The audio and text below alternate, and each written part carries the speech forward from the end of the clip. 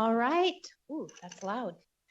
Good morning, everybody. Good morning, members of the audience and those joining us online. It is 9:12 on Thursday, August 28th, and I would like to call this meeting to order. Please stand and join me in the Pledge of Allegiance.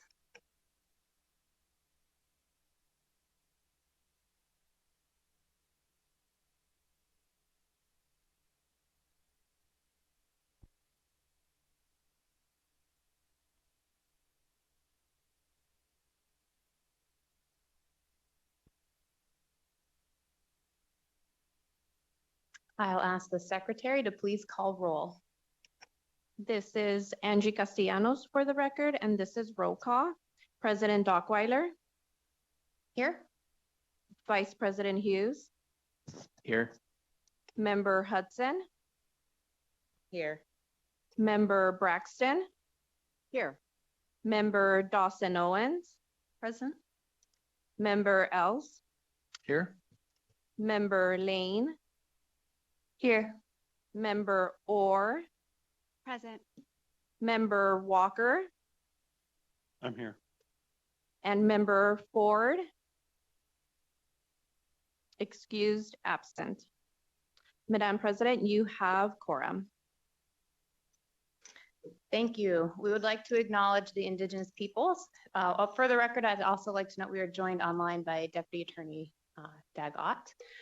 We would like to acknowledge the Indigenous peoples whose traditional homeland where we are presenting from and where people are joining us from in the land that is now the state of Nevada. I also want to remind our audience that board meetings can be viewed via live stream with closed captioning at www.youtube.com/@nvstateed/live. I'll remind members to please turn off your microphone or mute yourself when you're not speaking, and remember to turn on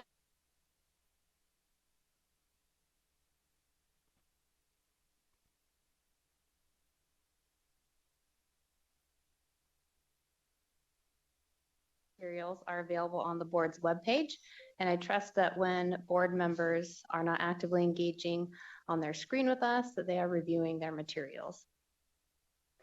So these are an exciting next 2 days ahead of us. And over these next 2 days, the state board will be conducting interviews to ultimately select 3 candidates to recommend to Governor Lombardo for appointment as Nevada's next superintendent of public instruction.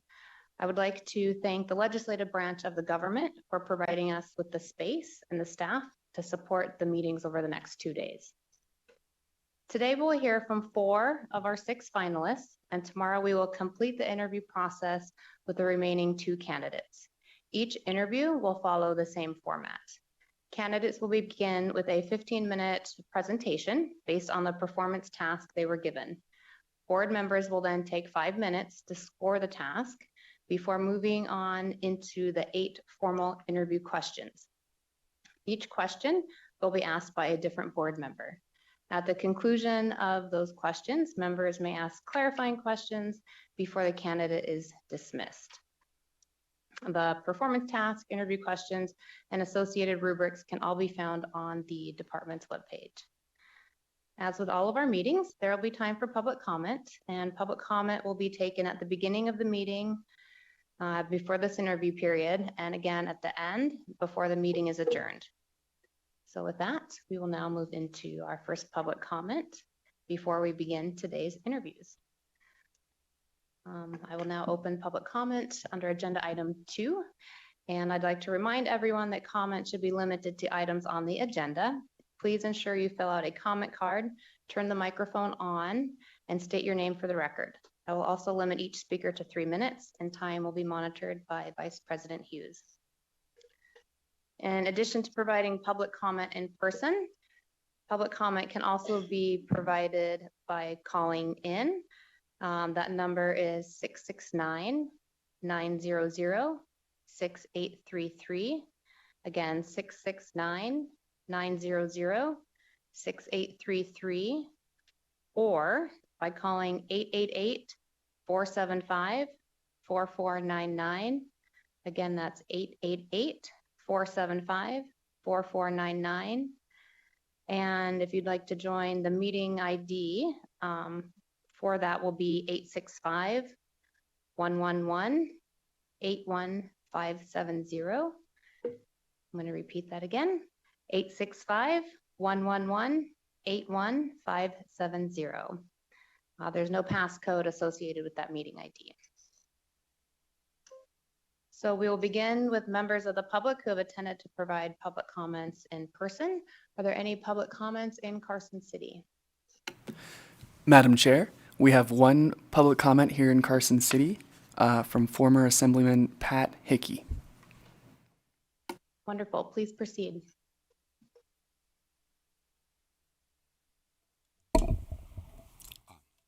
Good morning, Chair Dockweiler and members of the State Board of Education. My name again is Pat Hickey. I am a former member of the State Board, so it's nice to be with you today. Although I feel a little lonely up here in the north, I'm glad I physically can be here to represent, but I know the board is represented well by people who care about education in the state. Just briefly, along with that, I also, for a long time in my total years of service in the Assembly, I was always on education committees, and currently I serve as the vice chair of the Gwynn Center for Policy Priorities, and I also write a column for the Reno Gazette-Journal. But none of those entities I'm not representing either of those entities today, but here to just speak about the task before you. From all indications, you have 6 excellent candidates to consider for Nevada's next superintendent of education, and I encourage you to take this process as seriously as you obviously are. My personal favorite, because I've known him, and just speaking briefly, would be that of Victor Wakefield. I like the fact that Dr. Wakefield has been a successful classroom teacher. I think that's integral. He may not be the only among your distinguished group.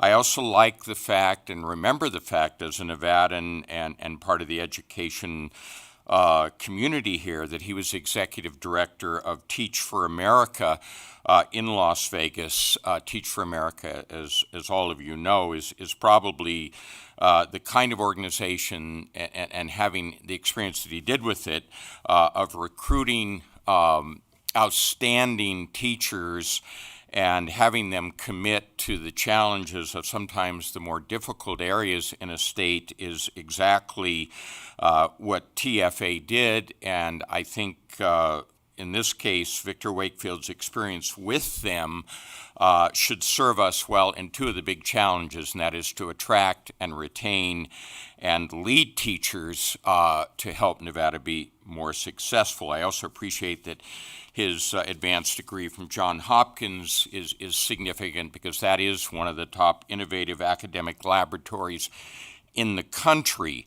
I also personally remember Victor as being a fellow at the Gwynn Center, and some of the work that he did in helping lawmakers like myself at the time with understanding some of the intricate issues involved with education. Lastly, I am impressed with his strategic vision for the Department of Ed. Especially, I appreciated the comment to provide families with a voice, a choice, and a connection.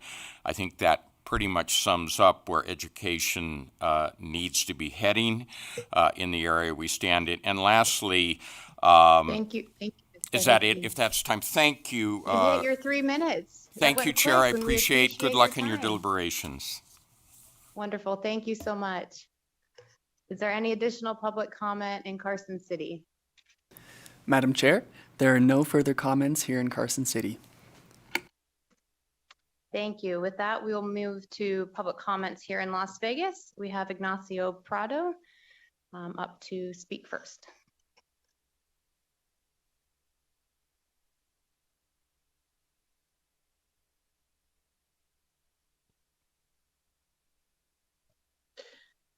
Good morning. My name is Ignacio Prado, and I'm the Executive Director of Futuro Academy Charter School, a public charter school in the Nevada State Public Charter School Authority. Our school is in its 9th year, currently serving grades K to 5 for 475 students and their families.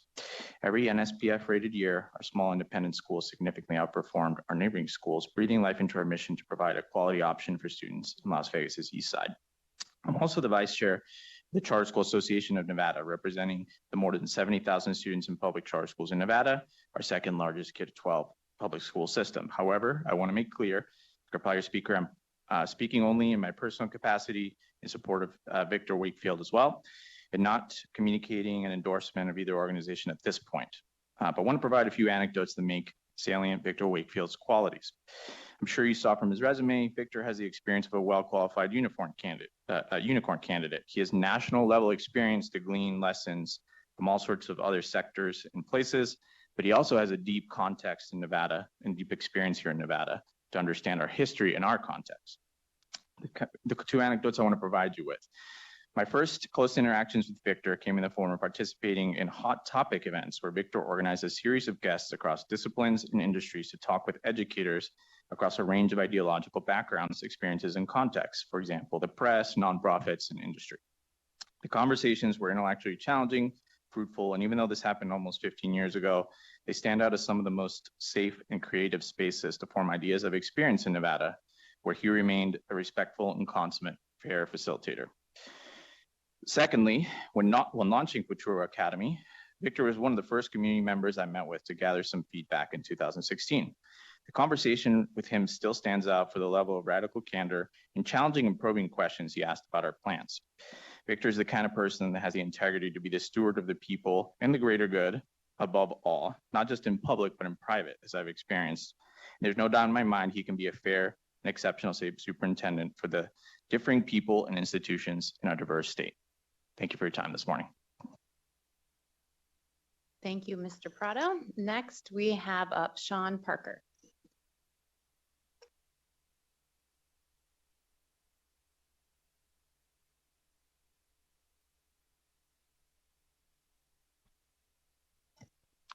Good morning, President Dockweiler, members of the board. My name is Sean Parker, for the record.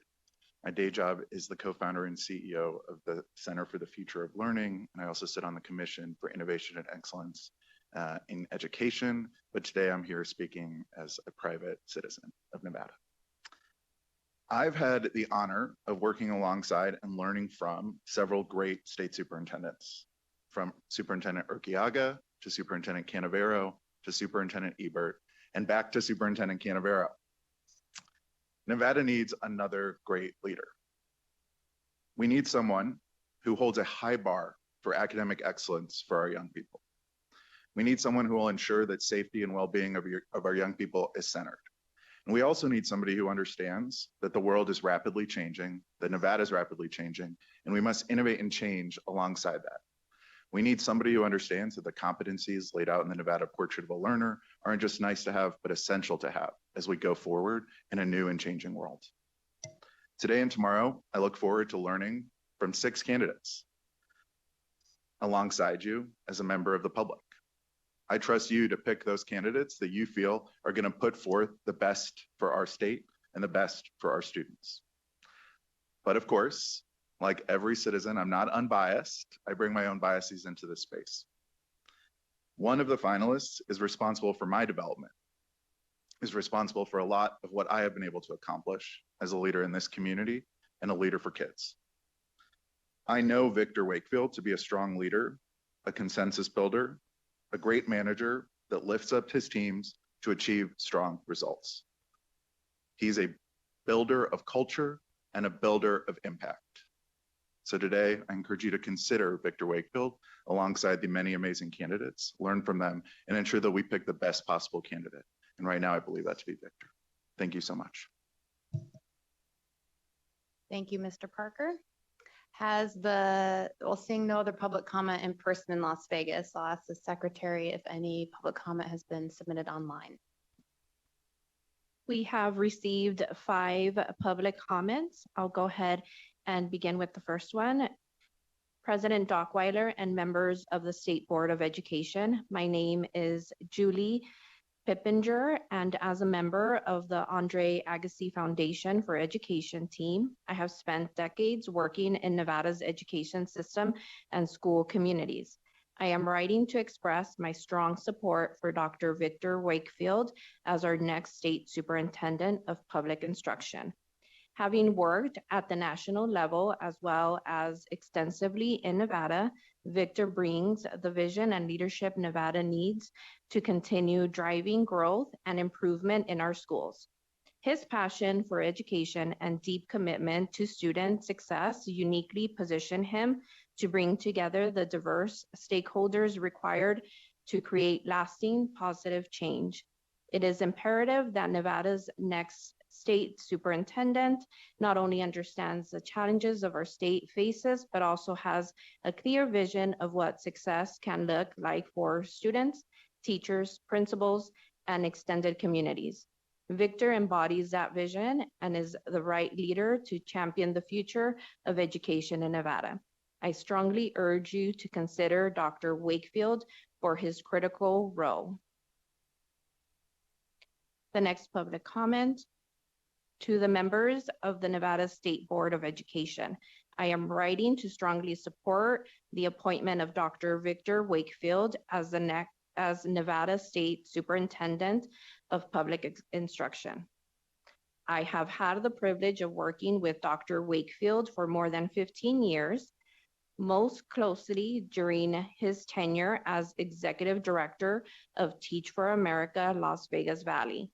Throughout this time, I have been consistently impressed by his deep knowledge of the academic, behavioral, and social-emotional factors that shape outcomes for Nevada's diverse students. He demonstrates humility in learning, thoughtfulness in connecting systems and initiatives, and a strong commitment to listening to stakeholders when making policy choices. Dr. Wakefield is among the most collaborative and passionate educators I have known. His combination of local experience in Nevada and national perspective equips him to guide our state forward with vision. He has the skill set, mindset, and collaborative spirit to work effectively with educators, families, and policymakers to ensure every student has access to a high-quality education. As a Nevada educator with more than 20 years of experience, I give Dr. Wakefield my highest recommendation.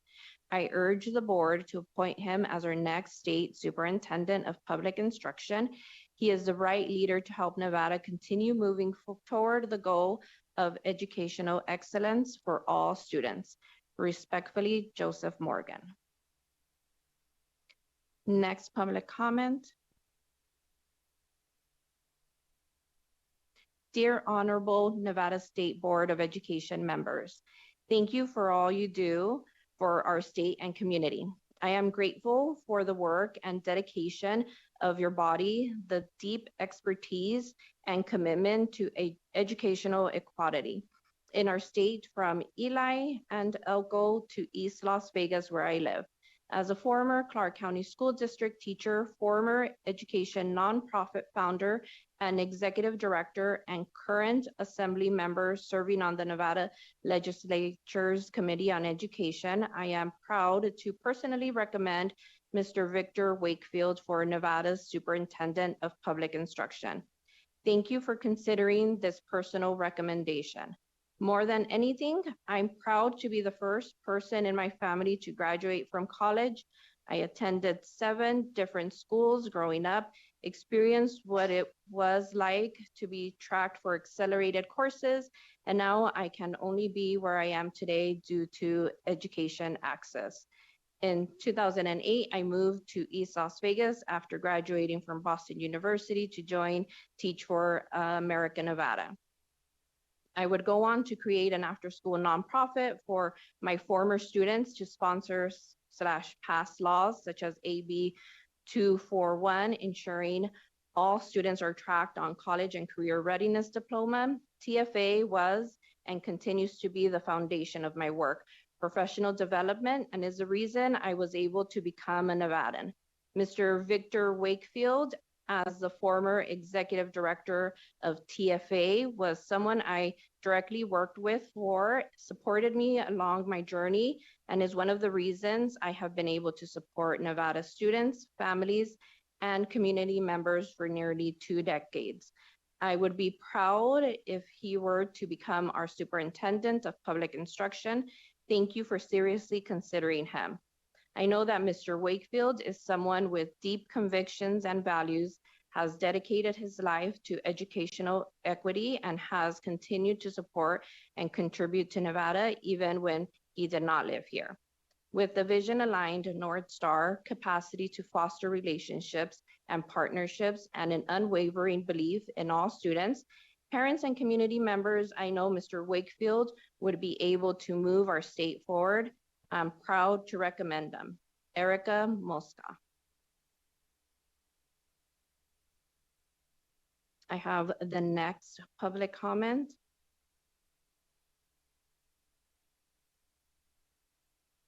To the esteemed members of the Nevada State Board of Education, I wholeheartedly recommend Wakefield for the position of Nevada State Superintendent.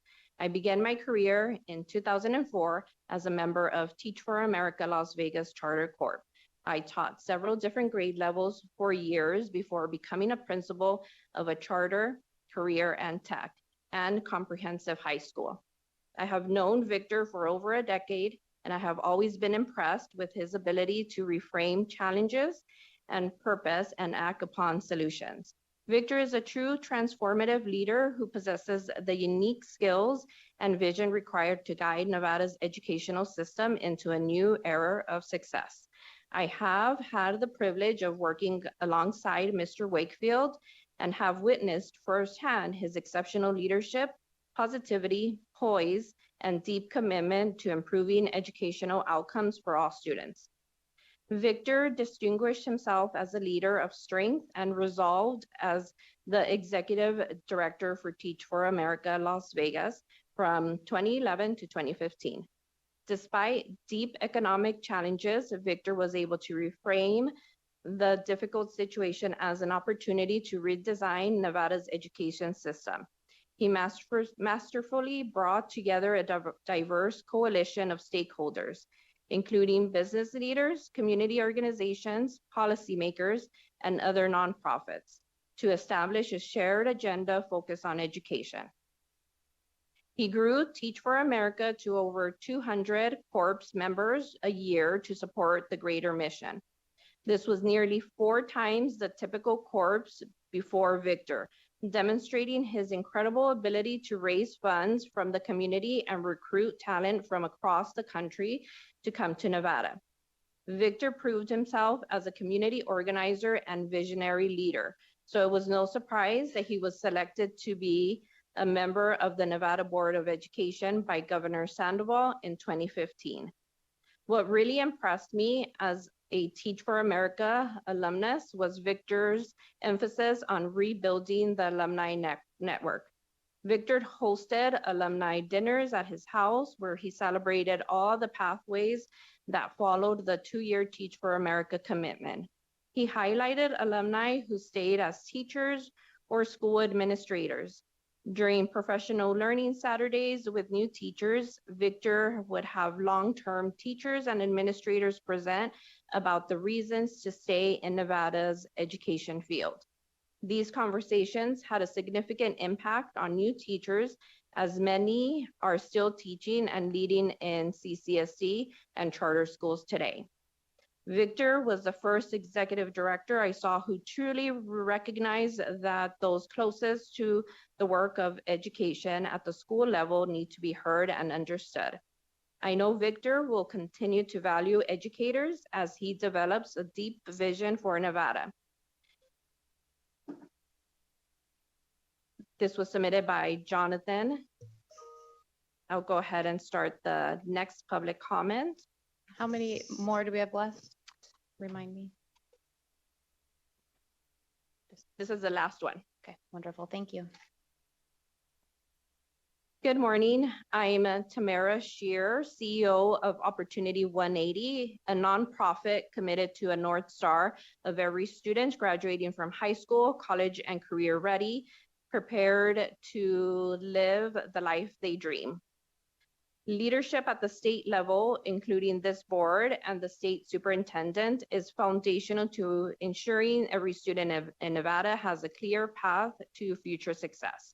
We believe this must include setting strong systems of accountability, ensuring fiscal responsibility and efficiency, and protecting equitable access to the programs and pathways students need to thrive. It also means creating conditions that give schools and districts the autonomy to serve students in ways that meet their unique needs. We are committed to working with the new state superintendent and believe that the candidates moving forward in the interview process bring with them the best intentions for students and education in the state of Nevada. I am here today to speak in support of candidate Victor Wakefield. I have known him since we worked together at Teach for America in 2014.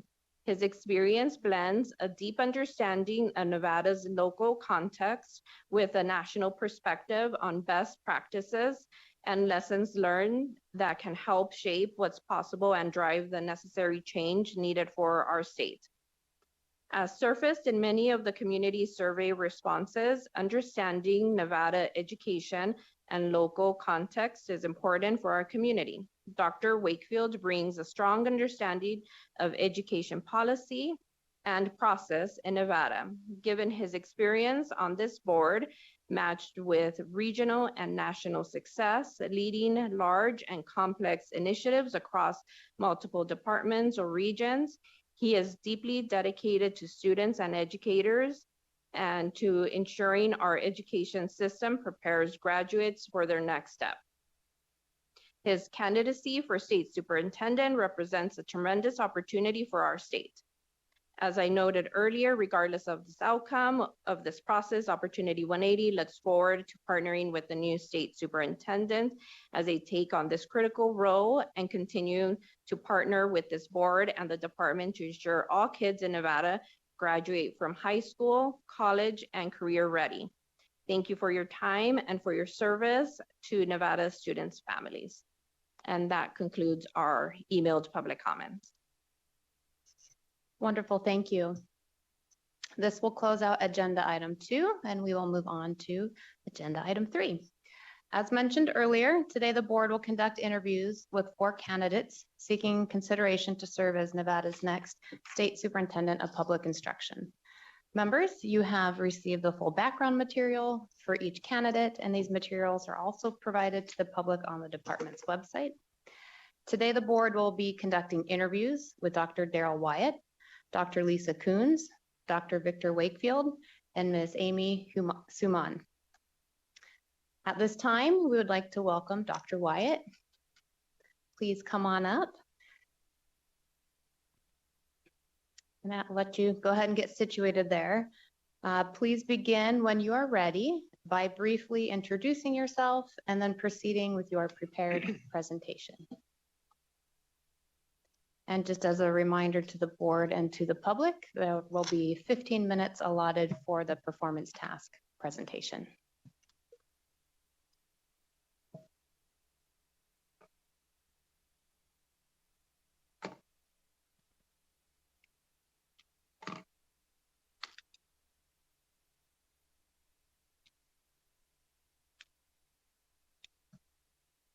Ready?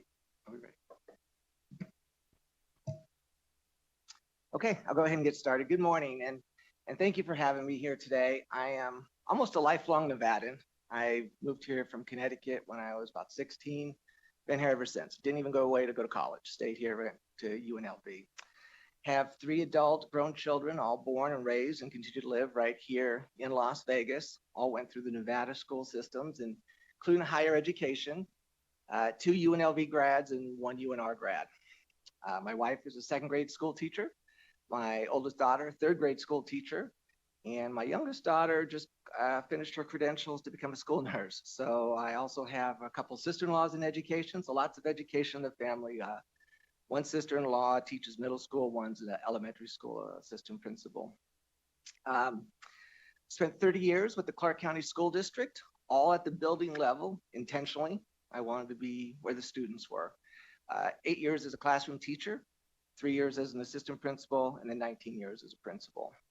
My last 5 years as a principal was at Bailey Middle School, way out in the northeast sector of the valley. Low socioeconomic area, high Hispanic population. We had some good turnaround success early on. We brought some good teachers in to really make some impact. But I think one of my proudest moments from my experience at Bailey was the opportunity to work with a variety of stakeholders, including families, UNLV Medical School, additional partners, UMC, in order to get a health clinic on our campus staffed full time for families and communities that were in desperate need of that. While I was there, they signed a 3-year MOU. From what I understand, that 3-year MOU was just renewed for another 3 years. That is the type of leadership I will bring to the state, that collaborative effort, that community involvement, the need for the services that are underprivileged services of our children and our families.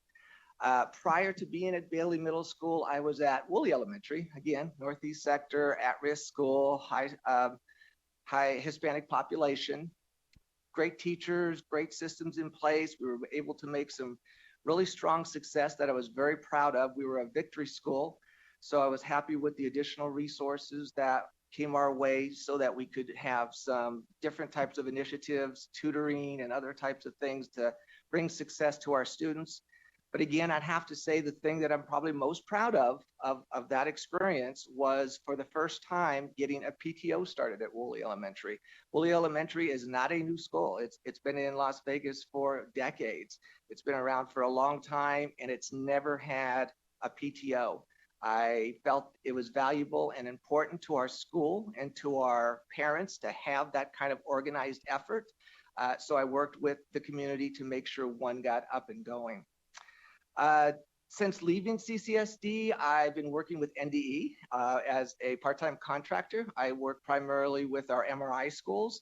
I walked every traditional MRI campus this past year, spoke to legislators. I also spoke to community leaders. I had conversations with building principals, leadership teams at schools from Oahe way up on the Idaho border to Manch Elementary by Nellis Air Force Base.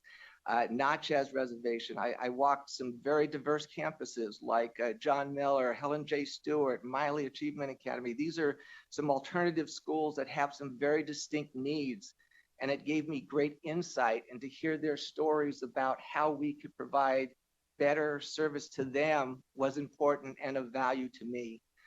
Additionally, for the last 2.5 years, I've been an administrator. I never knew the charter world, so I wanted to learn more about charter schools. I understand that's a big dynamic in this day and age, so I wanted to learn more, and I went as an administrator at Somerset Stephanie, where I've been for the last 2.5 years. I'm proud to say that when I got there, we were a 3-star school, but because of the efforts and the initiatives put into place, the hard work of the teachers, the leadership team, and the principal, that when the scores come out in a couple of weeks, they will have maximized the number of index points at 100 and will be a 5-star school for the very first time. So I know what it takes to have success. And by the way, that's a Title I school as well. So I know what it takes to lead Title I schools. I know what it takes to make a difference in the state of Nevada. I'm deeply committed. I'm deeply passionate about education in Nevada, and that's why I'm here today interviewing for the superintendent's position. Thank you for that introduction. And when you're ready, you can move forward with your presentation. And as a reminder, there will be 15 minutes. And when you hit 14 minutes, we will provide you with a 1-minute notification. Okie doke.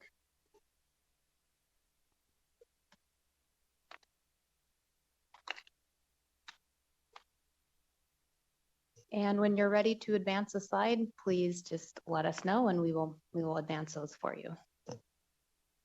Wonderful. Okay, well, good morning again. I'm here to present a statewide early literacy plan to create strong readers for a strong Nevada. Next slide, please.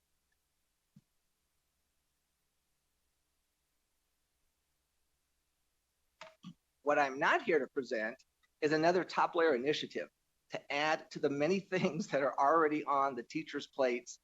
We know that our schools, our teachers, our districts already have layers of tools that will help make them successful. We have Read by Grade 3. It's been around for 10 years. It's done some amazing things, brought some great trainings, given us the opportunity to have literacy specialists. We have SB 460 coming down the pike. We have AB 335 coming down the pike. We have our Nevada Literacy Plan that just came out just a few months ago. We have NVACs. We have NEPF. We're not at a shortage for tools to help us be successful. We know that we can be successful because, as I mentioned, I've been to many parts of the state and I've seen great things throughout this state, in classrooms and in schools. I've seen the passion and I've seen the commitment. What we need to do, next slide, please, is provide the structure and the organization to bring up these scores. As you can see, we are 5 percentage points below the national average from our most recent NAEP score. We have some very low scores from some of our student learning groups, our African American population, our multilingual students. They need an opportunity to be successful. We have the resources right here in Nevada to help them be successful. It needs to be a coordinated and structured effort. And this presentation will help provide some of the guidance and some of the structure that I hope to roll out as the superintendent so that those pockets of greatness that we have in Nevada is expanded upon.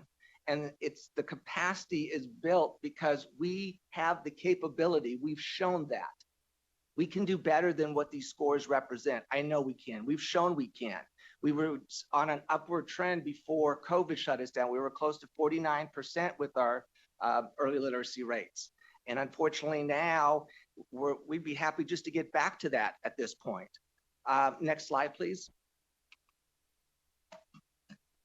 So why is that so important? Well, it's critical. It's actually critically important. And reason being is when students are not able to read by 3rd grade, they're 4 times more likely to drop out.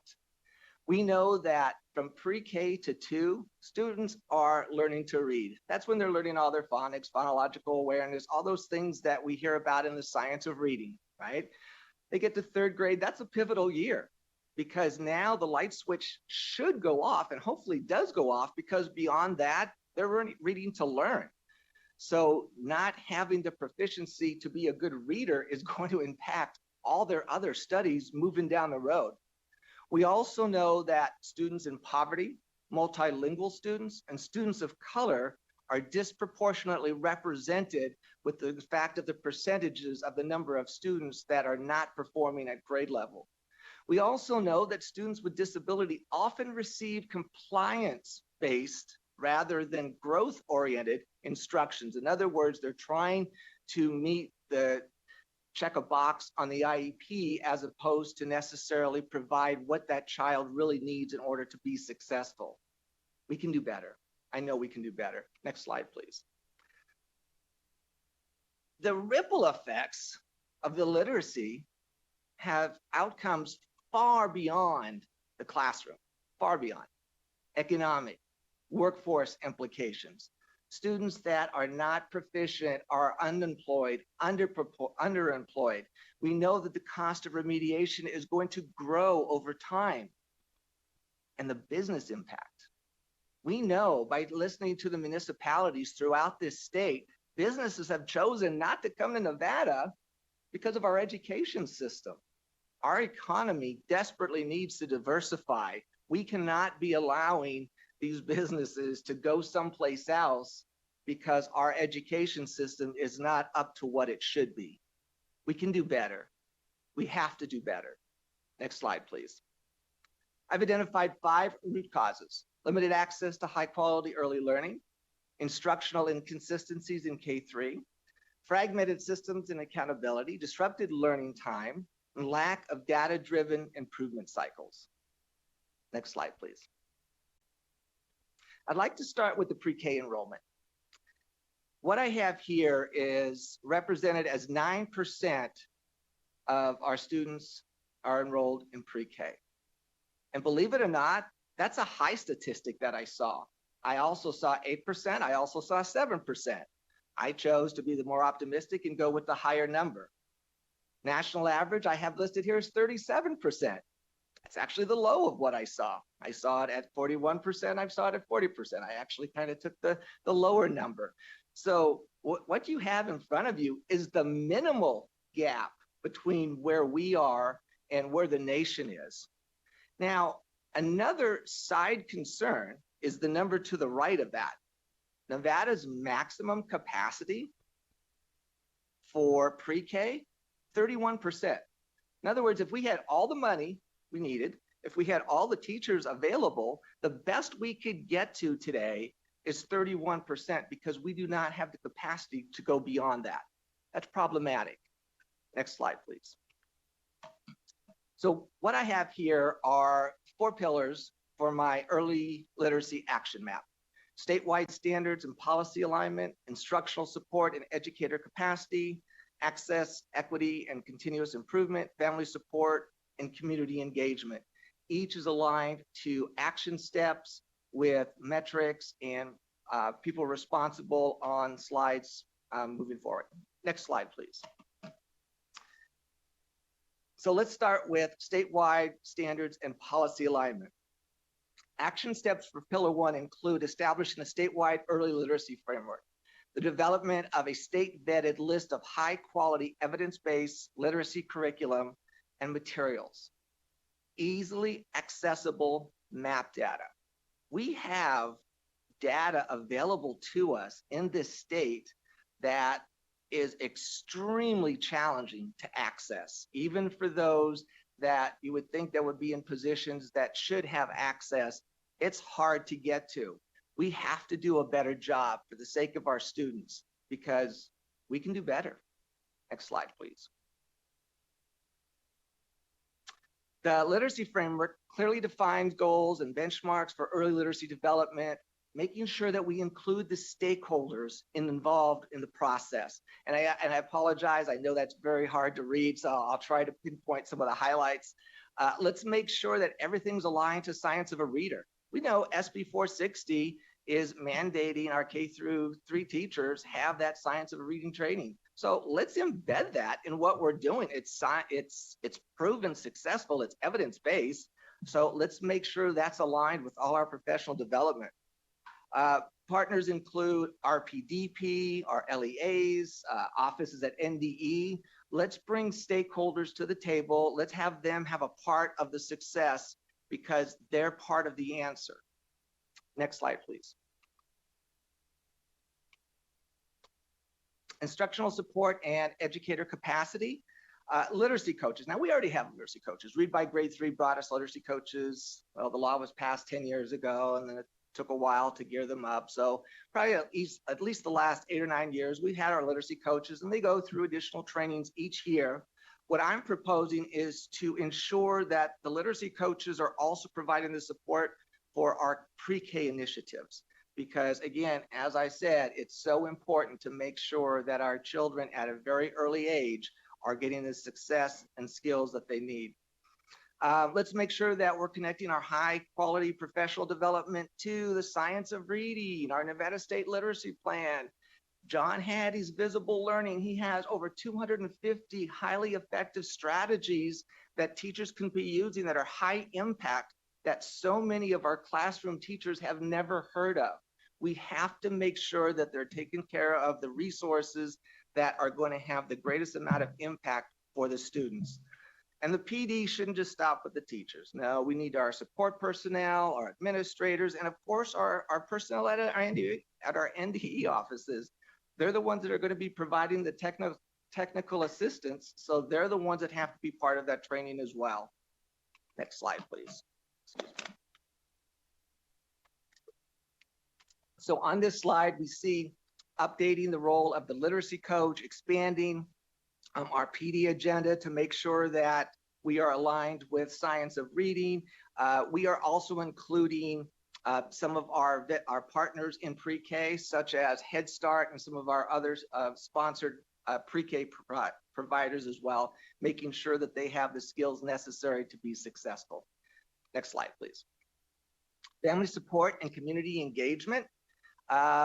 Action steps here include implement family literacy and home visitations as a means of family support. I know when I was in a building, trying to get families into the school was a very key priority. I had parent classes, I had a variety of opportunities to bring parents in and help showcase what we were doing and have them be a part of the success of our schools.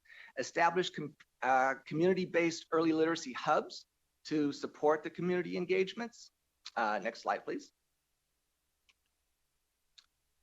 This slide talks about the early literacy hubs and what would be offered there, the resources, the workshops, the play groups, the free books, the giveaways, the tutoring sessions, the writing opportunities. Action steps here also include the literacy family engagement goals and our SIP to make sure that our school leaders are not overlooking the importance and value of the family engagement and their commitment to that through the school improvement process. Again, family workshops and home visits. Next slide, please. Access, equity, and continuous improvement. As I mentioned, and I've talked quite a bit about it, the importance of increasing access to pre-K. Thank goodness SB 460 brought us about 500 seats, 600 seats this year, additional seats that were added. And then there's another $6 million in SB 460 for additional seats for next year. Much needed. Let's be very judicious as to how we target where those seats go. I know at NDE, we're the gatekeeper of the distribution of those seats. Let's make sure that our schools with the greatest amount of needs, such as our MRI schools and our CSI schools, have top priority. And then the bottom, the next initiative right below that talks about expand partnerships with Head Start and community-based pre-K providers, because our capacity needs to be extended past that 31%. We need to reach out to strip malls and warehouses or other opportunities where we can have providers finding seats that's going to get us beyond that 31% where we're at now. We have to be creative. We have to reach out, work with our stakeholders, because we can do better. Leverage data systems. I think making sure that we have access to technology that's going to provide informative information for us so we can make data-informed decisions is critically important. Next slide, please. This slide, again, talks about the metrics, the people responsible. It updates the school improvement templates. It makes sure that all the elements are aligned. Next slide, please. Additional considerations for equity and contextualization. Well, we live in a very diverse state. I've had the opportunity to travel to all parts of the state. From Elko, I was at Esmeralda County at Dyer Elementary, our smallest. I've been in our largest, and I know that there are different needs for our different districts. So one size will not fit all. So let's make sure that we're supporting our districts at where they're at and extend upon their capacity so that we're able to be of key service to them. Dr. Wyatt, you have one minute. I will try to talk That went fast. Thank you.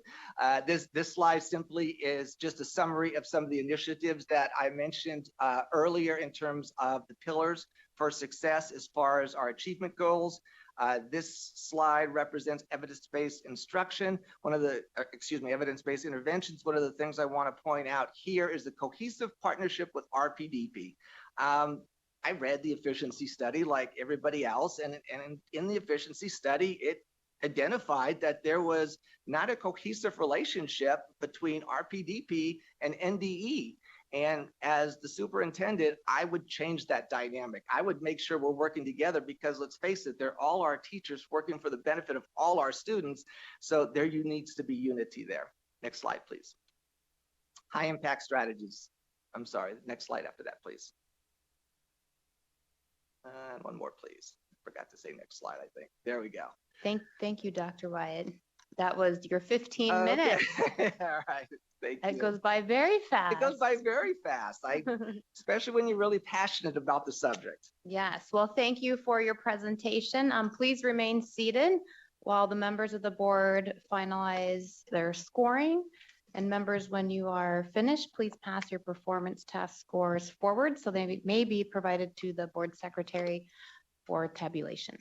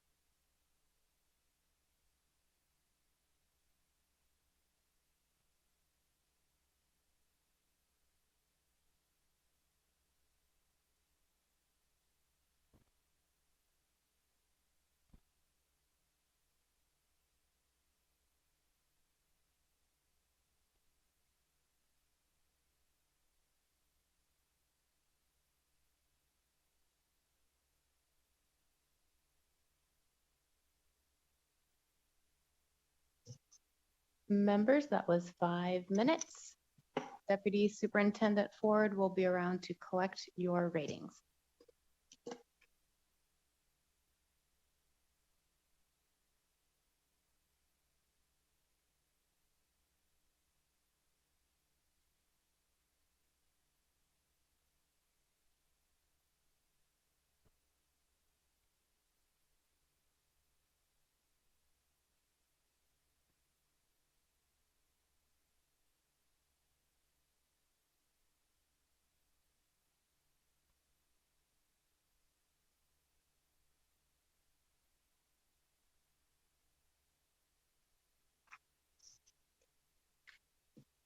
Okay, the board will now begin the formal interview process. So there will be 8 interview questions, and questions will be asked by different board members. When you meet your 5-minute response limit, you'll be given, I will request that you reach a summary for that item. So with that, we will begin with the questions, and I have the first one. Dr. Wyatt, what do you believe is the most pressing issue in Nevada education today, and how would you address it?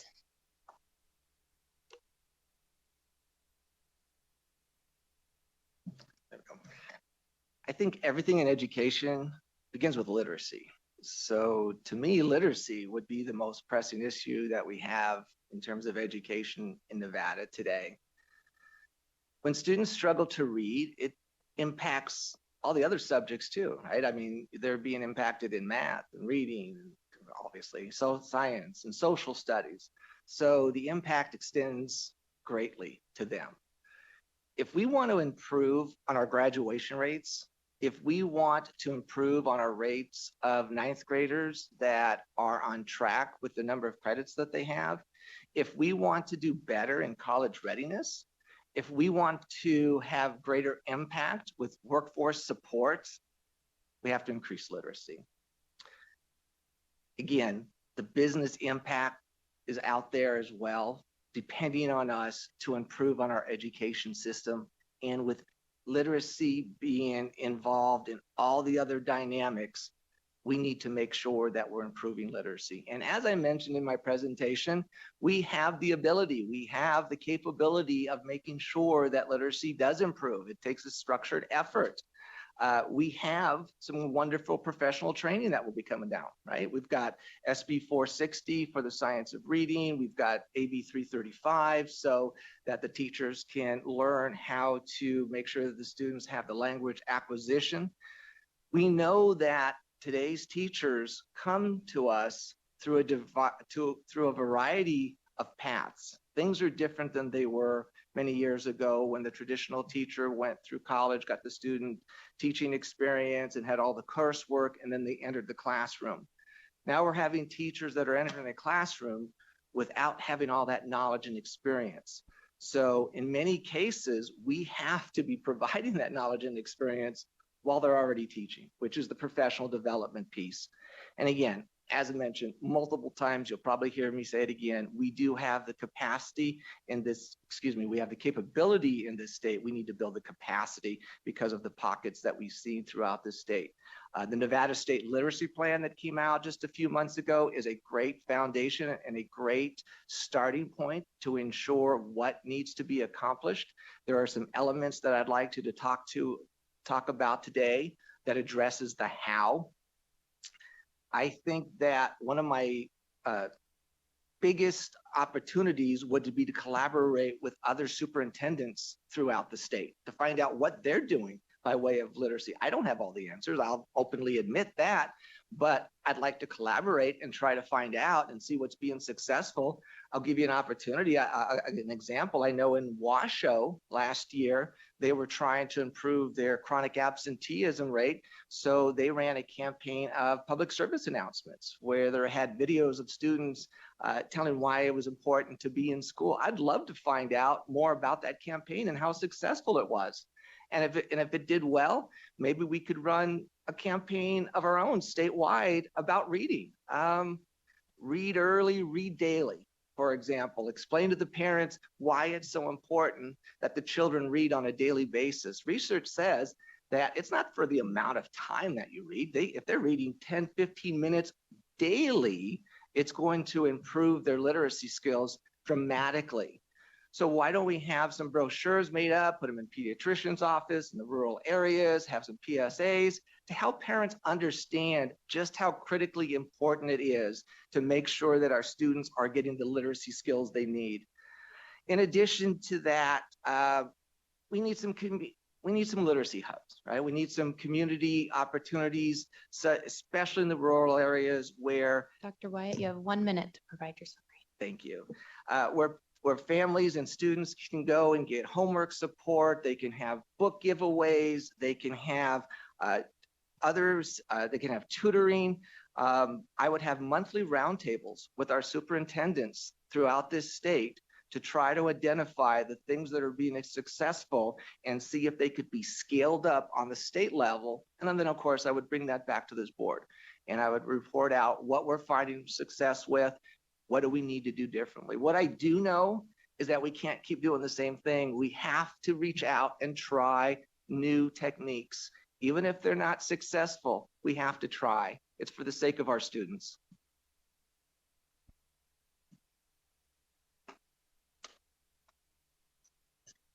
Okay, thank you for that.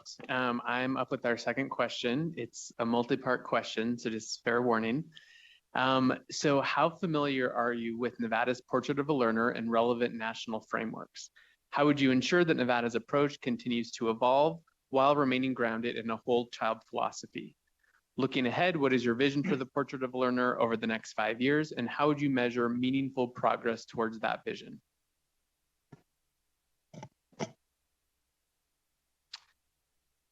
Well, I know that Portrait of a Learner evolved from the law that was passed in 2017 that allowed us to pilot alternatives to the Carnegie units for credits. They said that we can do competency-based mastery learning as a way to earn credits on a pilot basis. And considering that Carnegie units have been around since 1906, I'm all for trying to find some alternative ways to show that a child is successful in terms of what they need to know. I know that West Ed and the Center for the Future of Learning was working with NDE in order to get Portrait of a Learner up and running. It aligns with the Aurora Institute in terms of making sure that the health and the safety and the wellness of the student, the whole child, is connected. It has 4 components: empowering, impacting, connecting, and thriving. So students can be asking themselves, what do they need in order to succeed? What do they need in order to make connections that are sustainable? What do they need in order to empower their own learning? It blends the achievement, which of course students need to have the academic piece, with transferable skills and character traits. Character traits like empathy, integrity, resilience.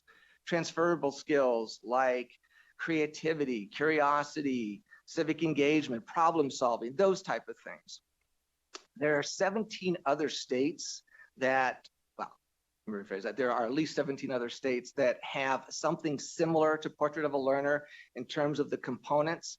I did find 2 different additions in 2 states, Utah and South Carolina. One has a financial literacy component, the other has a data literacy component. And I think that we could certainly explore if that was something that we would want to add into Portrait of a Learning, since it is still evolving. One of my first orders of business as a superintendent would be present to this board, Portrait of a Learner, so that you could see where we're at as a state, what's already been accomplished. And I would ask for your input in the direction you'd like to take moving forward. I will say that the contracts with West Ed and Center for the Future of Learning have expired. So they're no longer at this moment participating. I will also say that there are no EPPs at NDE where Portrait of a Learner is their primary responsibility. We have great EPPs in the Office of Teaching and Learning that know a lot about Portrait of Learning, that assist the districts the best they can as they're trying to do their day job, for lack of a better term.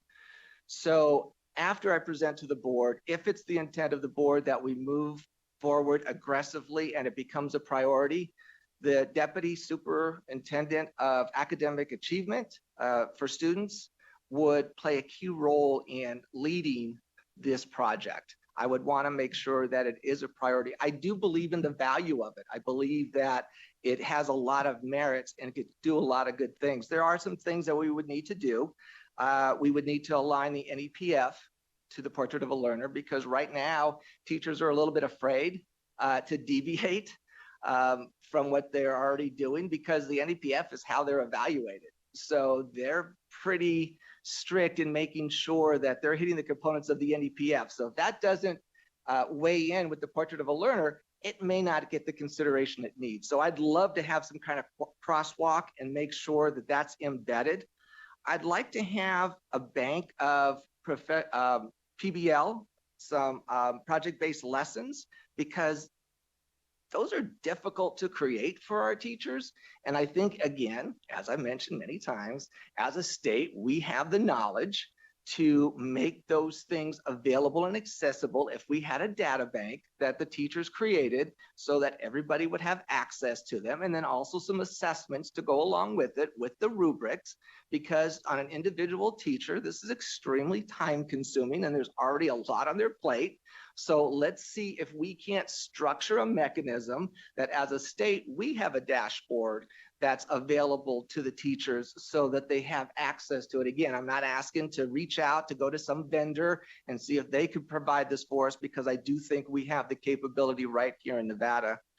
Thank you, Dr. Wyatt. Can you please provide us, that's 5 minutes. Can you please provide us with a summary? Absolutely. I do believe that it has great value. I think the students will be very much engaged as we look more into competency-based education, which I think will have an impact in terms of driving down chronic absenteeism, rising up our graduation rate higher than the 82% where we're already at. And I think we'll see our proficiency rates go up and we'll have positive student outcomes.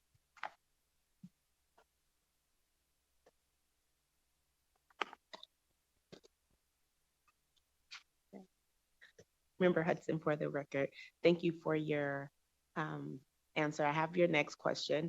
What is your strategic vision for improving student outcomes in Nevada, particularly for underserved student groups, such as our multilingual learners, students with disabilities, and students experience homelessness?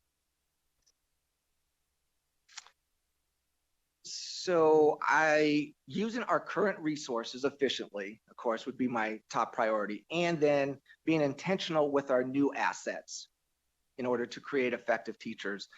We have our Student Service Center that will be dedicated for some of our underperforming schools that will be coming online. I think that will be critical to the success of many of our current schools that might be on the CSI list or the MRI list. Right now, there is approximately 280 schools that are either on MRI, well, they're on CSI with an MRI tag, or ATSI, TSI, or 1 or 2 star schools. That is a large group of schools that we need to provide services to. And I think the Service Center will be a key opportunity for them to get some targeted supports. I saw a model in Arizona where they have retired principals come and they work with the underperforming schools on a regular and consistent basis. We have a lot of contractors at NDE. Maybe that's a model that we might want to be able to explore, is bring them in as contractors and let them support some of these schools by way of their knowledge, their expertise, their experience. I think that I would like to also remove our alternative schools from the MRI list. We have the ability to do that through ESSA law.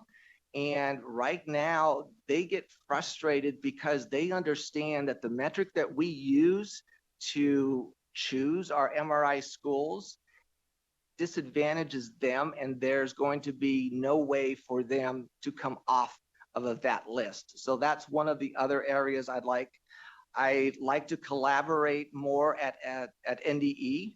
As we saw through the efficiency studies, a lot of our offices work in silos. There's not a lot of inter-office collaboration in terms of sharing information, sharing data at schools, which I think can be extremely impactful if they're working together. Maybe we could create some student success pods. They wouldn't have to necessarily leave their office assignment, but they would be able to partner with another office when they go out on site visits. When I do site visits right now, I go out with somebody else from MRI. So we both have similar background, similar experience. Why not send somebody with the experience from MRI out with somebody from maybe teaching and learning, the Office of Teaching and Learning, or maybe Cralio when provide some CTE supports. Let's try some different dynamics in order to make sure that the schools are getting the support they need. Let's make sure that we're working together. And going back to our MRI schools, they have to complete the MRI 6 essentials. Essential 6 identifies that they're required to use a SEA provider for their daily instruction. We had a provider that they were using, which was providing some professional developments for the teachers. That had expired. I would recommend that we bring in a provider that's able to provide personalized instruction for the students, individual pathways. We know that this will help with our multilingual students, our students with special needs, and our students that are experiencing homelessness. They'll have an opportunity to follow the pathway that's going to make them successful through this personalized instruction that we would get through the vendor via the Essential 6. As far as making sure that all the schools have the strategies they need, we have a lot of expertise at NDE. In the Office of OSSS, we have an EPP that's extremely knowledgeable with respect to McKinney-Vento and students that are experiencing homelessness. She would be able to provide the strategies that the schools need in order to help those students, such as make sure that enrollment is immediate, make sure transportation is available, make sure that tutoring is accessible. As far as students with special needs, special disabilities, our Office of Inclusive Education would be able to work with the schools in such a way that they would make sure that they're not just getting compliance-driven instruction that matches the IEP, but if it's a high quality, and they can work with the Office of Teaching and Learning and make sure that the teachers have the skills to be able to present that information. And what I would advocate for is making sure all this information is available to the schools and the teachers. Right now, NDE is the best kept secret in the state. Let's publish that information. Let's make it available so that they understand how we can be of assistance to them. Sorry. Thank you, Dr. Wyatt. It was right on time. Thank you. This is Member Land for the record. Thank you for answering the last question. So the next one will have multiple components as well. So describe a time you led a large-scale effort that significantly improved student outcomes. What measurable results did you achieve? What strategies did you use? And what was your role? How did your efforts close achievement gaps across various student subgroups?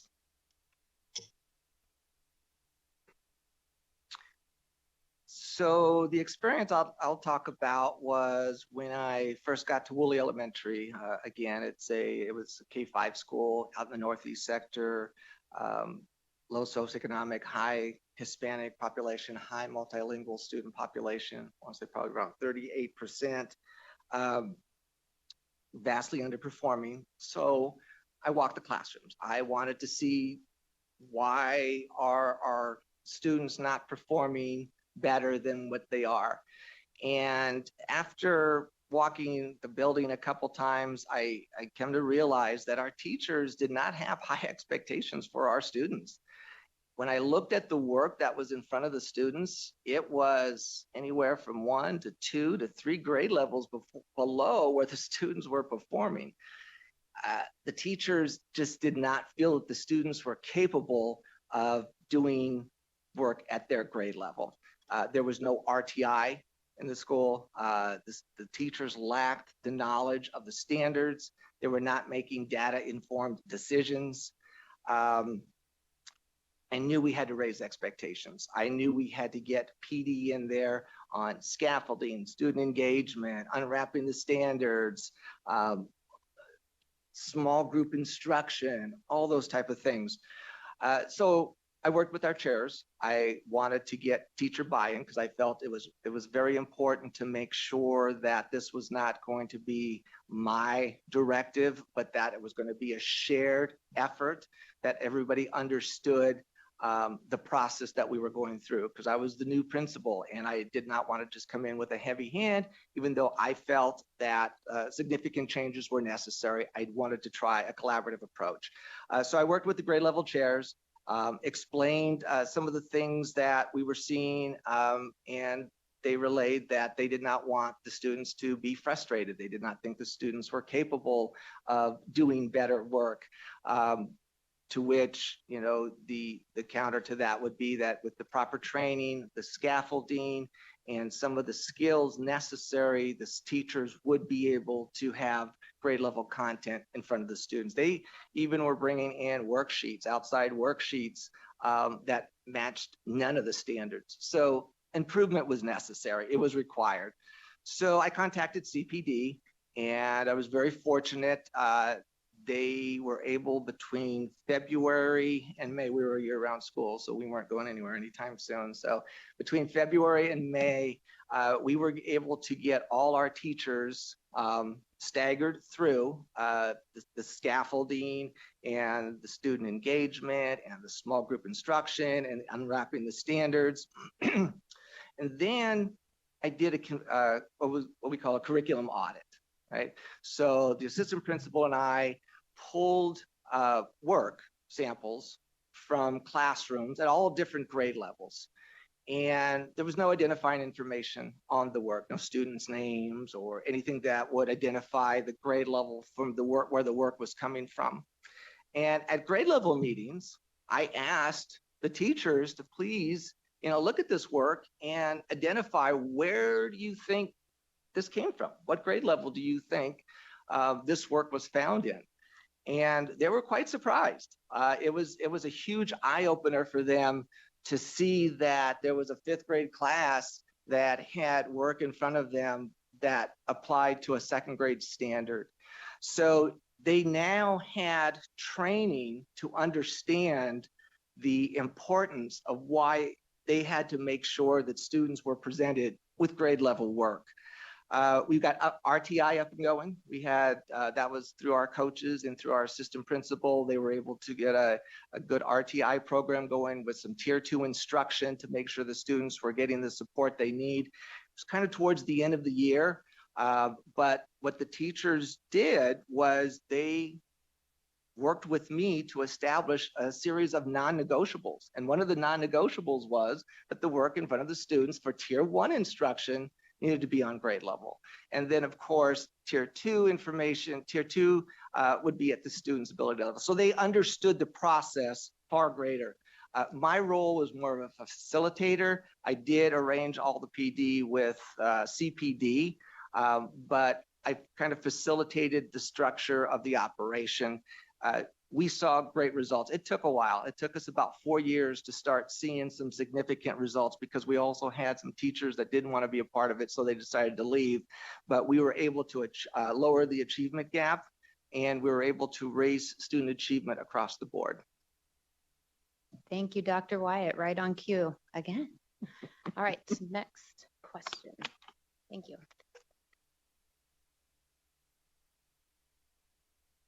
Hello, Dr. Wyatt. I am Member Braxton, and I present you with the next question. This will be part 1. How would you implement statewide initiatives across 17 diverse districts? How would you balance both enforcing policy and accountability measures while also maintaining strong collaborative relationships with districts?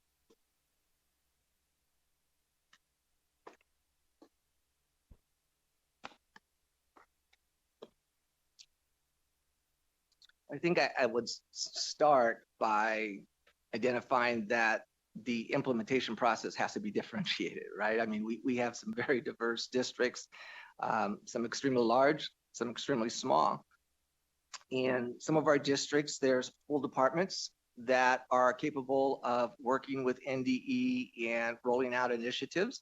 In some of our districts, there are very small, and there may be one or two people, if that, that are available to do a variety of roles. So it's very possible that this particular initiative that's facing the person that's being held responsible for rolling it out is not necessarily in their particular lane.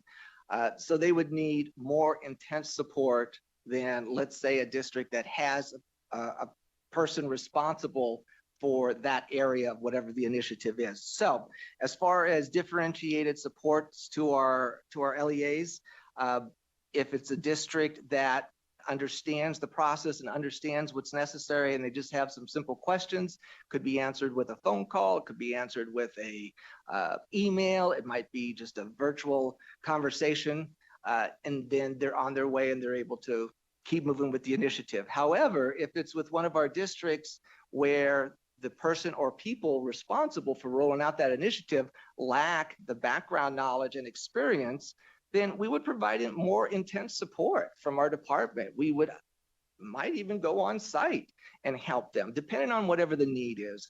So we would value the district's sense of readiness at the time with that initiative, and we would provide the support that coordinates with that. With respect to initiatives, wherever possible, I would want to make sure that the LEAs are part of the process. We would want to make sure that they're involved in rolling out the guidance document or any type of new structure that's coming down the pike. We would want to make sure that the LEAs are well informed. We would continue with the newsletters. We would also have the collaboratives or office hours. And I would want to make sure that we have timely technical assistance. Again, I'll refer back to the efficiency report. It seems that some of our responses might have been a little bit delayed.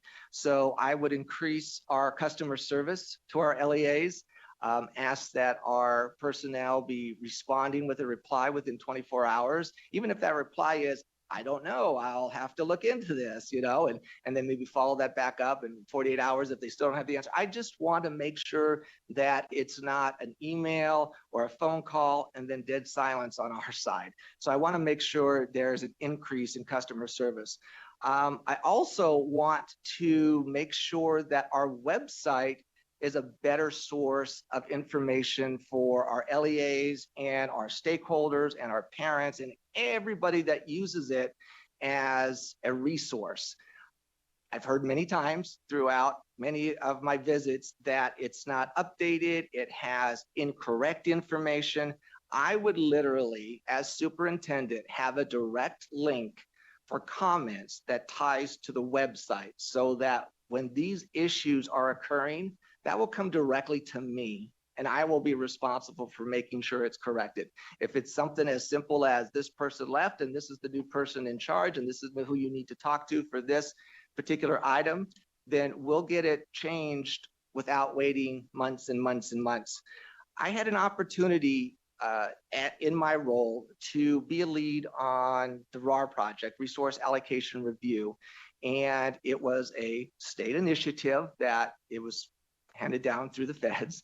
And what I did was I worked with our stakeholder partner, UPD, and I reached out to every LEA and SPCSA to see if they were willing to participate. I wanted as much participation as possible.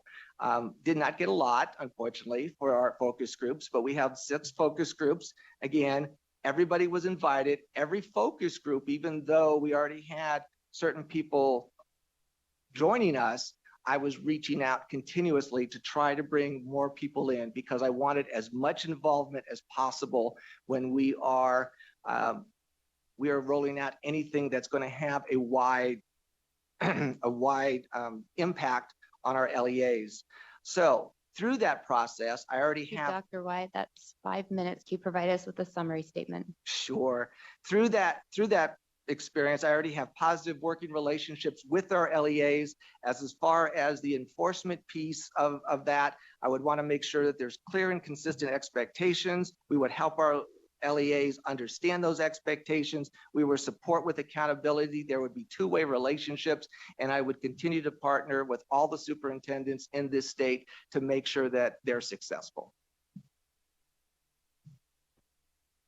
Thank you, Dr. Wyatt. This is part 2. As state superintendent, Annette Dawson Owens for the record, as state superintendent, how would you leverage state policy, funding, and partnerships to create the conditions that improve educator retention across Nevada's diverse districts? Thank you for that question. I think the more that we can use technology to inform our decisions, the easier our lives get, and we're able to make better, higher quality decisions. And I know that this board was presented in January with a dashboard opportunity through a vendor in order to give us a teacher workforce dashboard, which would allow the LEAs to understand where vacancies are throughout the state. It would give them the knowledge in terms of what grade level or what content, or if there was a particular school that had a lot of vacancies. And that dashboard launched in March. But unfortunately, in April, that dashboard went offline and has not been online since because the contract with that vendor expired. So I would communicate with this board to find out if that is something we wanted to pursue. I understand that it would be no cost to get the dashboard up and running again because the heavy lift has already been done. It's already something that's already available. They just need to flip the switch. So I think tracking vacancies is critically important. So I think we need to make sure that we tap into all the access that we can to be able to help the LEAs. Next point, I would love, probably a common theme here at this point, I'd love to collaborate with the superintendents. I want to find out what are they doing to help retention in their particular district. I know at Elko, as well as at Elko in Oahe, as well as in Esmeralda at Dyer, they actually have on-site housing at low cost for their staff. Great initiative. What a wonderful thing for their staff to be able to benefit from. Well, what are some of the other things that their superintendents are doing that we might be able to scale up through the entire state? I would tap into that resource as much as possible. We know why teachers leave. The number one reason why teachers leave is workplace environment. And we know that that is a very broad term that goes to a lot of different things. It could be the administrator is not supporting them. It could be a heavy paperwork load. It could be something as maybe they don't feel that they have enough collaboration time, or maybe they feel that they have too many challenging students. So I would like to address those issues. I would like to put forth maybe an opportunity to use some of our Title I 2A money to provide a mentorship, a statewide mentorship, in addition to what maybe some of the LEAs are already having, or it would supplement what they already have, or it would be in place of the ones that do not have something already. I also know that coming down the pike, our school improvement team at NDE will have a school leadership forum as well as a leadership academy for our principals. Maybe teacher retention might be one of those topics that they might want to share information about during one of those sessions. I think it's important for the principals to understand what the dynamics are at other schools, so maybe they can learn, and again, learn from one another. So again, it's bringing stakeholders together, learning from each other, because we have the capability within our state. And I'll be the first to admit I don't have all the answers. I don't. And will never profess to. Unfortunately, I do know where some of the problems are throughout our state. And I do feel that I have the capacity to work with our stakeholders to make those situations better, to improve the outcomes. So I will build on the relationships that I've already have established across the state, because I think that holds a strong value.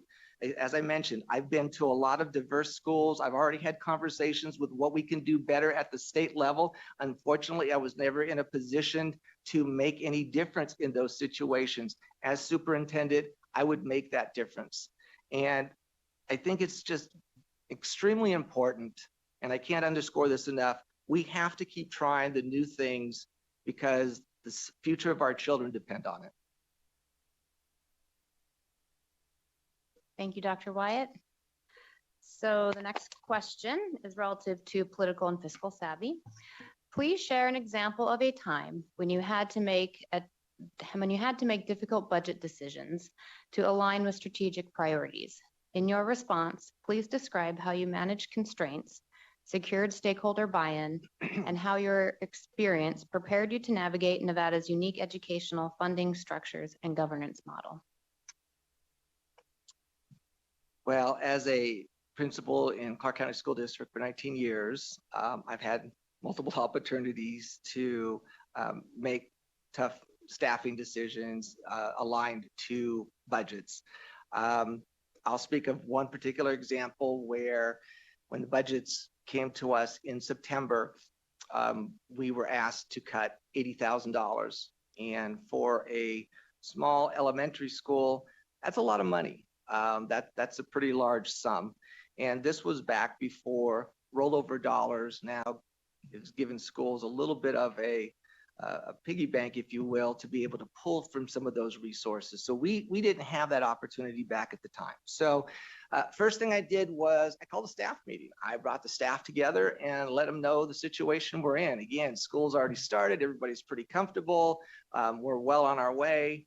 And now I had to present them with some information that we had to make a cut of $80,000, which they understood was a large amount as well.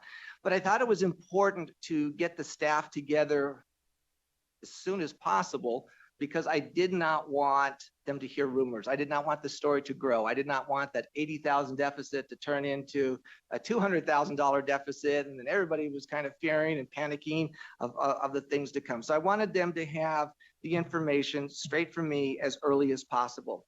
Next, I brought the leadership team together. We had a meeting to discuss, how are we going to address this? Again, we looked at multiple line items, our supply item and other areas. There was nothing that was going to get us to $80,000 without looking at the line item that involved human capital. That was the only way that we were going to be able to make this deficit. So we understood that. We knew that it was involving the cut of a teacher. So next question, where are we going to cut? We had, a couple specialists. We had a couple grade levels that were under ratio because our student enrollment didn't get up to where we anticipated it to be, which was why we had this cut. So we looked at a variety of possibilities, but collectively, we made the decision that we were going to make sure that the students were the priority, that we were going to make the cut that did not provide a disruption to the students. We wanted to make sure that they stayed a priority, and we then looked to cut one of our coaches. So the impact was still going to be there, but it was not as great as taking a teacher out of a classroom, having moved students to other classrooms. The disruption of that was going to be far greater of an impact on our school. So unfortunately, we had to cut a teacher. Next, I had the meeting with the school organizational team. It's an advisory group, but they still needed to be informed and they understood the process. They supported the process. Again, they did not have decision-making capacity, but again, it was somebody else that we brought in to help them understand what was going on. Then the conversation with the teacher. right? I mean, when you have a teacher that we're having to say goodbye to, around the end of September, early October, tough decision. When you're dealing with human capital and you have to cut a teacher, that's really a hard decision to make, and it's a hard decision to execute. But we had to do it. As far as the next part of that question in terms of, well, how does that prepare me for this particular role and the staffing challenges, or the funding challenges that might occur in our state?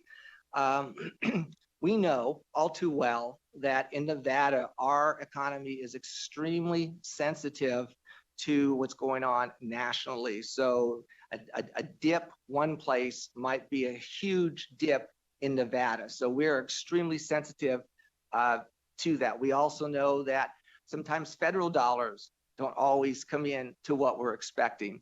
So I have to be prepared to be flexible and make those kind of adjustments, either as the superintendent with my NDE staff.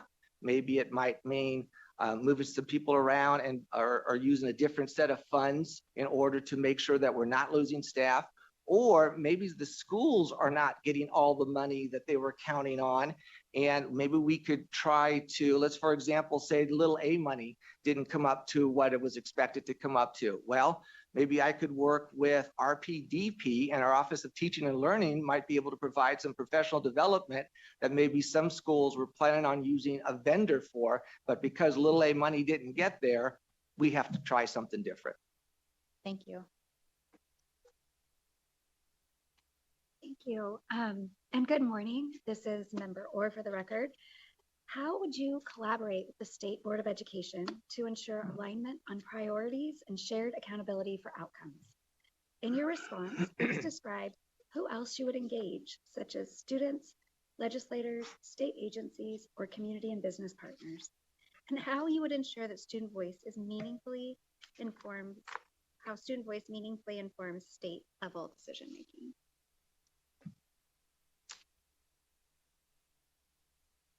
Well, I think you'll find I'm very collaborative. I think that hopefully through my answers so far this morning, you've recognized that I value collaboration with a variety of stakeholders very highly. So I do not feel that any dynamic of collaboration would be an issue in my terms of my collaboration with the board. You'll find I'm extremely accessible. I would be available anytime to any of the board members to talk over any of the concerns. As far as the structures in place, I'm more than willing to continue with whatever structure was in place previously, if that was something that the board pleasures. Or if we wanted to do something different, I'm more than happy to do maybe weekly check-ins with the chair, 15, 20-minute phone call just to kind of update where we are at NDE, if that's something the board would rather have happen, or maybe twice a month meetings with a couple members of the board to provide updates on particular projects. So I'm extremely open to whatever the board's desire is as far as the collaborative process. I would have one recommendation as far as tracking initiatives. I think it would be important that we have an electronic document such as a smart sheet, for example, that could serve as a project planner that has the initiatives on it, that has the roles and responsibility, my role, the staff's role at NDE, or maybe if there's a board members that has a role particular with this initiative. And it would be an up-to-date tracking of where we are with that initiative. Of course, I would be attending every board meeting, provided executive summaries, and I would make sure that there is outreach each and every time that there was a concern so that you understood what was taking place at the NDE level, at the NDE. As far as some of the other stakeholders, let me start with students. I know there's already a student advisory group that's in place. I would ensure that I would hold regular meetings with our student advisory group. I would make sure that the representation of our student advisory group is very inclusive. We have rurals, we have urbans, we have students from different student learning groups to make sure they're represented. I want to make sure that there is widespread representation on our student learning groups to make sure that they have input on any of our initiatives that we're trying to move forward and that they understand what also might be coming. But that's just one way. as superintendent, I plan on spending a lot of time in schools. I love visiting schools. That's one of the points of my position with working with MRI that I enjoy the most. So I'll be going to schools and talking to the students and the parents and the leadership teams. And I would love to gain information from our students in an informal setting as well. So there will be plenty of opportunity for me to engage our students. I would hold town hall meetings that would be translated if necessary. I had town hall meetings at my last 2 stops, and I was the first to make sure that there was translation available because we don't want to make sure anybody feels disenfranchised. I would involve our community and business partners, Bureau of Indian Education, our chambers, our municipalities, our PTA, any of our nonprofits that we work with, any faith-based groups that want to have an opportunity. I enjoy and love talking education. I will talk to anybody, anytime, and I'm always accessible. As far as the legislation goes, I've had an opportunity to talk to legislators at the legislative building on 3 different occasions. I came up twice when Zoom was around and spoke to legislators on behalf of making sure that the funding was going to continue. Just this past session, I was up talking to legislators on a couple particular bills. I already have a working relationship with Education Chair on the Assembly side, Assembly Member Torres Fawcett. I will make sure that I also have a relationship with Senator Taylor on the Senate side, working with the legislators of both Assembly and the Senate to make sure that we're making good, high impactful decisions for our students. Thank you, Dr. Wyatt. Thank you, members of the board, for the questions. At this time, I would like to ask members if they have any clarifying questions for Dr. Wyatt.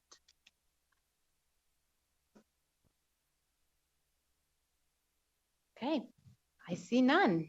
Oh, wow. I don't know if that's a good thing or bad thing. Very thorough responses. Thank you. All right, so on behalf of the board, I would like to thank you for meeting with us today and for your interest in serving as Nevada's next superintendent of public instruction. You may stay there for a moment, or you may walk away from Well, the I just chair. want to thank Please, everybody go for ahead. this opportunity. This is a huge pleasure for me. Hopefully it came through in my answers that I'm very passionate about education, specifically in Nevada. This is where my heart is. My kids, like I said, went to school here. I've been part of this institution for many years. I'm very committed to the students and the families, and I hope I have an opportunity to serve as the next superintendent. Thank you. Thank you, Dr. Wyatt. All right, members, please complete your scoring forms and we will collect them.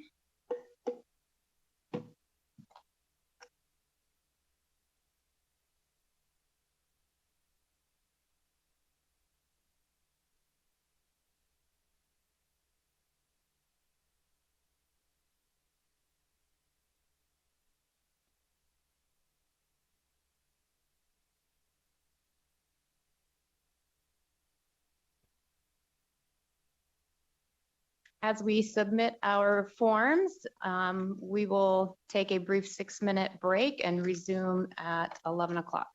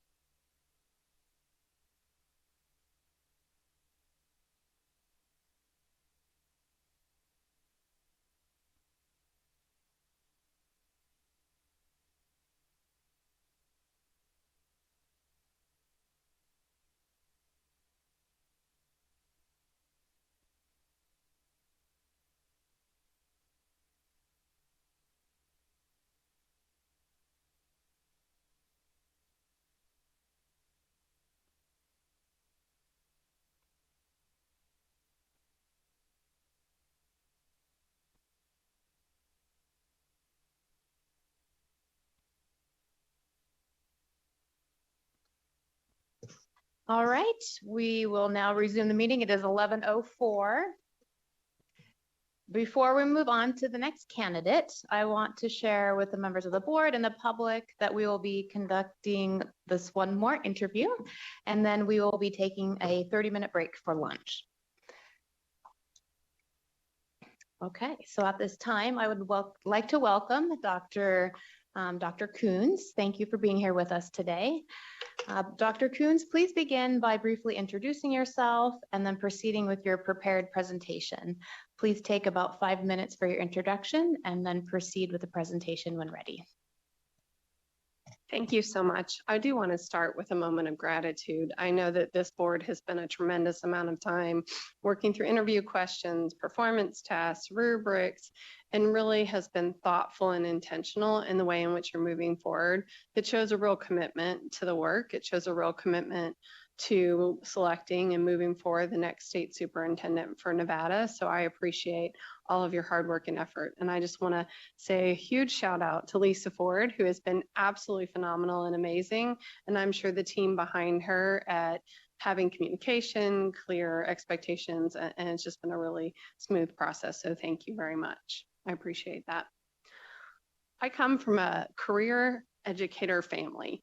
My earliest memory is of my father's classroom and walking down the hallways to help him set up every year, and my family having many discussions about classrooms and education.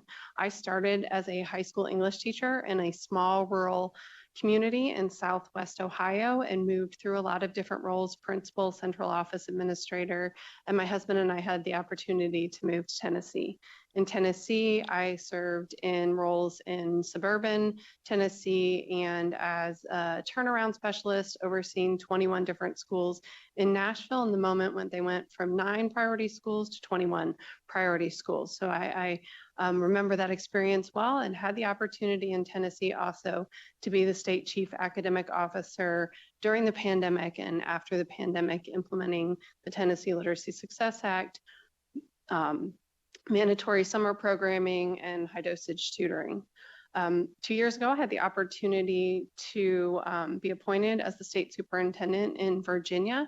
And through my experiences in Virginia, I also had the opportunity to implement the Virginia Literacy Act, all in Virginia recovery efforts and accountability and other measures. Every one of those steps and every one of those experiences were centered around students. I believe it's about every child, every day. And that's a mantra I carry through each of those sets of work.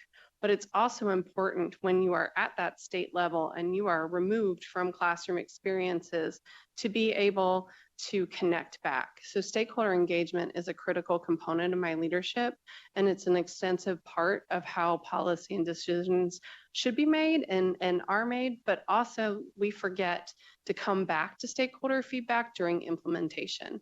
And as we look across all of the experiences I've had in urban, suburban, rural, and you look across the vast, unique situations in schools in Tennessee and Virginia, you have to go out and talk to stakeholders, talk to school leaders, talk to superintendents, talk to students, talk to all the diverse stakeholders that are in that community so that you carry that voice back to you when you're making those decisions and trying to figure out both that implementation framework, but the strategies of support from the state level. So I want to make sure I tell you about some of my core beliefs and who I am before I move into the presentation. So thank you for the opportunity. Thank you, and welcome to Nevada. We're glad to have you here with us today. Excited to be here. Thank you. For your presentation, when you'd like to advance a slide, just indicate to advance, and we will do that on your behalf. Thank you. Yes, thank you. So it was hard for me to choose one policy piece, knowing that our schools don't get to choose one piece every day, as I selected a piece for this 3-year plan.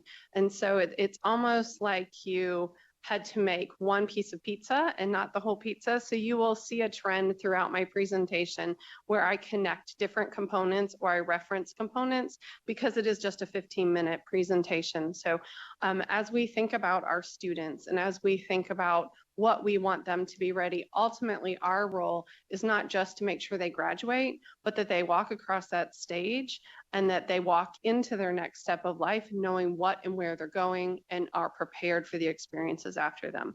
So I'm going to skip the next slide and go to one more. Thank you. So as we think about, as we think about what we need to think about for college and career readiness, and as we think about the state policy levers, often we immediately look at high schools. We think about our guidance counselors, we think about our programming, but we have to step back and we have to think about, are our middle school students actually ready for the experiences that happen in high school? Are our middle school students academically prepared when they walk into that high school for the advanced coursework of AP IB? Are they ready for dual enrollment? Can they take on work-based learning experiences and industry recognized credentialing? What is their readiness? And if I had more time, I would love to talk about our elementary school students ready for middle school and what that looks like. But as we look at the problem analysis, you will see that we have to look at our middle school students. And I just want to take a step back and talk about where were our middle school students today during COVID, because I think that's a critical moment for us to think about as we're thinking about closing gaps for high school readiness. And so our middle school students that are starting or have started this week were in primary school. They were in those foundational years of kindergarten, first and second grade, reading and mathematics. And during COVID and the year after COVID, they lost a lot of that direct instruction and received it online or in a variety of settings. And then you'll notice that 23 and 24, they're green-ish, but we also had teachers in, teachers out, schools shuttered, students in, students out, and it created this effect for our children as they were learning those foundational things, almost like layers of Swiss cheese. Each one had different levels of gaps, and we're trying to build content knowledge, grade level knowledge on top of those gaps. So as we look at our middle school students, it's absolutely essential that we support those students. The Center for Education Policy and Research at Harvard did an analysis of the NAEP data by state to look at about how far students are behind. And Nevada is in the middle of the pack, but if we look at our middle school students, they are on average a half a year behind. So those students we are trying to get ready for these awesome high school experiences, are half a year behind and trying to learn rigorous coursework. So that is a challenge that we have to think about. It's a challenge that we have to think about in middle school to make sure our college and career readiness is moving forward. Next slide, please. One more. So when we look at NAEP, it's important for me to start with NAEP because this board has set a goal around being the top 10. And so where is Nevada in that space? So if we look at 2019, Nevada was in the middle of states in their performance. When we look at 2024, Nevada is still in the middle of their performance, but you'll notice states are moving and catching up and moving progress in their 8th grade reading. And I'm going to focus on the 8th grade because we know that that's that last national readiness measure that moves us into being high school ready. So our reading scores, while other states are starting to move, our 8th grade scores have not moved yet. And then when we look at the historic pathway of 8th grade, you'll see there was a blip in 2022. We started to increase, but then hit that pathway and started to decline in 8th grade. So that's a critical area for us to make sure we can meet that top 10. But also as we think about Nevada's state literacy plan, the literacy plan really focuses on K-12 and disciplinary literacy. The NAEP really measures and leans into that. So this is a measure we can see whether or not our students are moving on that pathway. And when we look at mathematics, the next slide, please. We notice that a lot of states are sliding and a lot of states are moving into that significantly behind category. Nevada is not there. Nevada is still sitting in a little bit below, but in the middle. And then if you go to the next slide, it's been very flat throughout the history of NAEP. Our performance has not moved. We haven't seen any movement in that. So we've got to get into that, because what we know about 8th grade math, just like we know 8th grade literacy really prepares our students for the demands of knowledge and thinking that they will have in those rigorous coursework, math helps us with critical thinking, problem solving, the ability to do some of that portrait of the learner, thinking agility that you want to see, and our students are just in the middle there. So if on the next slide, we move to the school performance for the state, and we think about where our students are statewide, and we look at chronic absenteeism. In 2018-19, 1 in 5 students missed 10% and were chronically absent. Half of middle school students were proficient, and 1 in 3 of middle school students were proficient in math. But as we move to 2023 and 24, where we are today, looking at your performance framework with really strong criterion reference tests in one of the strongest assessment systems, 1 in 3 students are chronically absent. And what we know about chronic absenteeism is students aren't there on every day. We saw the impact of COVID, but that's still continuing.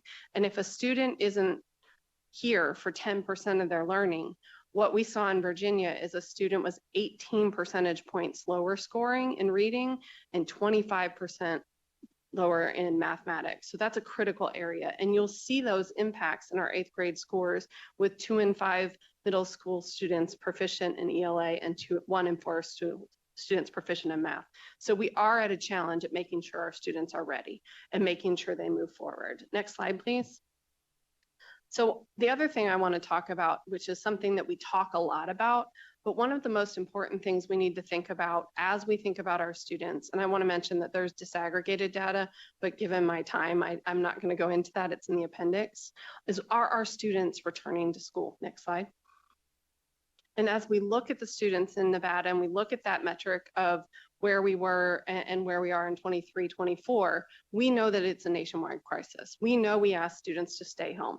We ask them to be safe, but we have to change that mindset, because what we know is that our most marginalized students, our students who are struggling the most, are missing more school. So we have to think about attendance in a way that it's just not a thing.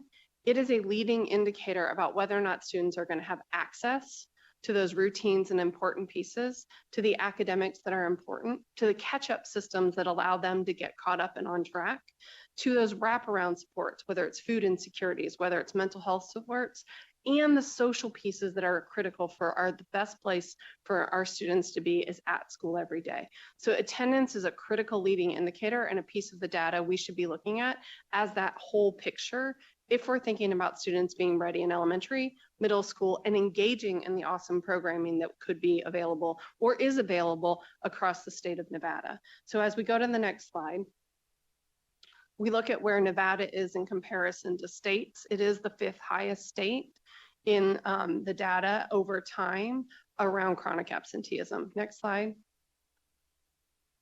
And we know that nationally, our Hispanic students increased in their chronic absenteeism the most. And so that is a significant challenge for us. I do want to commend Nevada. Nevada has been one of the states that partnered with Attendance Works and AEI to commit to reducing chronic absenteeism by 50%. And that's a great first step. But I'll talk about some other strategies that could be put in place over the next 3 years as we move into the strategy section. So as we move, next slide, please, into key strategies. The first 2 strategies, closing academic gaps and increasing daily attendance, are about those middle school readiness, making sure that we give time to students to make sure they're academically ready when they enter into high school, into AP, IB, dual enrollment, and those dual credit experiences, because we can't place them in those places.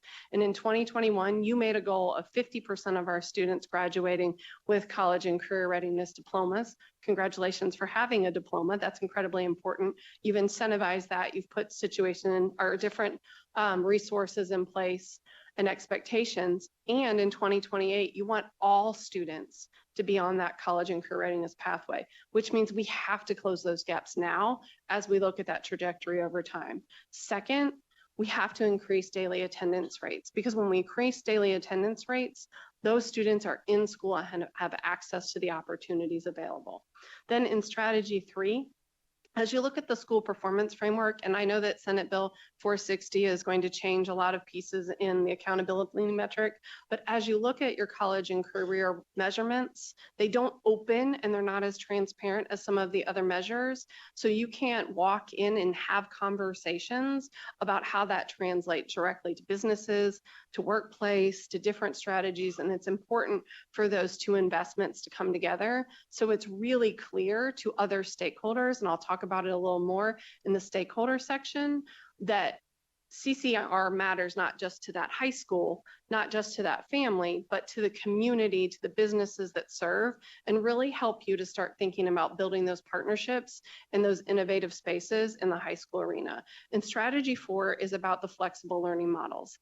For a long time, educators, us, are hard to change. I think we could walk into many high schools across this country and there are still rows, there are still bell schedules, and there's no personalized learning.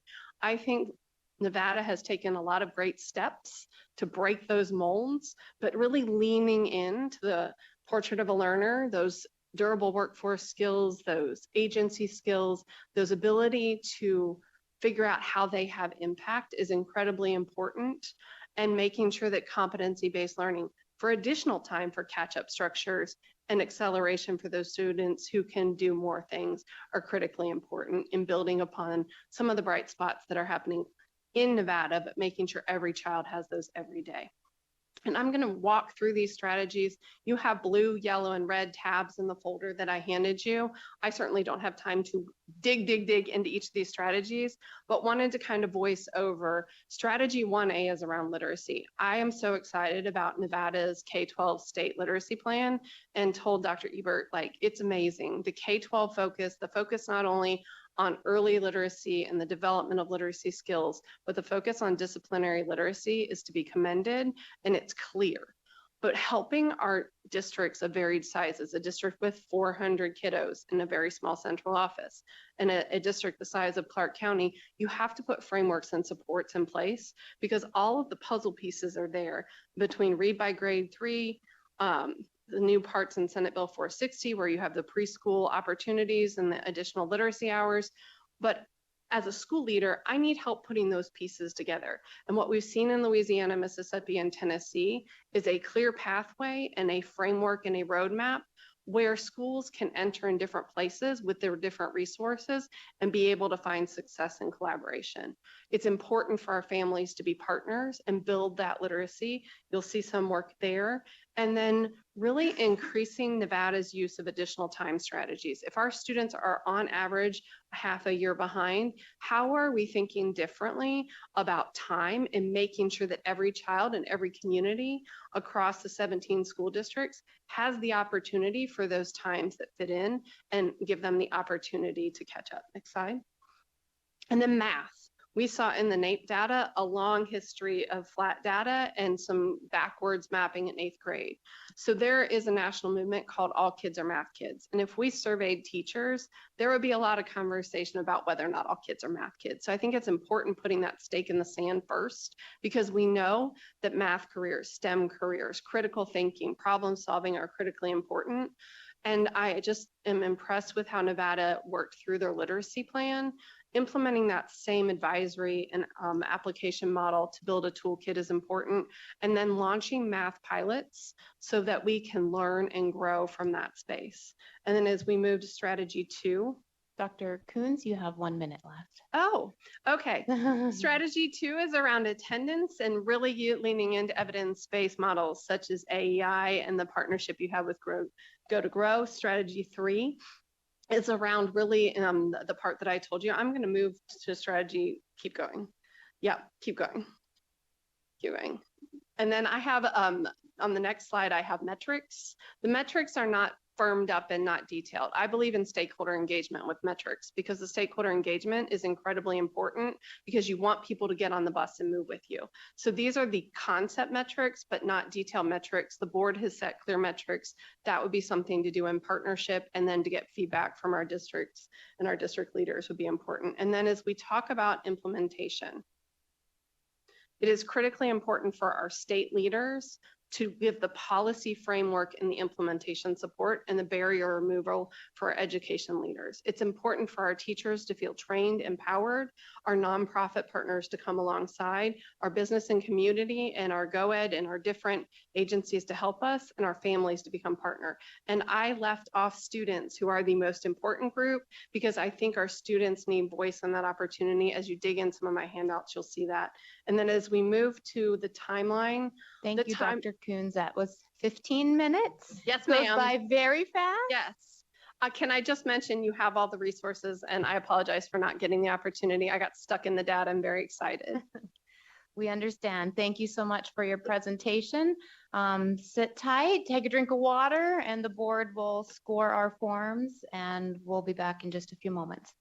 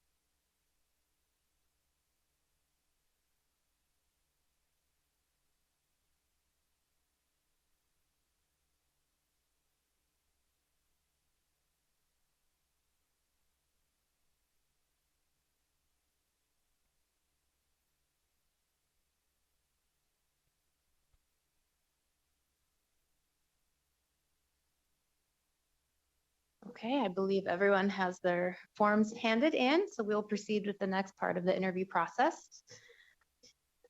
Moving on, the board will now begin the 8 formal interview questions. Questions will be asked by different board members, and when you meet your 5-minute response limit for each question, I will request a summary statement so we can move on to the next one. And I have the first question. So, what do you believe is the most pressing issue in Nevada education today, and how would you address it? Thank you for that question, President Duckweiler. I appreciate it. I think I talked about the continuum of work and getting students to and through graduation. But as I look at everything that we do in education, literacy is a right for our children, and it is the most pressing issue to set our students off for success. And so as we think about literacy, Nevada has leaned in with Read by Grade 3. Senate Bill 460 adds in elements of early literacy and 4-year-old preschool with 20 hours, 25 hours a week, making sure students have those opportunities. But your Nevada State Literacy Plan is incredibly well designed. It talks about current evidence-based research for Tier 1. It talks about the importance of intervention and using an MTSS model. It is vertically aligned, and it really leans into national priorities. I have had the opportunity to implement Tennessee Literacy Success Acts, and I'm very jealous about the secondary literacy component and the disciplinary literacy that are there. I think as we look at literacy, those are all the puzzle pieces. But as we think about state and our state role, a lot of times we don't necessarily look across to our districts who have to implement and the resources and the experiences that they have to move our teachers forward and to move daily practice forward. A lot of times we know across the country that our teachers didn't get great reading science in ed prep, and Senate Bill 460 requires our teachers to be trained. But there's a difference. And in Tennessee, I had the opportunity of using teacher training, and teachers came back and we got a little bit blip on outcomes. And then we said, okay, let's add coaches. And then we got a little blip in outcomes. But until we put a comprehensive approach and really walk side by side with our districts, we did not see any change in that space. So I think there are 5 prongs to that. There's high quality instructional materials. There's training our teachers, honestly, in cohort models so they can walk and talk with the training with the teachers they teach with, thinking about their principals, thinking about their school leaders in that cohort training. Then looking at the assessments, which you guys use very strong assessments and have the opportunity to update those. But creating an MTSS system around those assessments is hard. Principals have to think about their schedules. Teachers have to be trained. One of the things that I remember most that the teachers said to me about their training in Tennessee is, I am a neuroscientist in this classroom, and it's hard. So I think, what is the ongoing support that we provide our teachers over time to make that happen? And that takes a cohesive village. So I think, and you would have seen this if I had gotten all the way through my presentation, but I think bringing literacy leaders together and letting them plan and collaborate, and then having experts in the room to build out that puzzle, not just the puzzle pieces, is an incredibly important moment for Nevada and Nevada school districts and schools to make sure that they have the resourcing, the supports, and the collaborative field that makes that happen. And then making sure the metrics all the time make sure our students are on track, because catching up a student who is 2 and 3 years behind is challenging. So how do we build that additional time? How do we build up those catch-up systems within the weeks and days to make sure students are on track? Because it is really exciting to think about elementary, middle, and high school literacy and think about that trajectory that we have, where we're actually talking about all components of literacy, demonstrating those components and making sure students are thinkers with the text and building knowledge within their disciplines and across board. So I'm excited about the opportunities that literacy and the puzzle pieces that are in place in Nevada, but it's time for us to help districts build those puzzles. It's time for us to help our charters build those puzzles, support our teachers, move that work, and most importantly, help our families be empowered partners in that work and give them tools that make them be successful. Thank you. Okay, thank you for that. I'm Member Hughes. Appreciate you being here. I have our second question, multi-parter. How familiar are you with Nevada's Portrait of a Learner and relevant national frameworks? How would you ensure that Nevada's approach continues to evolve while remaining grounded in a whole child philosophy? Looking ahead, what is your vision for the Portrait of a Learner over the next 5 years, and how would you measure meaningful progress towards that vision? Thank you, Vice President Hughes. I appreciate the question. I really am impressed with Nevada's Portrait of a Learner. It's very similar to some of the work I did in Virginia, and it takes a comprehensive approach, not only of durable skills, but the agency that children can develop and bring, and how to incorporate those into how they will have impact. I think bringing that into and cross-functioning that across the way we do business, so it's integrated into the approach. Some of that is in high school, in your college and career readiness. Some of that's in middle school, thinking about what I want to have as an impact is similar to career exploration. How do you bring those together? And then how do you think about all of those critical soft skills that we want to engage in children?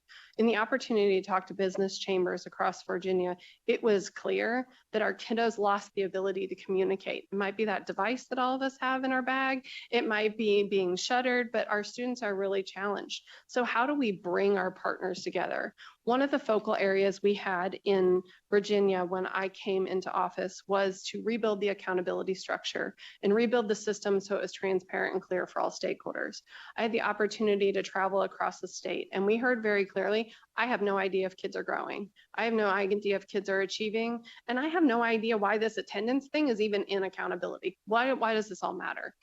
And that's really important for us to be able to show that kids are growing and meeting and growing towards targets, whether they're on track or off track. Those were critical components, but I want to lean into, in Virginia, we worked on readiness. What does it mean to be ready at the end of elementary school? And we built something called the 5 C's, which is very similar to the first component of the Portrait of the Learner. Critical thinking, creativity, collaboration, communication. How do we do that? How do we ensure that all students have that? And we build a performance task that would measure that at the end of 5th grade. So that's combining your Portrait of a Learner skills into the expectations of how do we build full, whole children.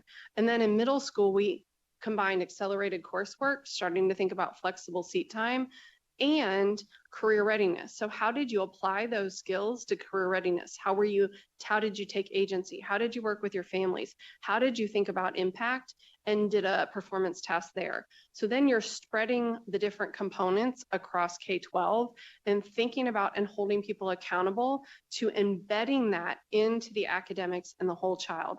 And ultimately that helps readiness in high school. I've had those durable soft skills. I've had those advanced opportunities. I've had some flexible time. And now when I want to go into CCR, we did 3E. It was an and approach. So how do I have industry recognized credential experiences and dual enrollment? And how do I incent that for schools with very different opportunities? Because if you incent it, schools will figure out how to make that happen for kiddos. So I love that the Portrait of a Learner outlines all of these other skills that we know our businesses need, but it also helps us make sure that we can make that academic piece. And then I just want to mention the intellectual agility component is very innovative. It is great to be able to think about how do we help students have that agility. And as I looked at the case studies and some of the future of Nevada Learning Network that is on the website and some of the great experiences, how do we incorporate that and share that into a network and system so that schools can learn from each other? Similar to what I talked about in literacy, leaders have to put their head down and they have to get jobs done. How do you help them see what others are doing, take that context and build it in your own school? I think that's incredibly important to demonstrate and show success. And I think there are great national networks. Education Strategy Group just launched their new study in August about several key overlaps with Portrait of a Nevada Learner. There are ExcelinEd and other groups putting together frameworks that really create this cross-functioning approach that help spread and expand something like Portrait of a Nevada Learner, and incorporating it into ways that we can hold accountable and incent opportunities to build it into what we're already doing in our schools as a whole child approach.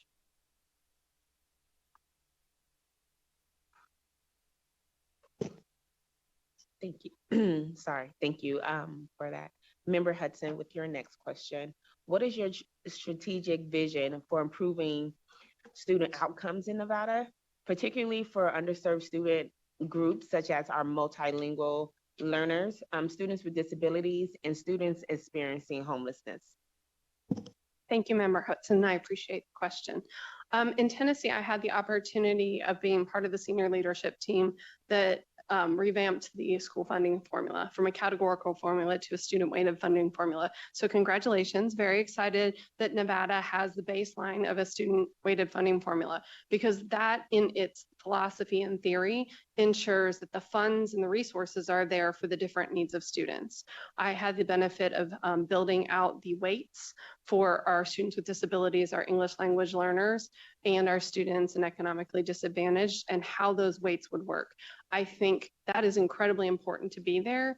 But again, as we talked about in literacy, translating that to district school leader budget teams is the puzzle pieces, but not the puzzle, right? So how do you help schools think about taking that funding and braiding those funding in different ways? One of the things I think that was some of the biggest challenges for our districts was to think about, how do I combine pots of money to actually build programs and supports that are specific? So one of the things that we did in Virginia with our literacy networks is we created a network of district leaders around our economically disadvantaged students. And so they really targeted what are some of the learning challenge, the literacy challenges, the lack of vocabulary, the lack of opportunity that our students have. How do we build that into our Tier 1 and our MTSS systems to make sure they're targeting some of the needs of their students? We also built a multilingual learning network around literacy and had our experts convene those people building out their coordinators that were building out their literacy programs and think about, how do I think about sounds first? How do I think about multiple languages? How do I build the literacy approach with those students in those groups to really target the instruction and the support around our needs? And then we partnered with Nate Levison K-12 Solutions to build out our students with disabilities. So we took schools and districts that had high students with disabilities that weren't performing in literacy and gave them first opportunity to really build strategies around literacy practices. And that was incredibly important. I think the other piece that we have to think about is attendance. When we look at the attendance data, you can build out all those great programs, all those literacy networks, all those learning networks, but you really have to lean into attendance and the attendance strategies that focus on routines for our homeless students and our economically disadvantaged students so they come every day, engagement opportunities such as what you do with personalized learning and portrait of a learner, access and opportunity to those support times to make sure those catch-up systems are used in a way that's meaningful for our students who are at risk or marginalized. Thank you for the opportunity.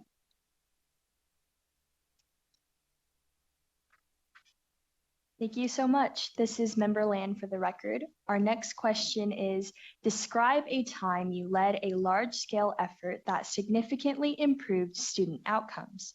What measurable results did you achieve? What strategies did you use? And what was your role?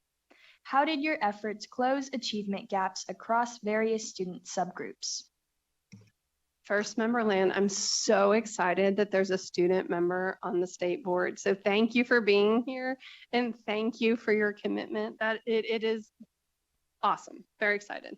I'm going to talk about high dosage tutoring and the work we did in Tennessee within the context that that was an optional program while school districts were also implementing mandatory summer programming and the required components in the Tennessee Literacy Success Act. So it was a minor challenge in the summer of 2021 to get schools to invest in high dosage tutoring. And it was a campaign, to be honest, to go out and really go out to the regions, pull superintendents, pull our academic directors together and talk about what research was saying around high dosage tutoring and talk about the opportunities of high dosage tutoring. We were able to get about a third of our districts on that tour of somewhat begging, somewhat talking, somewhat, coalescing around this will make a difference around the evidence base of high dosage tutoring. But in those conversations, we had to stick with this has to be done And these are the flexibilities that you can do in your own schools. So we talked a lot about high dosage, has to be 3 times a week, has to be 30 minutes, has to be an evidence-based set of materials. You have to train your teachers or your tutors. But who your tutors are could be teachers, they could be community members, they could be online providers, but you got to decide when, who, and how the tutoring was delivered, but these are the inflexibilities. And we partnered funds. So there were funds that the state gave through ESSER dollars, but the local districts had to give part of their funds as well. So they had skin in the game. And then we convened, I think weekly through the entire summer as they were planning to figure out how their plans would work, and they could brainstorm with each other. And then we would have districts say, hey, I can't figure out how I'm going to do this training. How are you doing this training? And really built a coalition of collaborative partnership with our leaders as they were highly stressed with summer programming, training teachers and everything else, but could focus on tutoring. And then we started tracking metrics. Part of their grant dollars required them to do dipstick measures, benchmark measures on top of the requirement so we could see impact. And we built case studies, and we shared case studies, and we shared recognition, and we got a whole nother swath of districts in the second round, and we built a coalition of movement around high dosage tutoring such that when they didn't have to do high dosage tutoring anymore, a lot of them are taking some of their MTSS dollars and putting it into high dosage tutoring. And you can see the difference in a lot of spaces in Tennessee's data right now for the impact of what that measure meant and did. But it was a challenging time to get people to buy into another initiative when it was such a stressful kind of space to manage all of those experiences.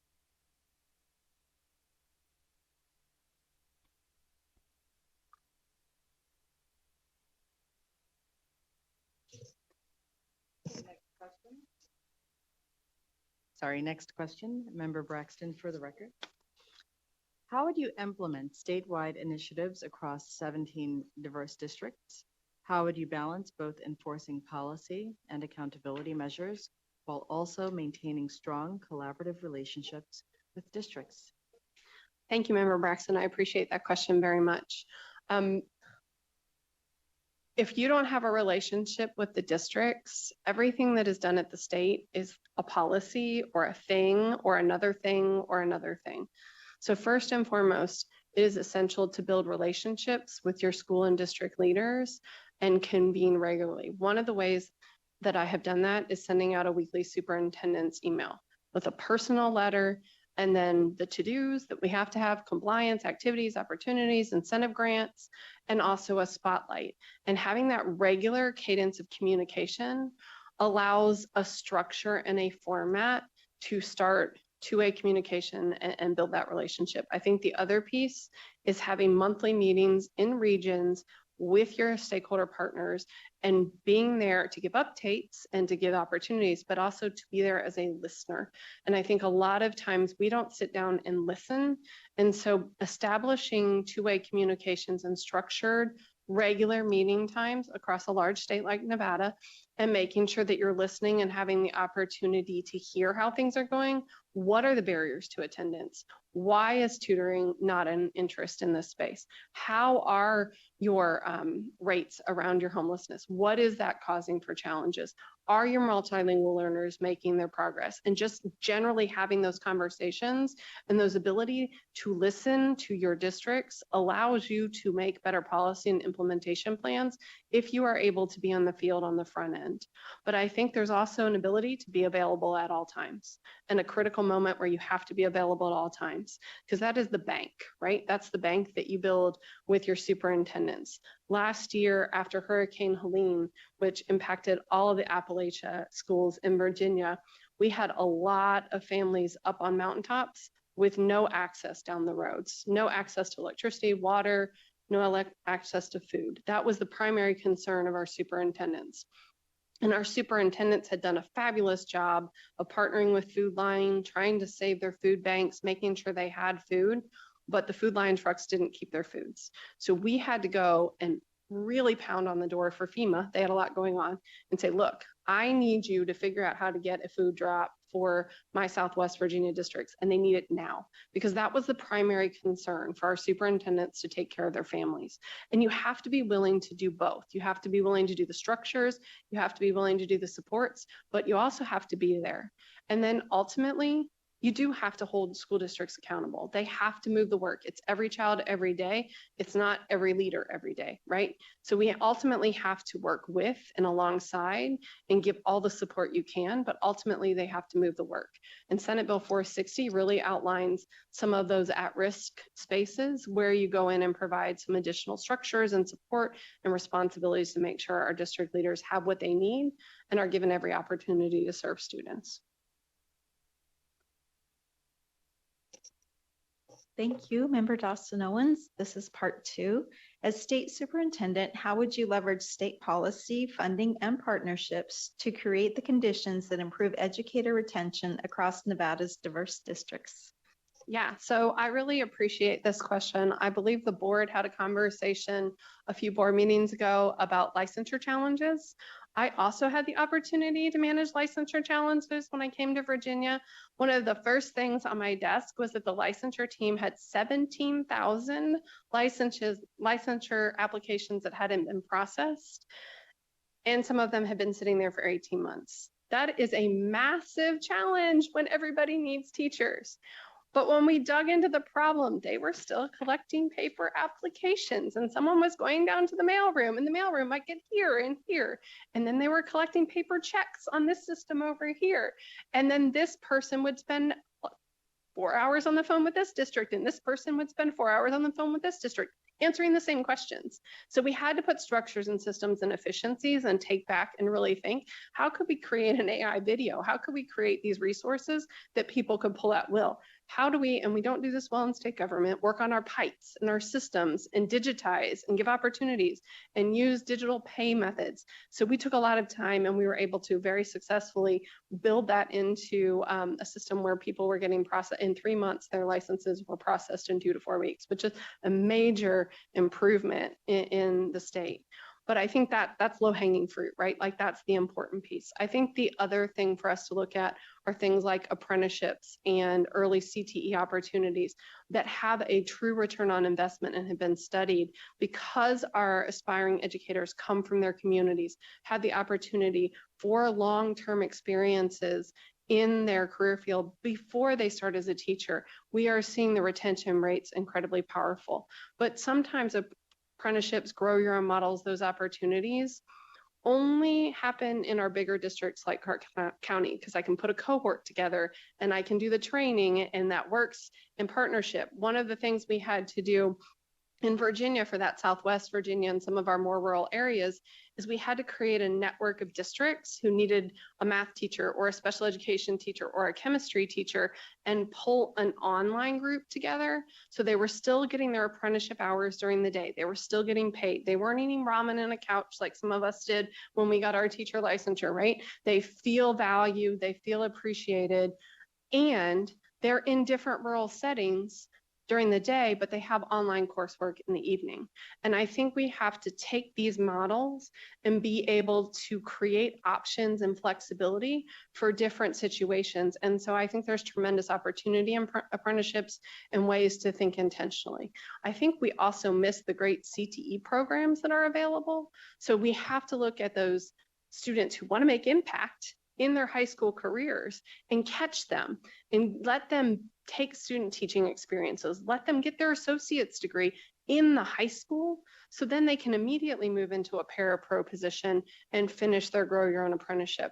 And that was something we really worked on. I'm so excited about the Be a Champion, Be a Teacher campaign in Nevada. I think that's an incredibly important voice when we have so many voices that are negative around education. So elevating, telling those stories, spotlighting the work is another way to think about that. But the other piece that we forget is we have to mentor our principals. One of my dear friends in Virginia is in charge of the School Principals Association, and she said, we are experiencing a green factor. We have green principals, green superintendents, and that is causing a lot of our teachers to be frustrated a lot of the time. And we have to think about how do we build the capacity in our principals? How do we mentor our principals to be great leaders and to build great structures so our teachers stay and are retained? And ultimately that happens at the state. So I think there are incredible opportunities. I'm part of Women Leading Ed and have been coaching in their state leader program to bring people to state leadership, to bring opportunities to build our cadre of leaders at our state level so that we have innovative thinkers, we have talent, we have the opportunity to bring people together and be the smartest in the country to reach that top 10 goal. Thank you. Member Else for the record. Can you share an example of a time you had to make a difficult budget decision to align strategic priorities? In your response, please describe how you managed constraints, secured stakeholder buy-in, and how your experience prepared you to navigate Nevada's unique educational funding structures and governance model. Well, Member Else, thank you for serving as a superintendent. I appreciate that greatly and appreciate the question. I think everyone across the country in state leadership, I've talked to a lot of my colleagues through the Chief State School Officers Organization and through Excel and Ed, is trying to figure out how to make difficult budget decisions and figure out how to make sure that we can carry on important programs. But a lot of times we tend to make budget decisions by category and by line item and by program, and we do a one-to-one match. And I think it's important and critical for us to think about how to braid funds. Earlier, I talked about those multilingual learners, the economically disadvantaged literacy networks. We didn't have enough money to do that. We didn't have enough money to pull the districts who needed the support together. And so we had to figure out how to use some of our federal dollars, our Title I dollars, our dollars around multilingual learners, our Title III dollars, some of our last bits of ESSER funds, some of our special education funding, and braid the dollars together and think differently, and then go knock on doors for partnerships to be able to have space and opportunities in those places. So one, you have to think intentionally and creatively about the funds you do have and how you braid those together. Two, you have to think about your partnerships and you have to figure out how to build those partnerships. We worked with partners to build a CLSD grant, a national literacy grant that allowed us to bring in enough funds that allowed us to have 20% more districts in each one of those networks. I think it is about being intentional about what must happen, making those critical decisions about what must happen. If you've had conversations all along and brought people along with you and had stakeholder buy-in, you'll have partners who come along and help you figure out some additional paces, and you'll have competitive opportunities that you can bring in funds. Sometimes we think this is my paycheck, so this is what I get to do. And we have to think differently about budgeting and funding. I think that's part of this block grant concept that is coming, is how do we think differently about funding? How do we think about driving it to students? You have done a great job with student weighted funding formula, but a lot of the pieces don't matter if we don't think about how. So you asked about stakeholders. I think there's an incredible moment in time when we went from some money to ESSER money to this money, right? Where we have to really talk about fiscal management. We have to talk about uses of funds and thinking differently, especially where we have new financial officers and where we have very small districts. Because if you have a new financial officer, you can be in the largest district on the planet. They're not thinking about strategic funding in a way that drives money to kids. And if you're in a small district, they got 82 hats to wear. So I think it's an incredibly strong policy lever at the state to help figure out how to create models, support our districts with the fiscal operations that are tied to the programmatic operations, being transparent and open with their partners so you can bring partners along where they can, and then ultimately going out and finding those competitive funds to fill in so you can get all the way through with your initiatives. Thank you. This is Member Orr, and I have your final question. How would you collaborate with the State Board of Education to ensure alignment on priorities and shared accountability for outcomes? In your response, please describe who else you would engage: students, legislators, state agencies, community, and business partners. and how you would ensure that student voice meaningfully informs state-level decision-making. I'm gonna write the time down because I want to make sure I don't mess up. I think that it is incredibly important to build strong relationships with your board. You set the policy and framework and help set performance targets and help us vision the work forward. You've been elected to your office. That means our constituents value your opinion, or you've been appointed. And this group is incredibly important. So the state superintendent has to make time for their board members. I provided weekly updates, and then I provided one-on-one conversations before board meetings. And then if board members wanted additional one-on-one conversations, I absolutely scheduled those one-on-one conversations. As the state superintendent, you can try that and then lose the time and the structure. So you have to build consistent structures for your board. You have to know your weekly update goes out every Monday morning because all of you have regular jobs. You're not going to want to look for a weekly update on Monday morning and then, oh, it didn't get out because the superintendent was busy and I'm going to check it Tuesday afternoon. Creating regular cadences of that communication allows you a window into what's happening at the agency, out in the field, spotlights, those things, but maintain where you need to be and your movement. And then if you see something, you can have your weekly check-in or your monthly check-in, whatever schedule works for that board member, to feel prepared and engaged at the level that a board member has the capacity to do. But I think the other piece is making sure board members see the agenda, walk through the agenda every single month and ask questions. Because Member Braxton, if you would like to see something in the presentation and I meet with you ahead of time and I know that, I can make sure it's in the presentation. So you feel better prepared and better and more collaborative. So I think it's incredibly important to create that two-way communication and make sure your board feels they have the opportunity to see and hear the things that are important so you can make the decisions that you need to make. If you are asking for things and things aren't coming back, how do you feel empowered and prepared to make those decisions? I think that's having those weekly updates, having those phone calls, and then having the opportunity for additional spaces is an incredibly important structure for the state superintendent. Just as I talked about with our superintendents and structuring weekly newsletters, making sure that you go out to the regions and have regular communication, other stakeholders need that as well. Student Advisory Council is an important way to get student voice. I started a regional teacher advisory council and had regional representatives the first Wednesday of every month, and we're able to get voice. I think those spaces, I made it a point to work with business chambers and drive up to the business chambers and then bring my superintendent friends to the business chamber meetings so we could collectively hear what our businesses were needing. But I think having stakeholder engagement, having voice, thinking about your varied voices across your state, it was also important for me to work with our principals and work with the Elementary Principals Association, the Secondary Principals Association. I had weekly calls with VAS, the Virginia Superintendent Association, to make sure that a clear structured part of my week was collaborative communications. Because if you sit in your office and don't engage your stakeholders, you will not be able to make decisions that impact the very unique and diverse settings that people are experiencing across your state. So that's incredibly important to me. I will say there are other stakeholders beyond your state.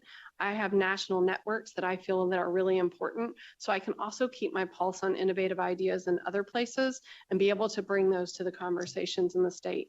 I was talking to a superintendent in another state and he's like, we cannot figure out how to get grow your own in our rural area. And I had just been able to see that here and we were able to network and find a solution. And I think that's one of the best places to be in innovation, is to have that tight national network as well, to make sure that you're thinking and then bringing back and building that bank both ways. But I think there's a tremendous amount of your superintendency that is about stakeholder engagement, input on the front end, feedback on the back end, and then availability when someone needs you, because you do have the ability to remove barriers and boulders. And that means legislators too.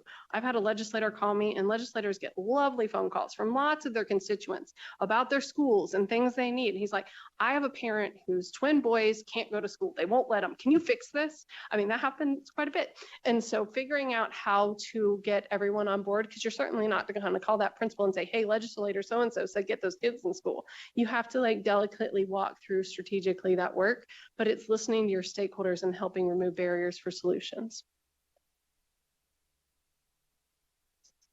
All right, wonderful. Thank you, Dr. Coons, for providing responses to all of our questions. Now I would like to ask members if they have any clarifying questions for our candidate. Okay, seeing none. Well, thank you so much. And on behalf of the board, we'd like to thank you for your interest in serving as the next state superintendent of Nevada. And you're welcome to sit tight or stand up. We're going to submit our scores now, and then we will take. Can I virtually shake all of your hands? Please do. Please. I'm jump going to in. Go virtually ahead. shake all of your hands and say thank you again.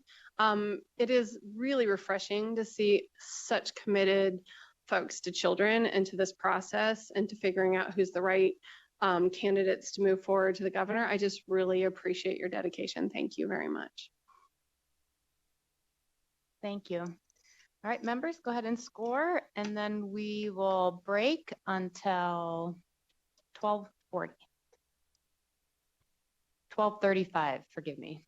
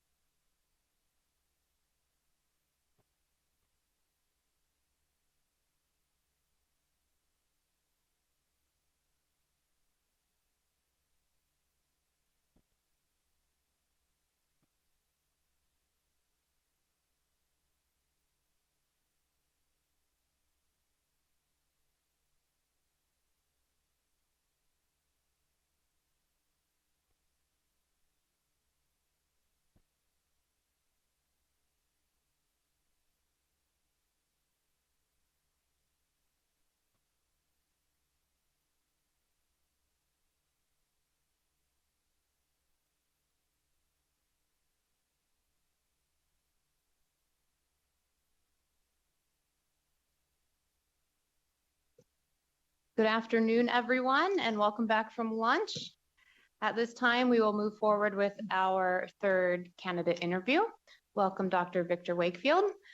Dr. Wakefield, please begin by briefly introducing yourself and then proceed with your prepared presentation.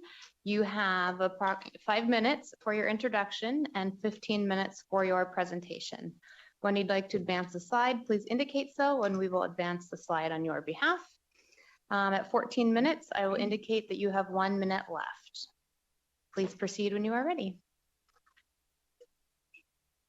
Push the little button till it turns green. Great. Yes. Good. Okay, thank you. Okay, so I know I pulled the short straw and have the after lunch interview, so I'm going to try to keep it energetic. And I want to start with a very sincere thank you for taking the time to interview me. It's such an honor to be here. In terms of introduction, I think I'll share 3 things about me that I hope show my motivation, my fit and readiness for this role. Okay, so first, I hold an extremely high bar for what is possible and what is necessary in classrooms and schools. I developed this as a teacher and then leading a large teacher preparation organization here in Clark County. And then I've refined it further in a national role where I've seen excellence and innovation across multiple states. The second thing I want to share is that, and that's important to me because I would bring that lens to work every day, and I would use it as the lens to make decisions. The second thing I want to share is that I'm extremely team-oriented. I don't know if this is because of my youth growing up playing every team sport that I possibly could. I played water polo through college. I'm not sure why, but I've always been this way. I built a team and supporters and funders to scale an organization here in Nevada. I've led teams across more than a dozen states. And now in my day job, I shape the national strategy and direction for a large distributed national education organization. As I understand the needs ahead for NDE, I believe that my strengths at both leading change, but also building trust and culture would serve the department well. And then thirdly, I have deep experience and relationships here in Nevada. When I came to Las Vegas 15 years ago, I tried to really embrace that battle-born spirit. I learned that you can get a lot done through relationships, and especially if you're not worried about getting too much credit. I worked with the department to advance teacher licensure. I worked with the legislature on categorical funding. I sat in your seats during a time of major education policy implementation about a decade ago. So this is a particularly special conversation for me to have with you all today. And then personally, my wife is a former CCSD special educator. When we made the decision to move east for graduate programs at Johns Hopkins, we agreed to keep Nevada at the top of our consideration set long-term. So now we have added 2 additions to our team to stick with the sports analogy here. Ezra, who's 4, had his first day pre-K yesterday. I got all the texts and FaceTimes, but it was very hard, truthfully, not to be able to walk in there.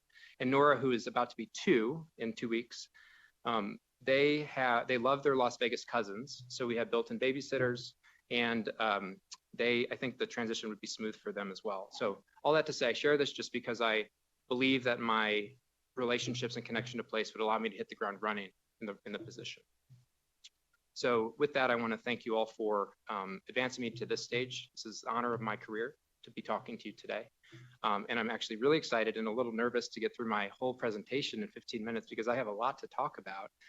And so I've been promised that we'll be in sync on the advancing of the slides and all of that fun. So yeah, thank you for that's. I hope that's an okay way to introduce myself, and I'm really looking forward to speaking with you over the next hour or so.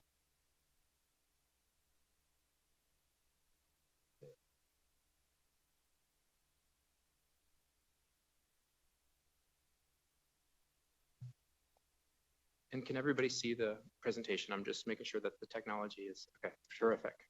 All right. So I will begin.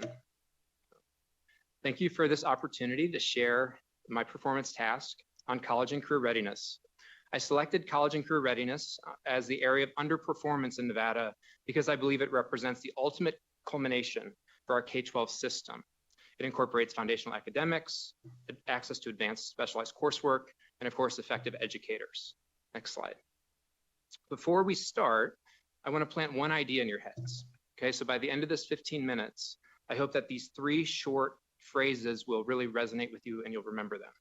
Make it count, make it clear, and make it stick. Got it? Okay. And then one bit of housekeeping, any text-heavy slides are just a summary of what I will present verbally. My goal was to just make my thinking as clear and accessible as possible. Next slide. In terms of the agenda, I'll begin with the importance of the CCR diploma, then I'll move into my current state analysis, and then I'll move into the initiative that I'm excited to test with you all here. Next slide, and then next slide. So let's begin with the importance of the CCR diploma.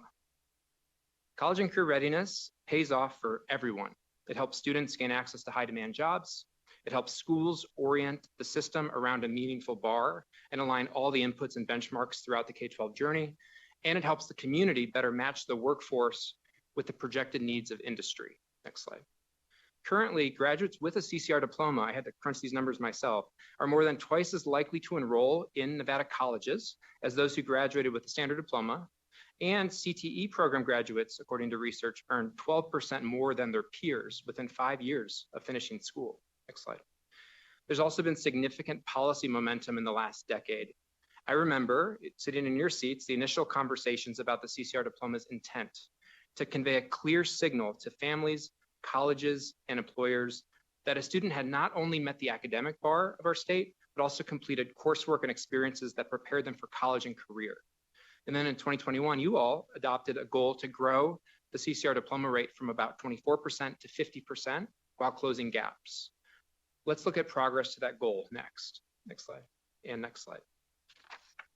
Unfortunately, we're not on track to meet the 50% goal. Based on the most recent publicly available data, the class of 2024 had a 26% CCR diploma rate, which was the exact same actually as the class of 23. I checked it twice. The numerators and denominators are different, even though the percentage turned out to be the exact same for the 2 classes. Next slide.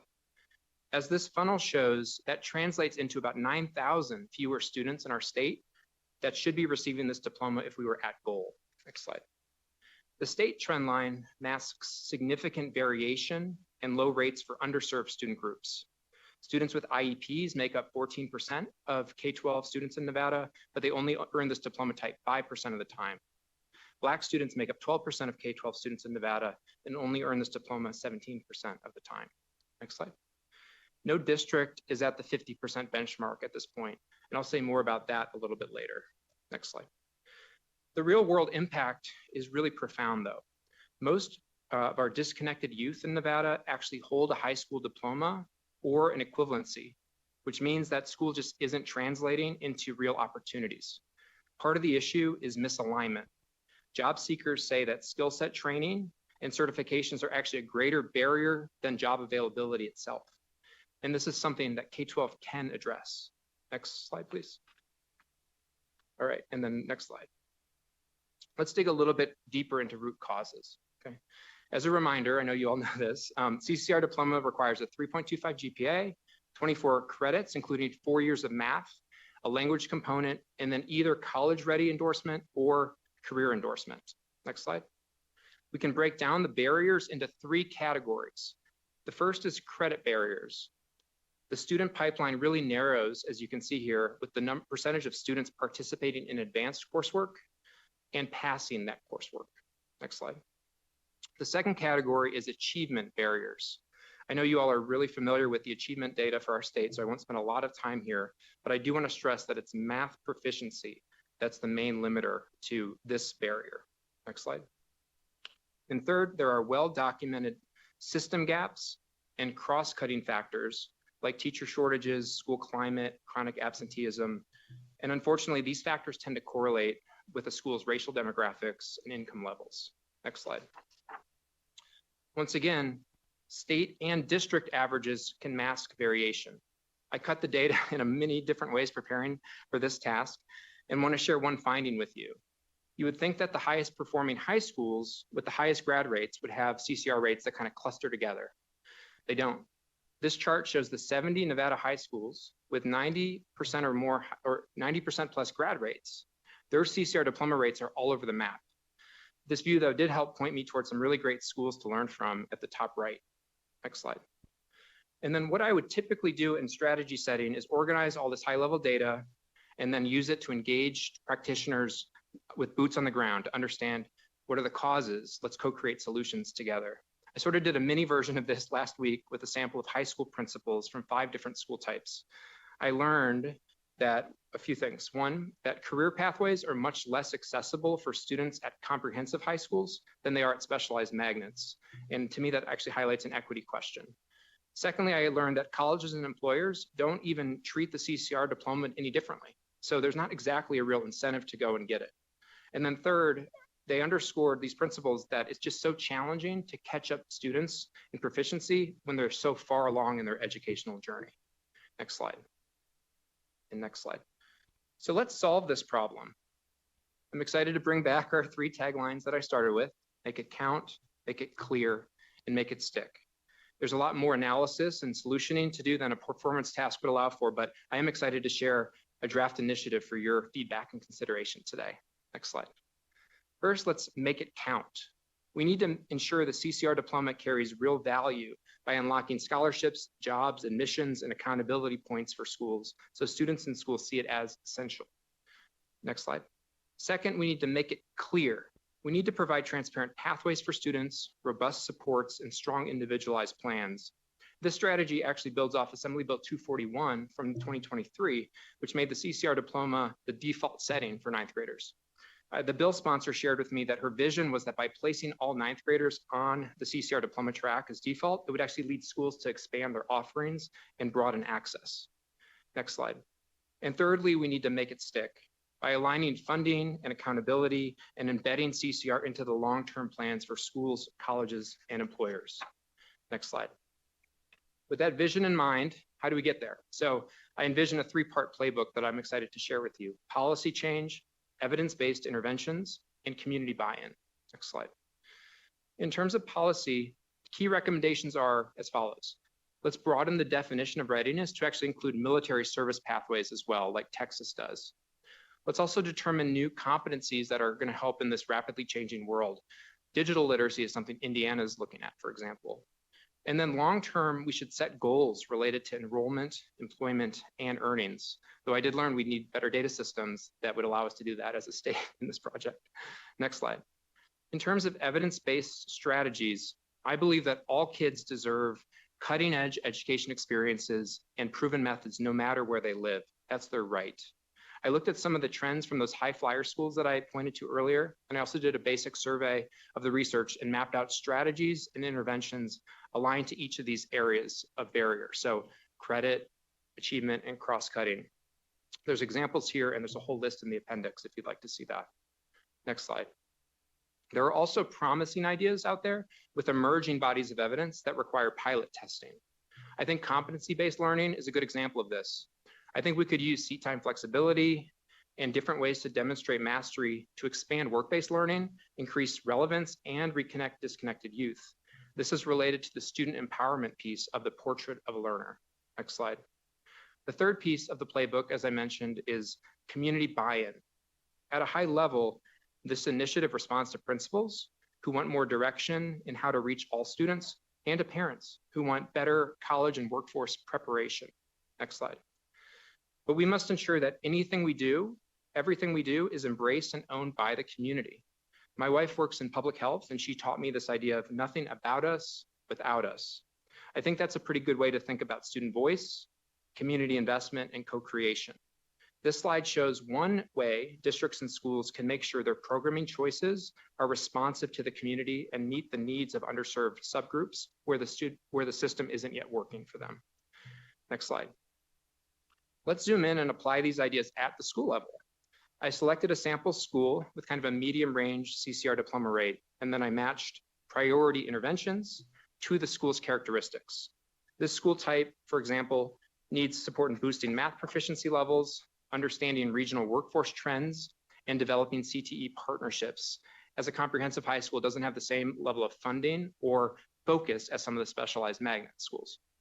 The community has to make the decisions ultimately, but I think NDE should provide frameworks, support, and menus of options that inform these kind of choices that a school would make. I provided this sort of mapping for 5 school types in the appendix of this presentation. Next slide, next slide.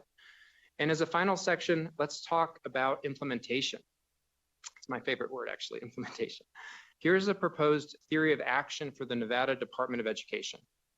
As I consider the role you play in setting assessments, in selecting assessments, setting diploma rules, approving dual credit programs, and so forth, I see the first 2 steps here as truly shared responsibilities between NDE and the board, where I need to be aligned with you and vice versa. Next slide. NDE then takes that direction to drive its work. This slide maps the 5 priorities that I had proposed in my 1-page vision submission with this initiative. And it's especially mapped to priority 2, which I had named as preparing students for a fast changing world. Next slide. Okay, let's get a little granular here. So I like the tool called an implementation chain to help map the state's levers like standards, funding, and accountability to advancing CCR. I spotlight district leaders and teachers here in this slide, but I provide a full map of the levers and the different layers in the appendix. Let's look at funding just as an example. The state can align funding at the district level through how we administer federal Perkins dollars and state CTE grants.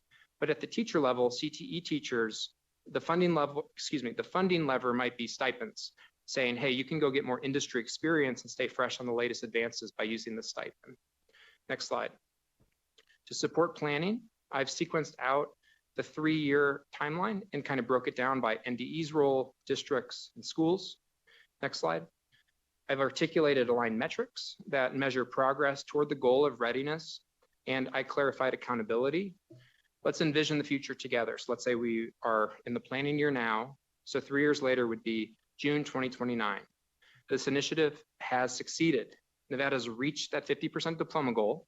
We've closed gaps, and now we're measuring the 3 E's: enrollment, employment, and earnings. Next slide. And finally, I created a budget summary with funding categories aligned to the proposed activities. I want to stress that an initiative like this may appear to have a really high price tag. And first of all, I think that the return on investment would be worth it, but that total spending is also a bit misleading. There are flexibilities in many of our state funding streams that can be aligned towards this initiative.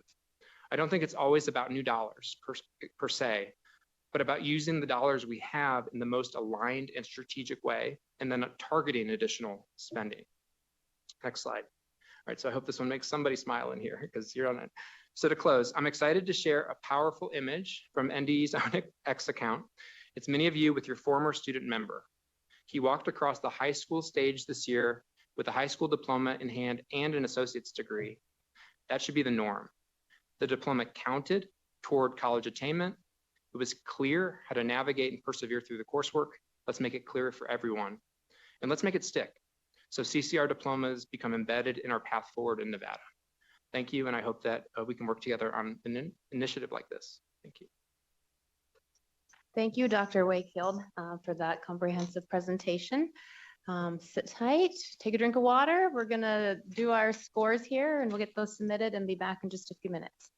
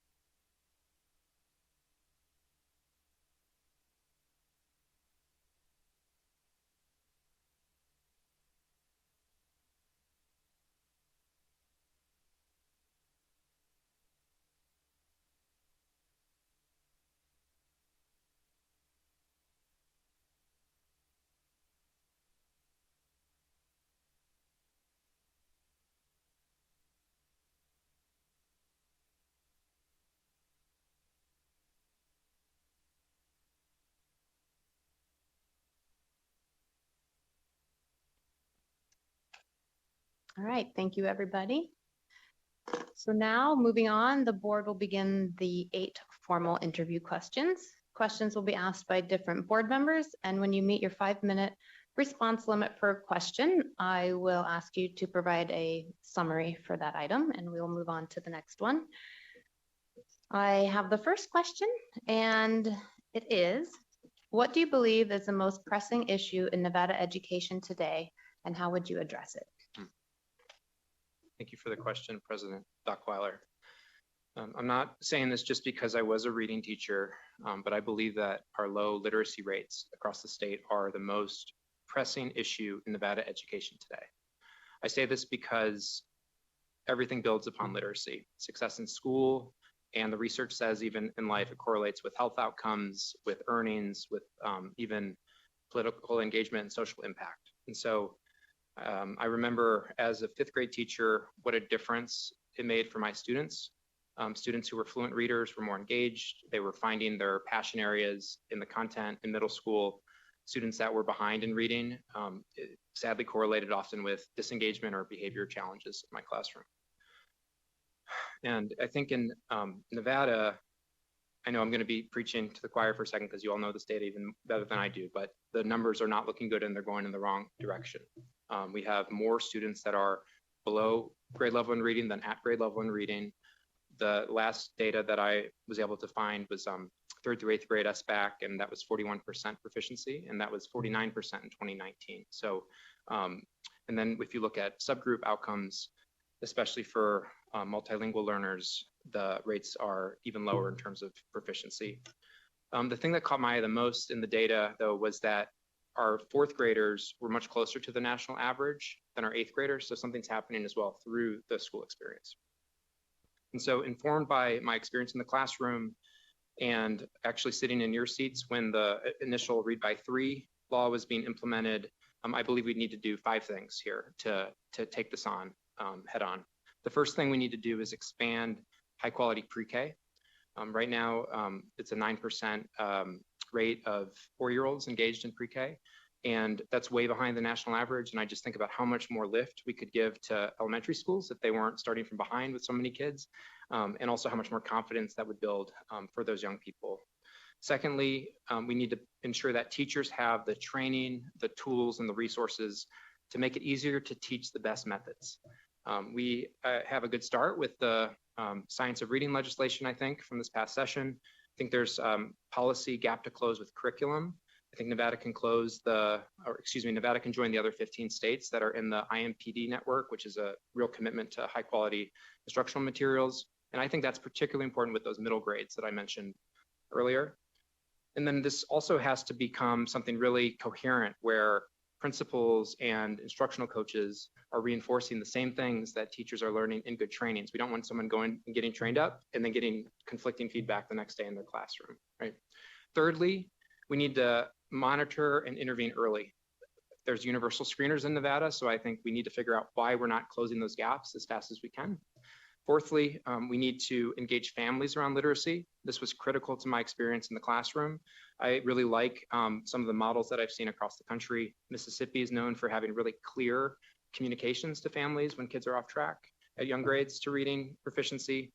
I saw Tennessee has a really strong set of decodable books that are accessible to all families. So I think there's some models we can learn from. And then finally, the 5th thing is coherence.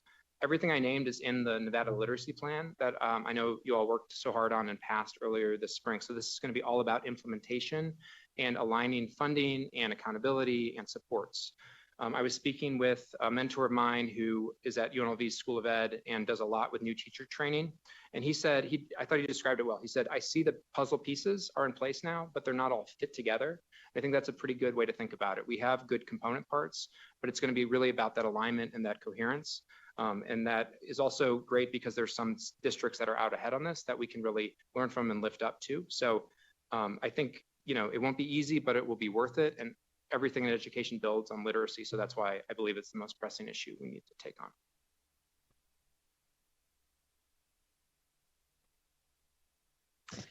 Thank you for that. I'm Member Hughes. I have our second question. It's multi-part, so you might want to get your notes ready. How familiar are you with Nevada's Portrait of a Learner and relevant national frameworks? How would you ensure that Nevada's approach continues to evolve while remaining grounded in a whole child philosophy?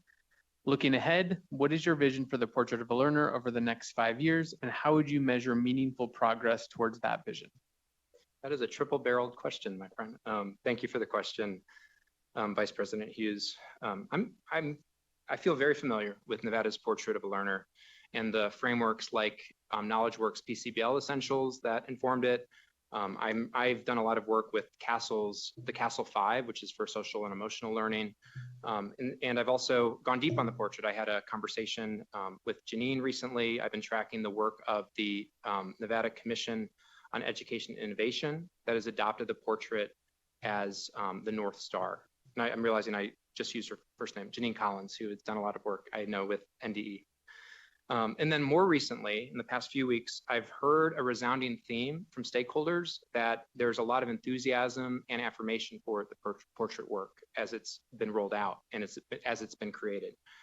I've heard from multiple people that they felt like for a state initiative, it felt a bit different. It felt affirming, it felt more forward-looking, it felt like something where we were actually identifying districts that were doing something really innovative and helping to build a platform for more of that across the state. I remember hearing it was White Pine, Churchill, Douglas, and Lyon, I believe, had already done local portrait work. So there was something there about something we can learn from for any planning and any initiative, I think, there. And I would say underneath all of it, I sensed an excitement to correct for a narrowing. In some way that education has felt narrowed, and what folks really like is the portrait pushes education as empowering, as being relevant for young people, and as being full of connection. And those are all things I want to see in education. But in the next 5 years, I do think we're kind of at an interesting inflection point with the portrait work. There's a move now from the conceptual clarity of building the portrait to making sure that it's not just a poster, though, that sits on the wall. Like, how do we actually implement it into the competencies and experiences in classrooms and schools for young people? And I think that's going to be the real work in the next 5 years. And I would break that down into, I'd put that into measurement, into piloting, and into educator support.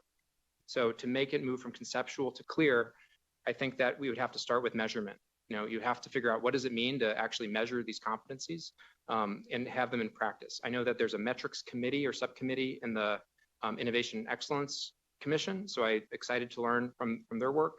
I heard from Superintendent Young in White Pine that they're actually credentialing students who show portrait competencies at graduation. You can earn one in Courage, for example. So I think there's interesting ideas, but we have to really figure out what this looks like. So I'd say success would be that this kind of work, if we really care about it, would be in standards and would be aligned in the assessment system somehow in the state.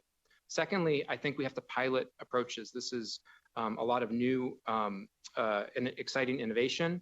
And I think the state can lend expertise at running excellent controlled pilots where you're actually really clear around what you're trying to measure, and you can find out what works in what context. So, you know, for example, if the bet is, you know, we are going to apply competency-based learning and we believe it's going to increase student engagement and CCR rates, then we should know and measure that before we go and scale it further, right? So that's what I think the state can do a lot of good work around measurement and scaling, things that really work.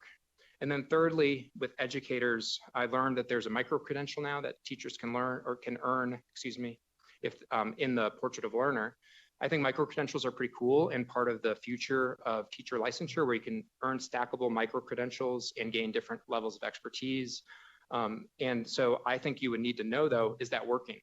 You would look at things like retention rates for teachers with those credentials. You would look at NEPF ratings, and you would want to see correlation, right? Because again, you want to make sure that these big ideas are going to make a difference on the ground for students. So I think it's an exciting time. I for one, believe that you follow the energy, and there's something that we've really tapped into here. And at the same time, there's a real question, I think, around what the next phase is and what does it look like in practice that I think NDE would need to play a leadership role in. And so I'd see those elements as success in the next 5 years.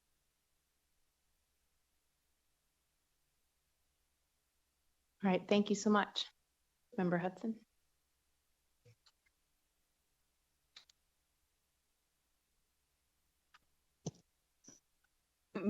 Thank you for that. Member Hudson, for the record. What is your strategic vision for improving student outcomes in Nevada, particularly for underserved student groups, such as our multilingual learners, students with disabilities, and students experiencing homelessness? Thank you for the question, Clerk Hudson. I'm not going to let you get away with Member Hudson. It says clerk on my sheet here. So ensuring that underserved student groups are accelerating is the through line of my education career. I started teaching in Gary, Indiana, and supported students facing poverty and homelessness. I led a large-scale teacher prep program, and we focused on recruiting excellent teachers for the hardest to staff subjects in schools. And even now in my work nationally that's more infrastructure-based, we take this commitment very seriously. We think about native serving communities and communities in the rural Black Belt, for example, as places we're making a disproportionate investment of our own resources because we know that the characteristics of the community, for example, might not have as much local philanthropy, right? So, so for me, I would take that track record and I would apply it to my work as the next state superintendent. And in Nevada, I don't need to tell you that these aren't small subgroups, right? If you, depending on which categories you take, you're actually talking about the majority of our students. And you know, when you look at multilingual learners, for example, I think that's almost 70,000 of our kids. And so for me, the strategic vision would be making sure that every lever that the NDE holds, from direction setting to accountability, are putting underserved student groups first. So it's not one thing on the side, it's actually layered into everything that we do. So for vision and direction, and I'm also thinking of that visual I shared earlier with that theory of action in my performance task as I speak. So for vision and direction, we need to make sure that our any goals that we set, any data that we look at the state level, our performance frameworks for districts and schools are all spotlighting the underserved subgroups. We need to make sure that it's the measurement at the state level happens so that there's a focus at the local level. And that's so important to making sure that we make progress. I think it's especially worth noting that a lot of these subgroups, students have been failed by multiple systems. And so that's why you have to make sure in the data, it is very clear and that we're not giving school an A on a report card, but they have a big gap for a certain group. Secondly, in terms of defining the path and encouraging best practice, to me, this means that we have to solve an access issue. We are systematically excluding underserved subgroups from high quality instruction. I think the TNTP's opportunity myth is a really good research report that sort of brings that to life.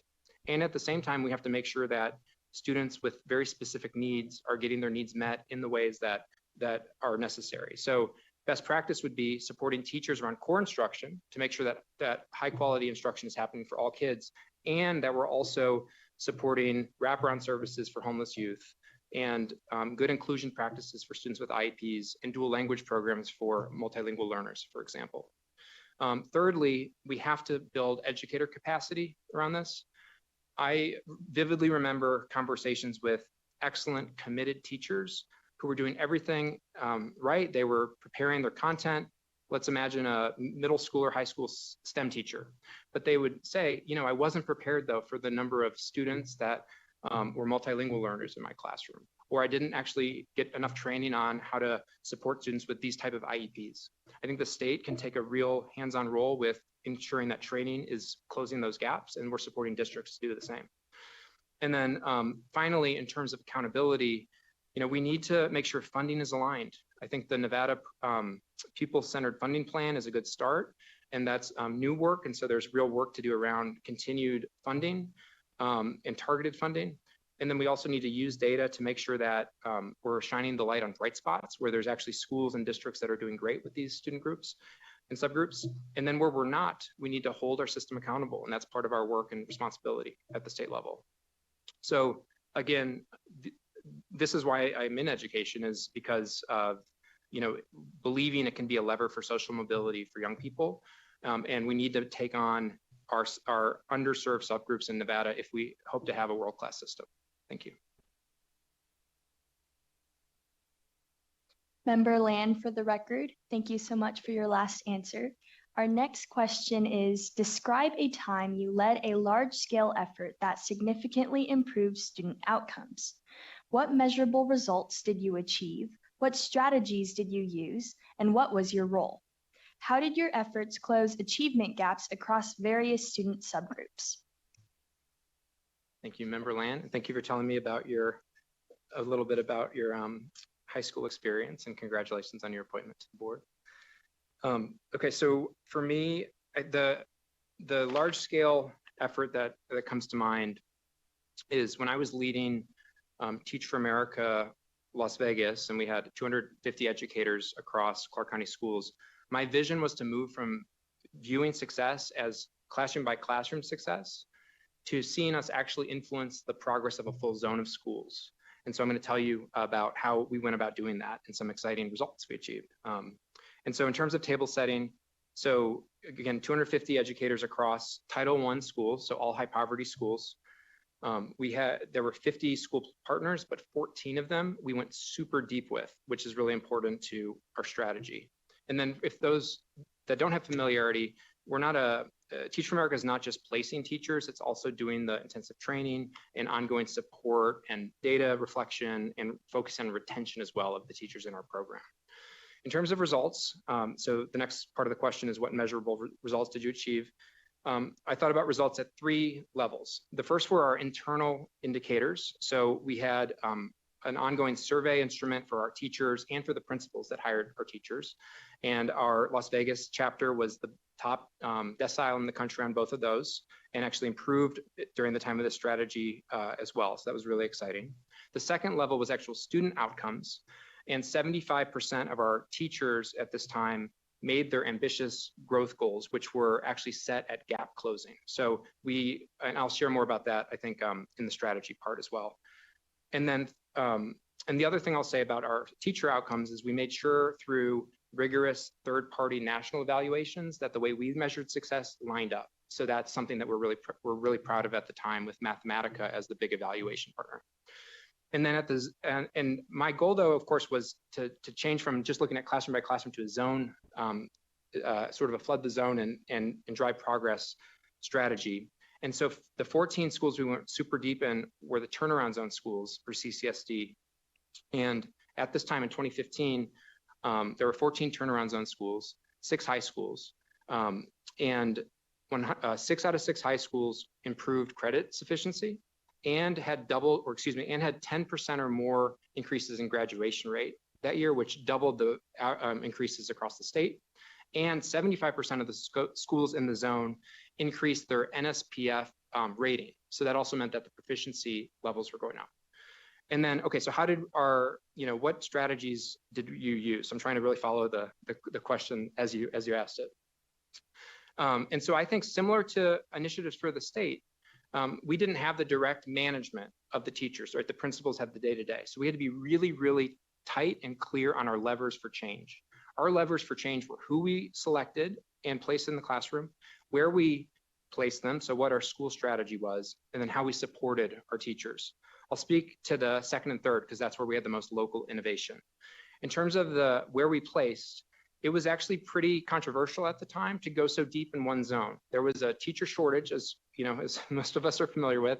So there was demand everywhere. So it took actual funding commitments. It took a trustee approval to go so deep into the turnaround zone at the time. And it was really worth it though. We were able to align with the associate superintendent. Dr. Jeff Geis was the associate superintendent at the time, if you met him. And it allowed us to do intensive interviews with schools and really get that matching right. It allowed us to do specialized trainings, and it allowed our coaches to be really concentrated in those schools. And then the other thing, so, excuse me, I just need a sip of water, a lot of talking.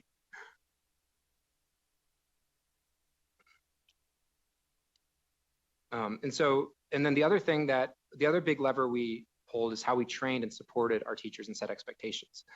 And so the thing, I could speak about this all day, but the thing I'll highlight is our goal setting. I think I alluded to it earlier. So we'd sit down with every teacher at the beginning of the school year and actually map out what would it mean for your students to make more than typical growth?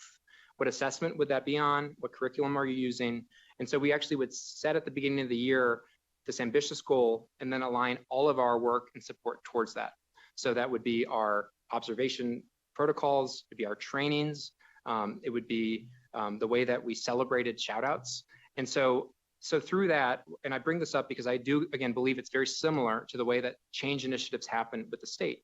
You have to be really clear on, okay, what is your theory of change and what levers can you actually influence? And then you have to implement them really well, right? And so for me, it was actually this partnerships work to get the right zone of schools.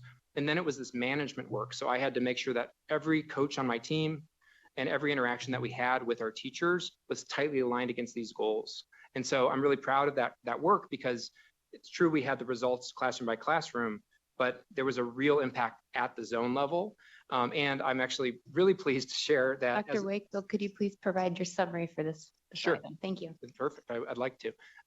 And what I'm actually most pleased about with this is that concentration is paying off. You still see teachers who came in at that time in those schools now leading. So as principals or instructional coaches. And I think that, it really made a difference in their experience. So thank you for that question.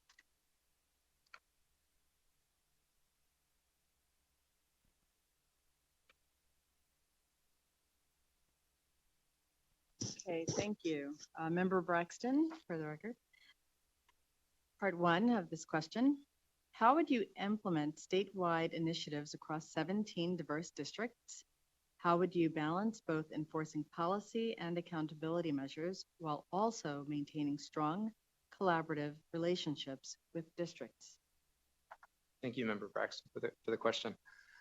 So first thing I'll say is I don't think these things are at odds. I think that when you are in strong collaborative relationships with districts, it's actually the best way to get the other pieces to follow.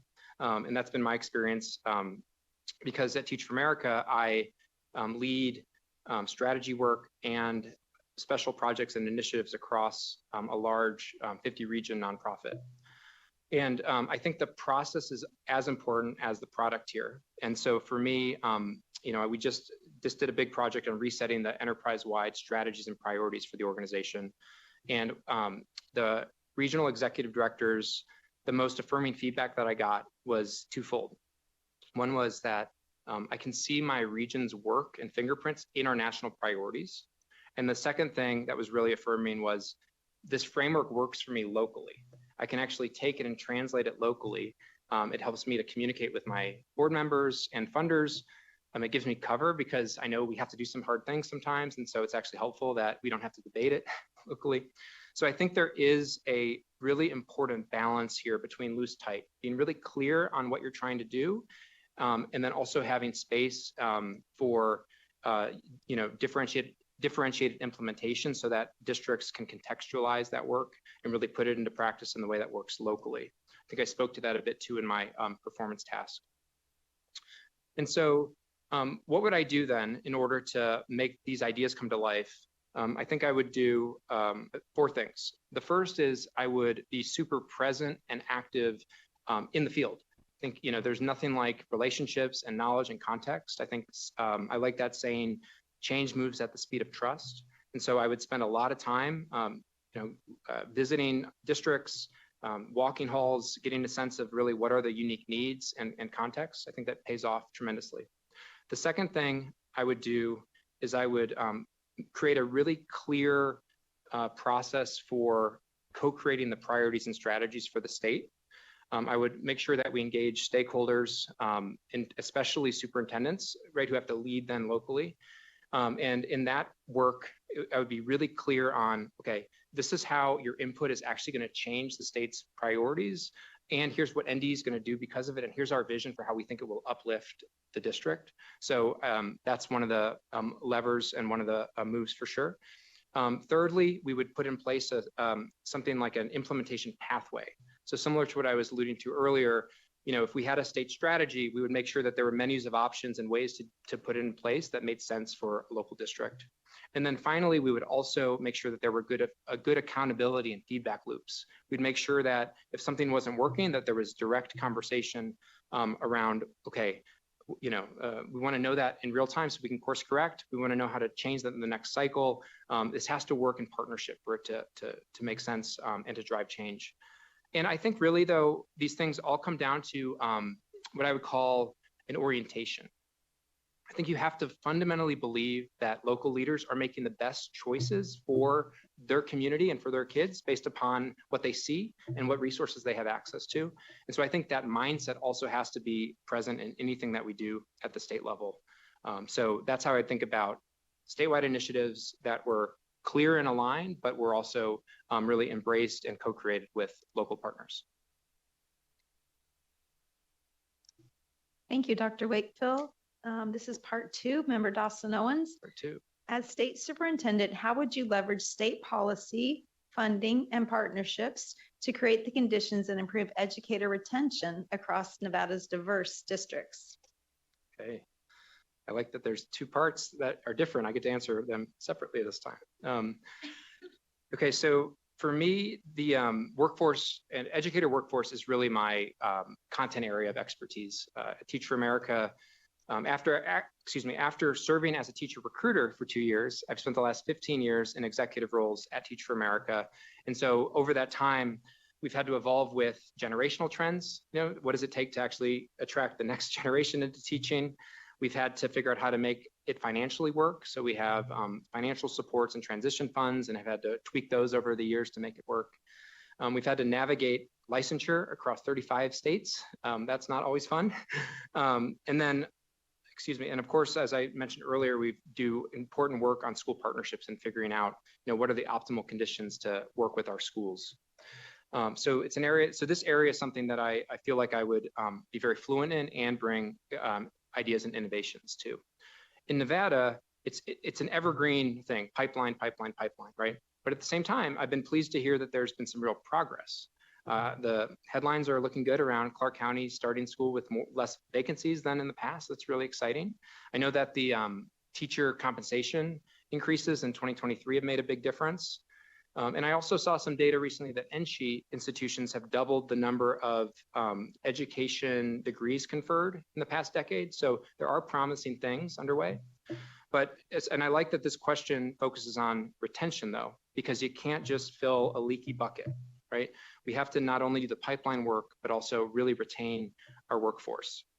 And I think that there's a couple other things at play. We need to actually modernize the teaching role in order to attract the next generation. And I think that we also have to think about teacher mental health and supports so that they're able to really be their full selves and also model the right behavior and expectations for their students. And so how would I take this on? I think first, I would continue to be hyper-focused on pipeline. Just because we see some progress doesn't mean that we should take our foot off the gas. This is the time, I think, to work with NSHE institutions and leverage that partnership, in order to make sure that they're continuing to produce a good quantity, but also for the subject areas and types of schools that have chronic needs. Rural schools, high poverty schools, STEM educators are examples of that. I also think we need better data and good data sharing so we can actually track the way that teacher prep programs, the pathways of those teachers and see which ones are producing teachers that stay in our schools, and ideally even which ones are having the greatest impact so we can go learn from that and really boost funding for those type of programs. So I think, NSHE and pipeline is really important. Secondly, we need to think about licensure and modernize that too. We need to make sure that there's good reciprocity and that we're really good at acknowledging the experiences that teachers are coming in with. I also think that we can do innovation like these stackable micro-credentials that I described earlier. I think it should be ways where teachers can maybe shift to different subject areas without having to go back and do a whole new license, for example. Thirdly, we need to support districts in order to help them fill their highest need areas. I like the differential funding that was passed through the last legislative session for Clark County. So there's actually $5,000 increases for title schools. I think that's interesting and we should learn if that's working and potentially help scale things like that. And then fourth, let's talk innovation for a second. I think we need to rethink the teacher role. There's some really interesting work at ASU about the next generation workforce. They're really questioning if it's always one teacher, one classroom. And I think team teaching models are really interesting. I've seen those work really well. And when you think about the next generation that's coming in, they value flexibility, they value voice and team and community. So I think there's just great ways that we can support schools to pilot those set of things. And then lastly, as I mentioned, we have to take on the mental health and wellness side of this. We need to make sure that working conditions are good. We need to make sure that teachers are supported to be their best selves so that they can be the best for their students. I could go on this area because it's the area I've thought about for a decade and more, but I'll leave it there before I get the warning to wrap up. Thank you. Thank you, Dr. Wakefield. Member Walker has our next question. Good afternoon. Share an example of a time when you had to make difficult budget decisions to align with strategic priorities. In your response, please describe how you managed constraints, secured stakeholder buy-in, and how your experience prepared you to navigate Nevada's unique educational funding structures and governance model. Thank you for the question, Member Walker. In my current role, I have a big focus on aligning our organizational spending to our priorities.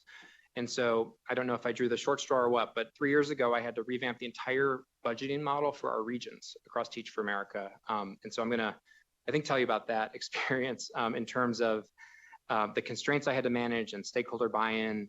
And I do think it's very applicable though, because I'll explain a little bit more. So we had determined that we needed to move our model, but we didn't want to lose some of the local contextualization and local voice that regions had really appreciated about it.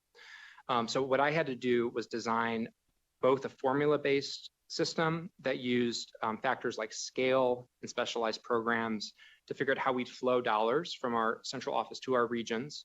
And then on top of that, we designed an innovation approach to a discretionary fund, which was almost like an internal grant fund. And this is the way that we wanted to foster innovations and also fund unique things, because not everything can be found in a formula, but we also needed to make sure that every dollar was as strategically spent as possible. And so this was challenging, and there were constraints that were both technical and adaptive. Technical, we operate across 35 states. So there's things like restricted funding, there's donor motivations, there's planning decisions, we're on a 3-year planning cycle. And then the harder part though was more the adaptive and the cultural. I learned that our directors across the country, I should have known because I'd been one, had strong feelings and attachments to the past model. And so I spent a lot of time building buy-in and helping to try to say, look, there's actually a lot of potential here. We're not trying to take away local control. We're trying to make sure every dollar is as aligned as possible. And I think the best move I made at the time was enlisting some of the skeptics to actually help us make decisions. So saying, hey, I think you have great ideas. Can you help us make the new thing? And that was, it was great because they had awesome ideas, and it was a way to make sure that, we had some real skin in the game and some ownership. And so ultimately, though, it was a success. We, in that year, whole scale, and I should have started with a little bit of the specs, but this was $150 million of our funding I'm talking about, which is it was about 2/3 of our enterprise budget. And there were 800 staff that were all in our regions at the time. And so, all these choices, of course, like any funding choices are deeply important, and they're going to be high stakes and high pressure. So I think that this experience of successfully building the new model, getting buy-in for it, committing to also improvement. So we also said, look, we have to make the change, and if there's something that's a little bit off, we will tweak that, and we will do continuous improvement cycles. I think that prepares me really well for where Nevada is for education funding right now. There's just a lot of parallels technically to the new pupil-centered funding model, where it comes to how we concentrate dollars, and when it comes to issues of equity, fairness, navigating constraints. And then I think on the adaptive side and on the cultural side, it's so important that we recognize where local voices and local leaders have great perspectives to bring to the table and to help us shape these state decisions. One thing that I want to stress is state decisions are just the start, right? So we can do all the work we want at the level of the formula, but then it's actually local decisions around how to align their spending to school strategy or to actual programs is where the rubber meets the road. And I was really reminded of that talking to principals last week for my performance task, because I heard, for example, we have the new state model, but our district funding hasn't exactly changed our model yet, right? So anyway, I love these sort of puzzles. I think it, of course, They're difficult, but I like figuring it out, but you can do much better if you do it together, right? And so for me, I think that experience of leading wholesale change, doing it in a student-centered way, and really ensuring that every dollar is absolutely used in its best way is so important. One, it helps students, but more importantly, one, it helps students, which is the most important thing, but it also helps to inspire investment and confidence, right? So that the public knows that every dollar is being spent well. And so ideally, then you can raise more dollars and have more education funding in the future. Thank you. Thank you. You've made it to the final question. This is Member Orr. How would you collaborate with the State Board of Education to ensure alignment on priorities and shared accountability for outcomes? In your response, please describe who else you would engage: students, legislators, state agencies, community, and business partners. And how would you ensure that student voice meaningfully informs state-level decision-making? Thank you for the question, Member Orr. I am very passionate about stakeholder engagement, and I also am very passionate about the role that the State Board plays, and so I'll get to that too. But I actually studied stakeholder engagement for my dissertation. So I looked at CCSD's reorganization and the experience that SOT members were having. And while there was a lot of variation, the trend, unfortunately, was that most of the self-reported experience was more tokenizing engagement and not partnership or shared decision-making. And I think that that is one of the challenges that we have in education, not just in Nevada, but generally speaking. I think a lot of times stakeholder engagement can be a checkbox activity or something where you get great input, but then you never tell the person that gave it to you how it was used, right? And so I think that it's really important that, you know, we recognize that there's an issue of not engaging people as effectively as we can. Another challenge that I see in Nevada is that it's kind of complicated. There's a lot of commissions and councils, there's the State Board, there's local districts. And so it's just hard to navigate, you know, who do I go to with this question? Who do I go to with that concern? And what I think happens is that you end up getting the usual suspects to share their perspective. And no shade there, they're amazing and do important work, but you're kind of getting the same people that know how to navigate the system giving you the same input. And so you're not often getting that student voice that's so important, or even just the, you know, frontline perspective, right, as to inform decisions. And then a third challenge I see is around accessibility. I think in education, there is often a jargon that's being used. There's also an honesty gap that's well documented where parents think that their child is on grade level. It's like a 90% average, whereas of course the actual grade level is more like 50% average. And so we have to figure out how to close that honesty gap. And I think that stakeholder engagement and communication are critical there. And so for me, I think for taking this on, I would make sure that in Nevada, NDE, that stakeholder engagement was not an afterthought or a checkbox, but was actually core to every project, every initiative, every decision. We shouldn't be setting a strategy if we don't know actually what the perspectives are from the stakeholders and from those that are going to be most impacted by it. So I think it has to be something really proactive and leading the way towards what we want to see. Secondly, I think that we have to have a clearer narrative. In education, it seems like there's oftentimes small issues that get outsized attention, and then there's big issues or new NAEP scores, and there's no clarity as to how they connect to the work or to the strategies that are underway. And so I think we need a crisp narrative where we're able to say, this is what we're setting out to do. Here's our progress towards it. Here is where we've fallen short. Here's where we're making success. And I think that that's something that NDE needs to do. And then thirdly, accountability is really big on me. And so I think I like the idea of like an annual gathering or a symposium where you can actually take stock. Here are all the numbers from the past year. Let's actually come together around them. Let's have discussions around what's working, what's not. Let's co-create solutions together.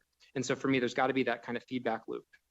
And then in terms of the State Board, I don't think it'll surprise you that I believe that the State Board plays a really, really important role at setting the absolute agenda for education policy in the state, and should actually make sure that all of the work of commissions and councils and everything else happening between sessions is kind of rolling up and is reporting into the State Board.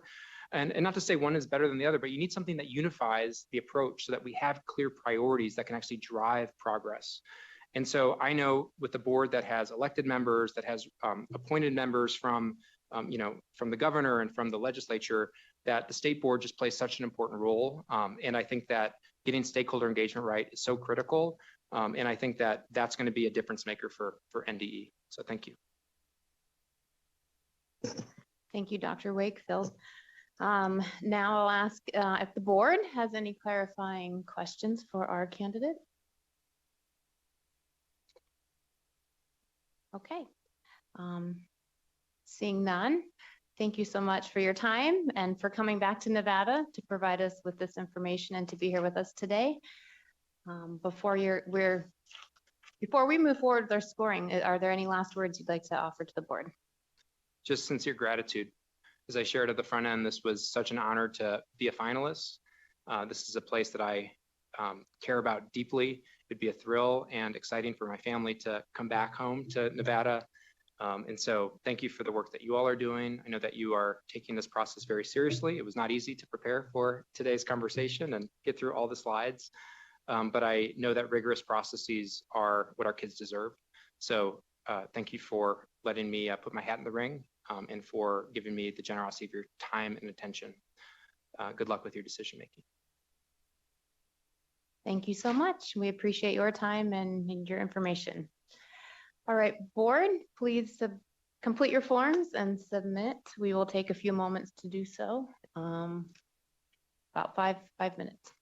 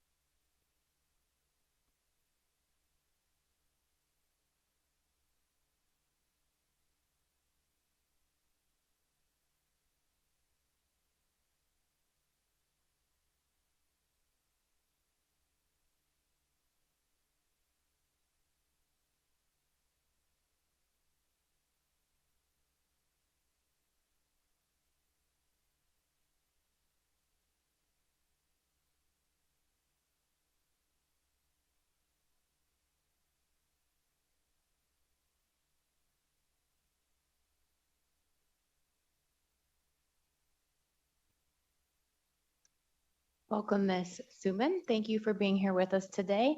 We are just waiting for one of our members to return and then we'll get started. Thanks. Thank you.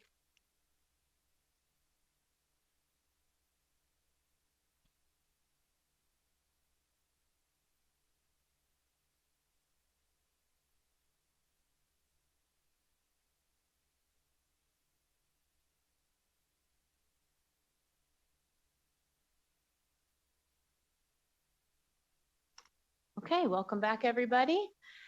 We would like to welcome Miss Amy Suman here today. Thank you so much, our final candidate for today's interviews. Ms. Suman, please begin by briefly introducing yourself and then proceed with your prepared presentation. You have 5 minutes for your introduction and 15 minutes for your presentation. When you'd like to advance a slide, please indicate so, and we will do so on your behalf. At 14 minutes, I will indicate that you have 1 minute left. And go ahead, please proceed when you are ready.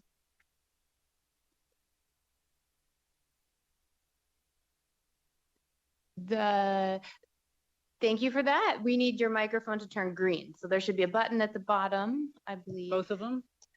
Just one. There you go. All right. Can you hear me? All right. Thank you.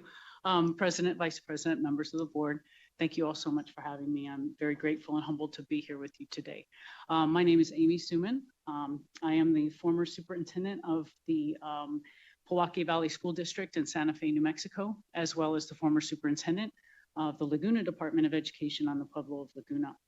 I came up through the ranks as an educator, serving nearly 20 years in the Albuquerque public schools, mostly in Title I schools.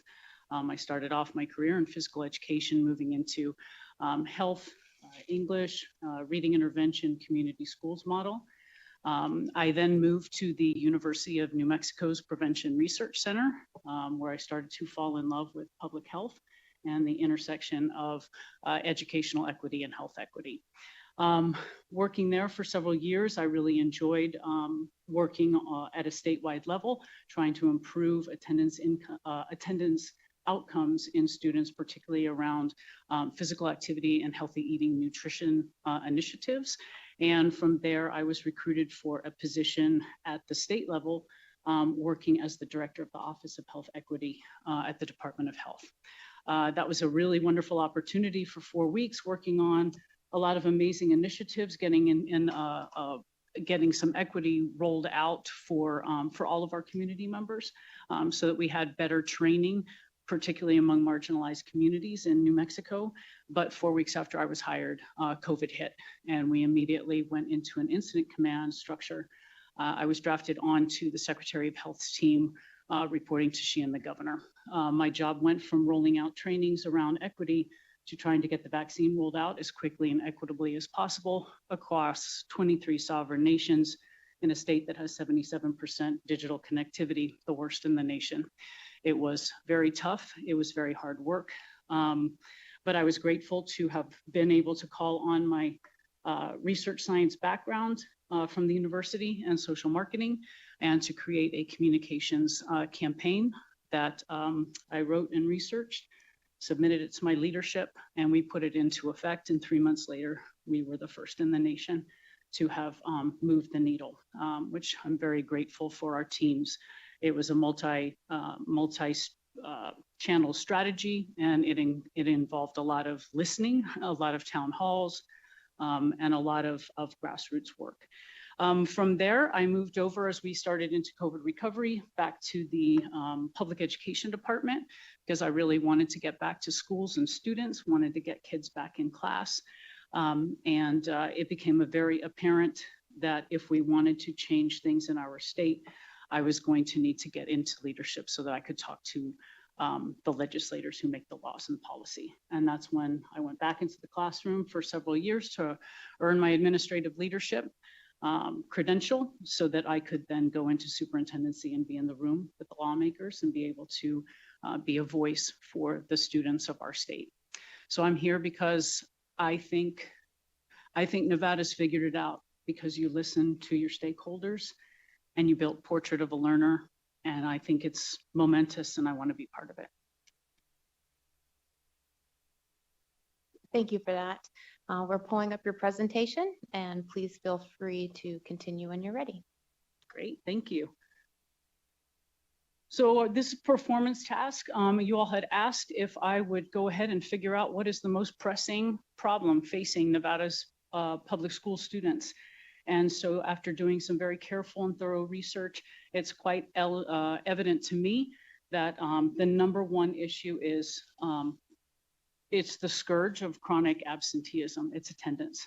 And so I would like to present to you Accelerating Student Outcomes Across Nevada, Attendance Equals Success, which is a statewide proposal to eliminate chronic absenteeism. Castellanos, thank you. So a trademark of my leadership is always making sure that we start off with acknowledging what we're doing right before we dive into things that we need to work on. It's important to address what's going well. I am incredibly impressed with the significant increases in the graduation rates among your special education cohort. Students holding IEPs and getting to completion, students living with disabilities, you have made remarkable progress in the last 2 years on getting these students across the finish line, and that's very close to my heart. Also, career technical education, 97% of your cohort has graduated. I think that is significant progress in providing those pathways to success for non-traditional students and students seeking more hands-on opportunities. And then in researching all the work that your state is doing, your commitment to mental health supports, social work, making sure your assembly bills and your Senate bills are bringing in mental health professionals to help students, I think is really remarkable. I'm most attracted though to your continuous growth. The shared leadership, the collective input, and the commitment to your equity initiatives, and that's what drew me today to be here. Portrait of a Learner is something that many states want to replicate but haven't been able to do because they're afraid of listening to their communities because it takes longer. And in researching the work that you have done to build Portrait of a Learner and the listening that went into this and the collaborations that went into this to create something that's authentic that everybody's built in and wanting to be part of, I think is really special. The fact that you changed your pupil-centered funding after 50 years demonstrates that agile thinking and that responsive leadership. And of course, Zoom and Victory Schools are a way to move forward. But we can't rest on our laurels because there's things that we need to do. And so some of the things that I would definitely want to look at as we move into the top 6 issues, obviously teacher recruitment and retention is imperative. Being in New Mexico, I know scarcity. I know the scarcity of the West, and I know what you're facing. So I think that that is the second most pressing issue. Obviously, your ELA and your math proficiency rates are concerning at 46% and 19% respectively. But your graduation rates are continue to come up, especially if we give some focus on those academic outcomes. I also think that we need to look at pre-K big time and reach out and see what we can do to recruit our youngest learners, especially knowing what we know about neuroscience and getting them ready for the next 13 years of school. I think that's incredibly important. I also have concerns about declining enrollment. Nevada has seen a 4% increase in population, but a 2% decrease in enrollment. And we know when it comes to funding, we got to get kids back in school. We got to get these kids coming back to our public school system.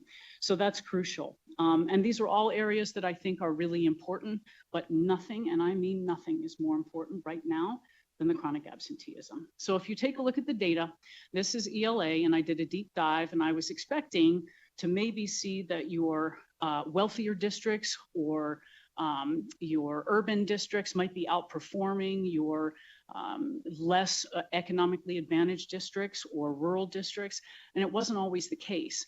What we see on this particular slide is that the schools that are doing better in all 3 levels, elementary, middle, and high school, that are doing the best are the ones that have above average rates for attendance. And if you look at the ones that are failing, you can see again that they're struggling with getting kids to school. We'll talk about that on another slide, why I think that's happening. It becomes a little bit more obvious when we look at math. Now, we know math has been declining nationwide since 2005, and Nevada has made some significant progress since in the last 2 years on the NAEP, which is great to see. However, and there's a lot more data on these because the districts were a little bit closer, and I didn't want to leave somebody off if they were half a percentage point close to each other. But here it's more obvious than ever that your highest performing districts in elementary, middle school, and high school are the ones that have kids that come to school consistently. And we can see that again, the schools that are struggling with proficiency are the ones that have the chronic absenteeism rates that are so concerning that I don't think that we could possibly buy enough interventionists or programs, because if the kids aren't there, we can't reach them. So what that tells me as a data scientist is your teachers know what they're doing. And if we can get kids in their classrooms, these kids will achieve. So to truly address the scourge of chronic absenteeism, I'm proposing a two-strategy approach. The first is the remedial piece. What are the root causes? So when a student is chronically absent, are the first steps determining why they are absent? Or do we go immediately into the punitive and the disciplinary action? What supports do the family need to get kids to school? Do you have a statewide restorative justice program? Is there mechanisms in place when a child makes a bad choice to be able to give it an opportunity to make a better choice and to heal the harm that they might have caused? This is really important to me, the equity-based rulemaking. You know, there exists a common misconception that Indigenous students, because of having the highest chronic absenteeism rate in the nation, including in Nevada, somehow do not value education. And that could not be further from the truth, having worked very closely with tribes and nations the last 7 years. Nevada is home to 28 sovereign tribes and nations on 31 reservations, and the majority of those students attend public school. I suggest and I propose that in order to support Native students who have a dual identity and walk in both worlds, and who have cultural obligations that don't necessarily align to a traditional school calendar, be granted an additional 3 excused absences per year with documentation of CIB in order to support their identity, to reduce chronic absenteeism, and as a true measure of equity and reparation. I think land acknowledgements are very important, and I think it's a wonderful thing, but I think focused, purposeful student support is an action item of great significance. Moving into, and then bullying and school violence. Is that being communicated to parents? Is it being communicated to students? With 16,000 incidents last year of school violence, is there mechanisms in place to remediate this? From the systems place, have we done a transportation audit post-COVID? Most districts have not. Are we reaching out to our kids and making sure we can get them to school, especially in those districts with high rates of chronic absenteeism? The American Superintendent Association reported that the board superintendent relationship is about #1 when it comes to a high-performing district. So are we supporting our superintendents, and are our school boards operating with oversight and accountability? Are we customer service oriented? Are we using invitational language when we're reaching out to our communities? Are we training everyone in conflict mediation and resolution and prompt response to concerns? Are we involving trauma-informed teaching training in our teacher preparation programs? Because 55% of Nevada's public schools are Title I, and we know that Title I school kids have greater problems, and they have a lot of issues regarding apathy and defiance and disrespect. And if we train teachers how to support these behaviors, we might be able to retain teachers as well. And then, of course, the environments. Administrators are the culture and climate keepers. Coming in and being visible is super important. Are we providing engagement opportunities to build trust with our families? We've done a great job in education of kicking parents out of the classroom for years and saying, oh, no, we've got it. We need to invite them back as quickly and as equitably as possible. Before and after school care and support is key, especially in Title I schools and for non-traditional families. Extracurricular activities also provide incentives for teachers to earn extra money and make kids want to come to school. And I'm a big fan of intergenerational partnerships as a strategy to reduce school violence. We also know that Nevada is home to many vibrant seniors. I see Nevada being a model for the nation in intergenerational partnerships. So now we move into the big initiative. After we look at what we can fix, now it's time to roll out the Nevada School Attendance Challenge. Every day counts.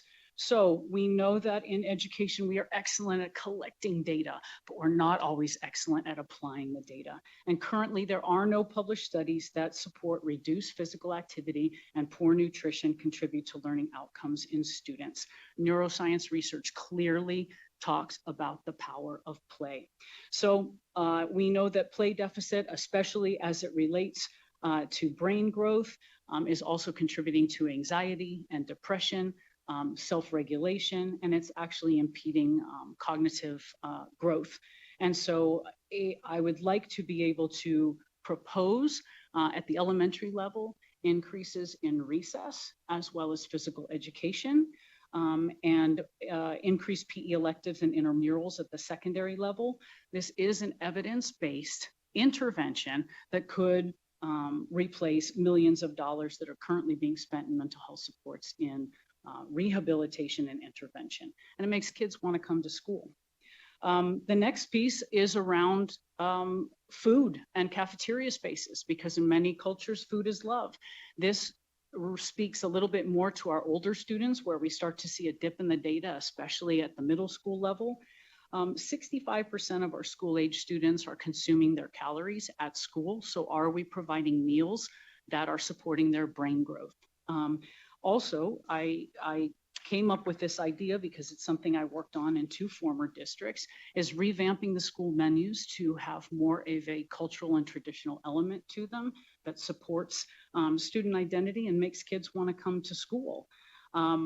Also, we know the data shows that since 2017, teens are spending their disposable incomes not on resources or material goods, but on food and beverage. So if we use that data and start remaking our cafeteria spaces into what appeals to them at these big box restaurants, with the different kinds of countertops and the multi-seating and the booths and small tables, we might be able to reach out to our students who have the one time of day to sit with their friends at lunch and enjoy some time together. And for our introverted students and our neurodivergent students, a time to recharge their social batteries. So I think that that's something that could be really helpful. I think it speaks to healthy schools, healthy communities, 2030. And I think from a social determinants of health piece, for students that are in Title I schools, they don't have safe places to play and recreate. I think this would be really powerful. So move on to the next. So I envision us using, again, a listening and focus group format similar to Portrait of a Learner, implementing a social marketing strategy, much like what I did, the work I did at the university, in order to change people's behavior, a call to action, making them want to do this. It's going to take full buy-in from everybody, and you already have that with your Portrait of a Learner, so let's capitalize on that momentum. So this is an idea of sort of a rough timeline. Legislation needs to be put into place and policies that are reflective that we need to update getting kids to school. One of the things that I would like to fix right away or edit is the language in your attendance, which I didn't see one that was passed. It's 18 years old. So I don't know if there's an updated version, but I certainly couldn't find it. But it has verbiage like control, habitual truancy, and misdemeanor fines written into it. I would like that replaced with affirmative language such as social and behavioral attendance supports. And I'd like to see it implemented statewide. Ms. Suman, you have 1 minute left. 1 minute, Yes. Then we're gonna just fly on through.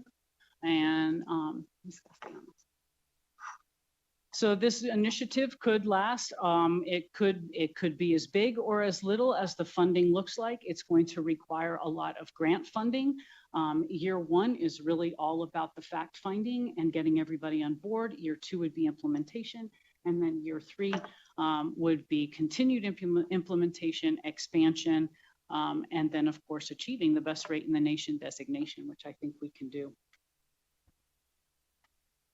So last of all, I believe these are the differences that we can see. If we implement this process, we can get kids wanting to come back to school. We can get a 95% attendance rate. And I think the entire state will be behind it. I think Portrait of a Learner demonstrates innovative thinking. I think this is exactly the kind of initiative that we need. We know this calls on classic educational theory as well as community participation. Those are shown to be the best practices. If we're talking about holistic education, then in the great words of Maya Angelou, we should, when you know better, you should do better. And I think we can do better together. So thank you all for the opportunity to present to you today. My name is Amy Suman, and I thank you for your attention because I'm sure it's been a long day. Thank you. Well, we thank you for your presentation and the attention and the time that you put into it. We will now complete our rating, our rubrics. Will you take a drink of water, and we'll be right back with you. Thank you.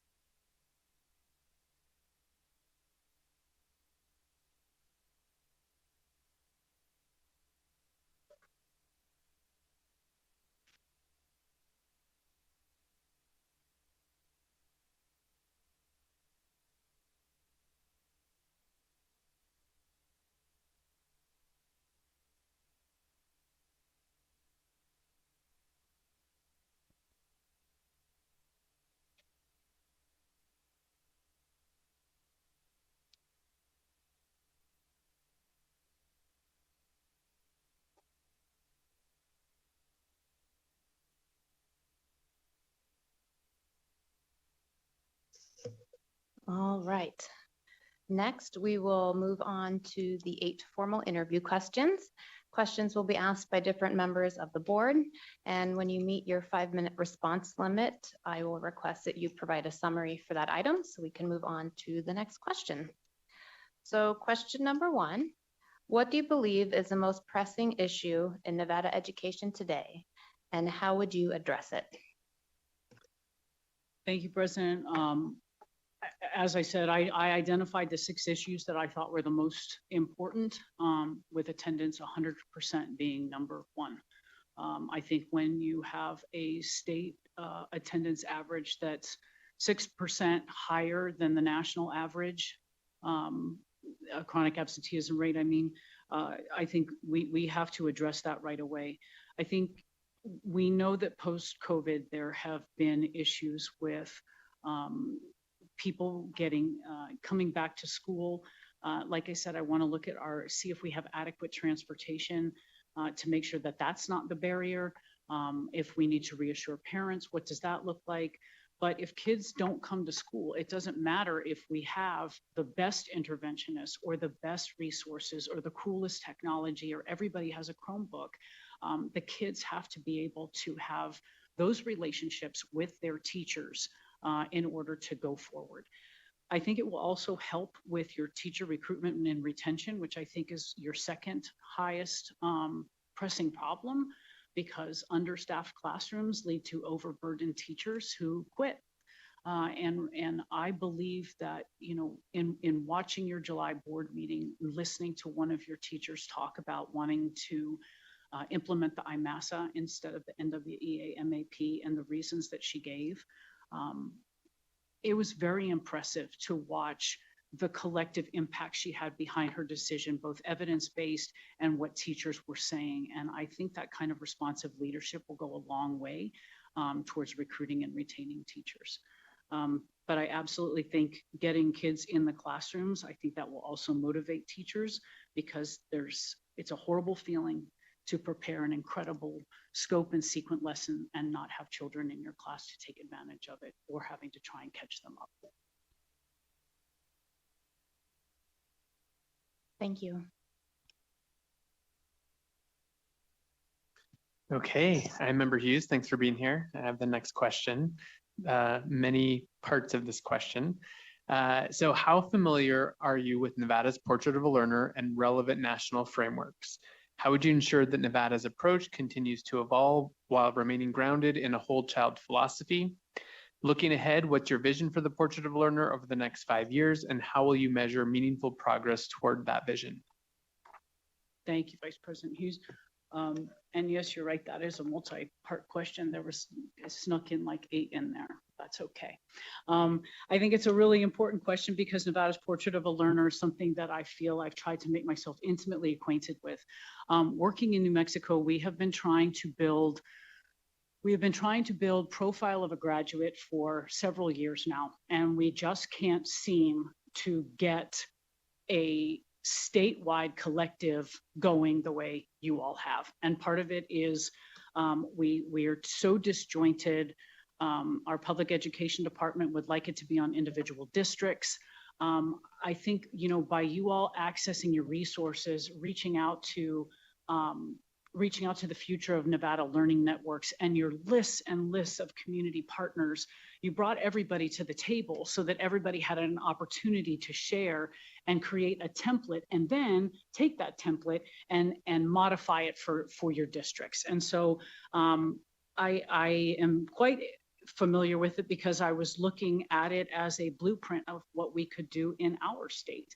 In preparing for this work, I just think the 10 durable skills that have been identified in the 4 competencies, I think providing a micro-credential for teachers to earn so that they can not only become competent, but be experts in this and make sure that it's being implemented, I think is innovative. When it comes to remaining grounded in a whole child philosophy, this is one of the first states where I've actually seen health equity forged into an educational curriculum. And I think that's exciting. I think that's where we need to be going. So as far as, I think it's tied into the WSCC model, right, that came out in 2015, which is best practice from the CDC on how to incorporate these essential services for students.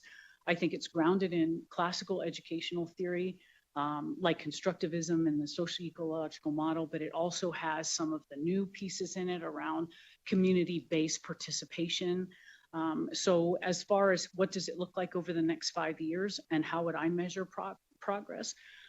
Your teachers are doing the work, your administrators are doing the work. I think checking in with them and asking, how is it looking? Let's do some surveys. Let's do some focus groups. What do you think's working? What do you suggest that we do to tweak it? Because they're the experts, they're the boots on the ground. So I think, how would I measure meaningful progress? I think we would obviously need a data-based approach, right? Are we moving the needle in things like ELA and in math? Are we getting more kids in CTE? What are our graduation rates doing? And then something that's really important to me is getting pre-K. We've got to get kids primed to come to school for the next 13 years. So I would also think that an offshoot of this could be a portrait of a preschool graduate. What does a child before they come to kindergarten need to have in order to be the most successful and hit the ground running?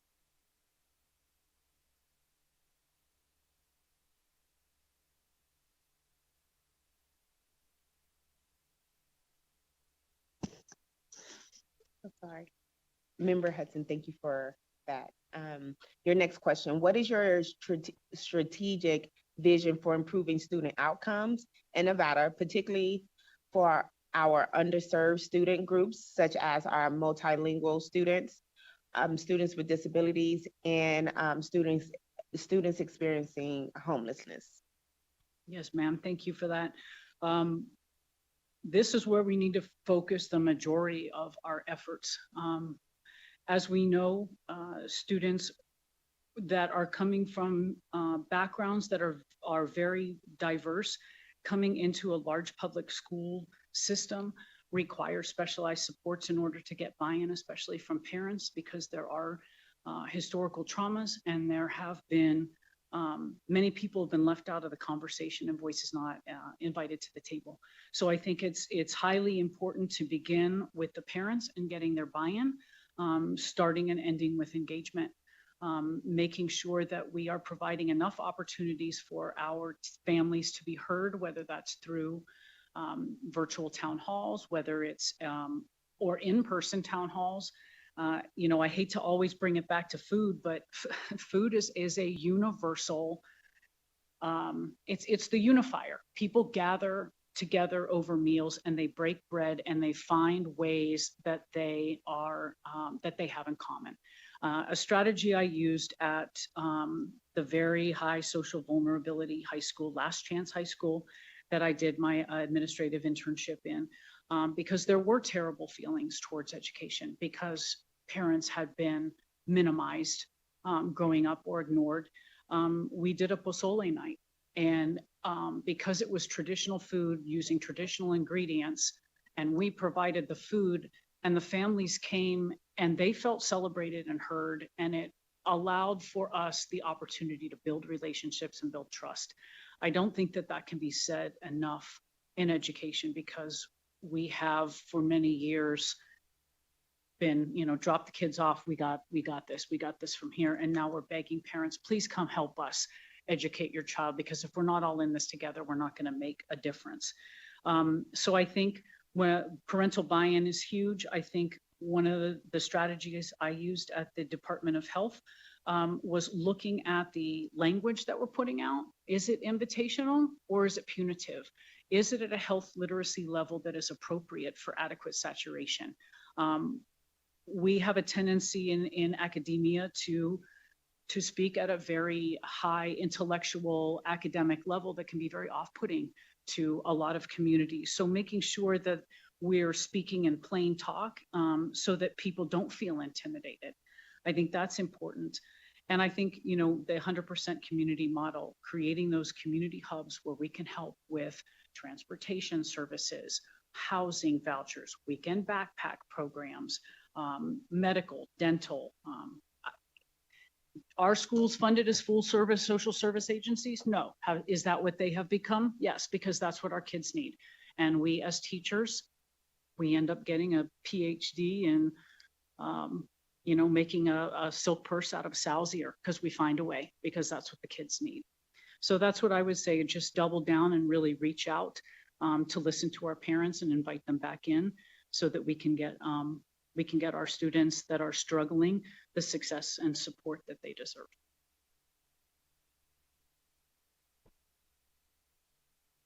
Member Land, for the record, thank you for your answer. So your next question will be, describe a time you led a large-scale effort that significantly improved student outcomes. What measurable results did you achieve? What strategies did you use? And what was your goal? How did your efforts close achievement gaps across various student subgroups? Yes, ma'am. Thank you for that. In preparing for this particular question, I tried to think what was the most relevant example, especially to what I perceive to be the most pressing problem. And I think it's the work that I did at the University of New Mexico's Prevention Research Center as Metropolitan Coordinator for the Eat Smart to Play Hard program, which was a social marketing campaign, a grant-funded program in conjunction with WIC, CDC, USDA, and a couple of other agencies. And the goal of the program was to create movement opportunities and healthy eating choices. It was primarily aimed at Spanish-speaking, recent immigrant, and tribal students. And it was rolled out mainly at 3rd and 4th grade, though we were also working on a teen aspect of that. During the time that I was on the project, obviously I'm passionate about the work. So I was able to grow that program from 4 schools to 16 in the 2.5 years, which got our outreach all across the state, including in rural and tribal communities. What we saw is the kids that were participating in Eat Smart to Play Hard got excited by it because there was more movement opportunities and they charted it, and there was a healthy snack program attached to it. And so we actually saw that there was better, we had better attendance with the students that were participating in this than the students that weren't. And that started really thinking, well, why is that? Oh, because kids are happy, because they're getting to play, because their brains need to develop. And we've taken that away in favor of rigor, but we don't have any published data or evidence to support that taking away physical activity and denying healthy foods has produced corollary increases in student outcomes. So my role as Metropolitan Coordinator was to roll out this program, to individualize it and personalize it for each community. We built a playbook, so it had a literacy component that the kids had. It had traditional foods, it had traditional language and culture for our tribal communities. And what we saw were kids really excited and intentional about moving their bodies and choosing healthier things to fuel their bodies with. So that's something that is what I would share, because I think that that's the way forward to get kids excited about going back to school and improving our learning outcomes.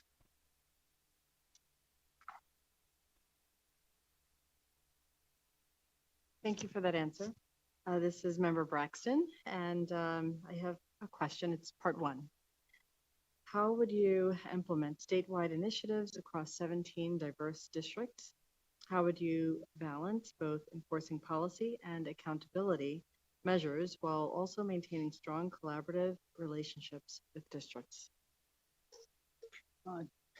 Thank you, Dr. Braxton. So statewide initiatives across 17 diverse districts. So you've got 3 urban districts, you've got 3 rural districts, and you've got 11 frontier districts, which are ultra rural. It's very similar to the population of New Mexico, where we have 27 of our 33 counties being rural or ultra rural. So I'm quite familiar with the challenges in digital connectivity, in language barriers, and in talking and listening to diverse populations. So I think, first of all, figuring out who are our players in each one of those districts, utilizing that grassroots approach, relying on our leadership in those districts.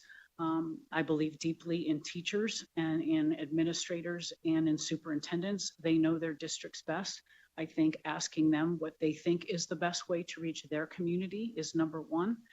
I also think it's just important to, I would rather be accused of killing people with communication than have people wondering, well, why are they doing that? I think it's incredibly minimizing, especially to teacher professionals, to say because that's what the legislature said or because that's what the law said. If people understand the reasoning and the thought process behind why a rule or a policy or a protocol is being initiated, they're more likely to get behind it and being treated as professionals is always ideal. The other part, I would just say, I call it the 3 Fs, fairs, festivals, and feasts, showing up. In leadership, it's important that you are at places where your community is gathering. That is where you're going to do your best qualitative research, because people will come up and say, can I just talk to you just first? Absolutely, and that's where you're gonna find out what's working and what's not. So I think showing up and being there, going to the different districts, going to the different schools, and putting in the face time is really important. As far as accountability, while maintaining strong collaborative relationships, again, always inviting everyone's voices to the table. This is something that in my most recent school district, there had been such a breakdown of communication prior to me getting there, having them been without a superintendent for a while. There was great mistrust. And so just building back by inviting people to meetings, and I admit it, I fed them. They knew that breakfast burritos and coffee were there, so they showed up for the meeting, and then we could talk and really get everybody on board.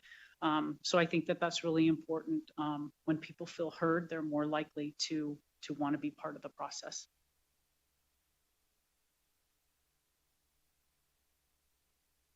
Thank you so much. This is the second part of that question. As State Superintendent, Ms. Dawson-Owens, Member Dawson-Owens, as State Superintendent, how would you leverage state policy, funding, and partnerships to create the conditions that improve educator retention across Nevada's diverse districts? Thank you, Member Dawson-Owens. I think, again, this is one of those answers that's probably going to come from the people themselves, asking our teachers, what do you think would make your job, make you happier in your job? What are some ideas you have for strategies for recruitment and retention? We can always look at what the data says, and I can look at my own personal experience, but I think asking first. When I was working on the Pueblo of Laguna, I showed up several years prior with the Department of Health on a teen outreach campaign in which we were working on healthy relationships and pregnancy prevention. And I showed up with a team of epidemiologists, and we had all this beautiful data. Oops, sorry. We had all this beautiful data, and we presented to the tribal council and the community this wonderful idea about how we were going to roll out this incredible initiative. And at the very end of the presentation, an elder in the back raised his hand and he stood up and he said, have you thought to ask the Laguna Acoma people what they think they need? And we were like, oh, no, we didn't do that, did we? And it was a really humbling moment in my career, but it was a turning point. That really the solutions often lie with the community members themselves. So that would be, step one. What do you think we should do? After gathering that data, then we can bring in what are the evidence-based solutions that might work. A short-term solution that we use frequently and that I have had to use several times in New Mexico that has been very effective, and it's short-term, is the J1 and HB1 visa holders. They are highly educated teachers that have to have a master's degree and have to have 2 years of exceptional evaluations to even be considered to the program. It is a short-term solution to a hiring problem. But again, making the teaching profession, elevating it to what it needs to be. And you and I and everyone in this room knows that when you pay people well, they are more likely to stay. So working on that.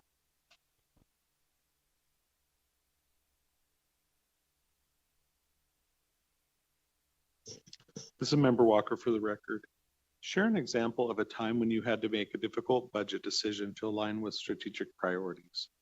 In your response, please describe how you managed constraints, secured stakeholder buy-in, and how your experience prepared you to navigate Nevada's unique educational funding structures and government models. Thank you, Member Walker. Well, I think as a superintendent in a state that is ranked 50th in education and in child health for the last 10 years, difficult budget decisions are what I would have to do every day because there's never enough resources for all of the things that we need. So one of the ways that I would make decisions, for example, in my most recent position as superintendent of the Milwaukee Valley School District, our schools are falling down around themselves, but we have a funding formula in which we can't really alter the physical structures of the schools, or we get knocked to the bottom of the priority list to build a new school. So that's really very, very upsetting because when the roof is leaking, when there's mice in the walls, the kids need a safe space. The teachers deserve a room that has heat and air conditioning. But one of the things that we were working on was building a new school, and that was something that I inherited. When I got there and really did a deep dive into our budgets, it didn't look to me like we had the money. It looked to me like there was a $5 to $12 million shortfall based on what had been projected, and then the interim and the cost that had skyrocketed in between. So having to sit down with the board and then doing a deep dive into our data and seeing that we had had a 13.2% decrease in enrollment over the last 4 years, which they were unaware of. And like you, like Nevada, the funding formula that average daily attendance is your base rate. So knowing that we had dropping attendance, knowing that we didn't have the money and we're going to have to go to bond, and the amount of bond that we were going to have to ask for meant that we weren't going to be able to ask for any more money for 8 or 9 years. It was a really tough time to have to tell a board, I don't think this is financially what we can do right now. I don't think it makes sense. I want the new school. I want it for the kids and the teachers, but from a financial responsibility place, we can't do this. And so that was tough. I had to bring in, I chose to bring in the budget analyst as well as the bond folks to help scaffold the conversation. And that might have been part of me just not wanting to get shot as the messenger, but I thought it was really important that they hear it from the other financial professionals that this isn't something we can consider right now. It's something we might be able to consider in the future. So when we look at our strategic plan, we need to talk about that later. So that would be a place that I would talk about that. And then the second example I would give really quickly is when we built the budget, and I did this at Laguna too, I put out surveys so that people feel they've at least been heard. Where do you think we should spend the money? If you're choosing that you want high quality teachers, then you're also choosing that we are raising salaries. If you're choosing that you want technology integration, then you're also choosing that we're going to put some money into AI and into computer technology and whatnot. So I think it's important to have some evidence that you ask the questions and you can say this decision was made by you. Here's the data on it. Thank you. This is Member Orr, excuse me. How would you collaborate with the State Board of Education to ensure alignment on priorities and shared accountability for outcomes?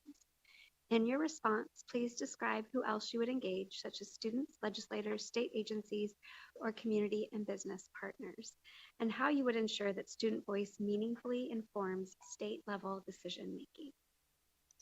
Thank you, Principal Orr, right? Thank you for that. Obviously, collaborating with the State Board of Education, you all would be my bosses, and therefore I'm accountable to you.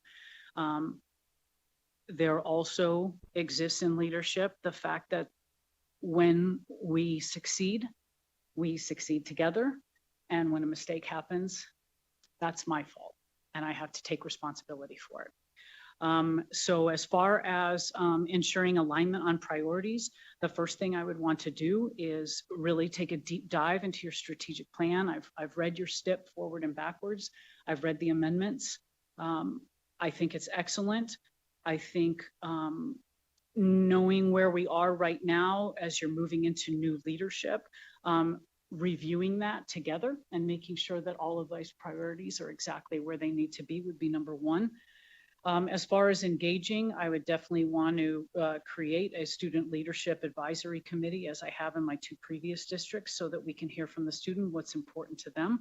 Something that I found really interesting at my former district is how many of the students talked about curb appeal. They didn't use the word curb appeal, but they were like, our school doesn't feel like we want to come here. I mean, look at that and look at that. And you know, they tend to be negative. I mean, as teenagers, they're lovely, they're wonderful. But the bottom line was they knew what they wanted from their school. They wanted something that was appealing and made them feel proud.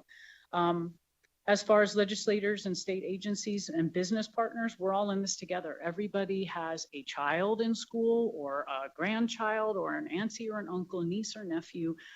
We all have that common value of wanting the very best for our children. And so I think the more opportunities where people can come together, you know, you already did it with Portrait of a Learner. You know, for incoming leadership, you all have laid out a red carpet compared to other states. A lot of the work has already been done. Your next leader needs to come in and be ready to capitalize on that work. The last piece I would say as far as stakeholder engagement and communication, and I believe I watched your July board meeting from start to finish because I wanted to see how you all as a board communicate. And I didn't see that you always agreed, but I saw that every time you disagreed respectfully and you dissented respectfully. And that isn't the case in a lot of boards. And I appreciate that because I invite dissent. It makes me rethink what I was trying to do in the first place. Maybe somebody has a different perspective. So I would like to be surrounded by people who challenge my thinking so that I can decide how important it truly is. I think the other piece in watching that meeting is just seeing how I think that Nevada is on the precipice of something really huge that can be a model for the rest of the nation. I think you're a small enough state to do this work meaningfully, but you're a big enough state to have impact. Right now, you're sitting at about 17th in the nation, but you're also 45th in the nation or so for student spending. I'd like to work those legislatures a little bit more and see if we could get a little more funding towards our students for some intervention and really double down on our pre-K enrollment. I see Nevada marrying educational equity and health equity in a way that other states aren't anywhere near at this time. And I think that that's really exciting. So in ensuring that student voice meaningfully informs state level decision-making, yeah, listening to your communities, making sure you're demonstrating responsive leadership and it's not a personal agenda. Wonderful. Well, thank you, Ms. Suman, for responding to our 8 questions. We appreciate your responses. I will open up to any clarifying questions that the board may have. Okay, seeing none. On behalf of the board, I would like to thank you for your time today and for your interest in serving as the next state superintendent of public instruction. Do you have any closing remarks for the board before you leave here today? I am curious when you want to staff this position.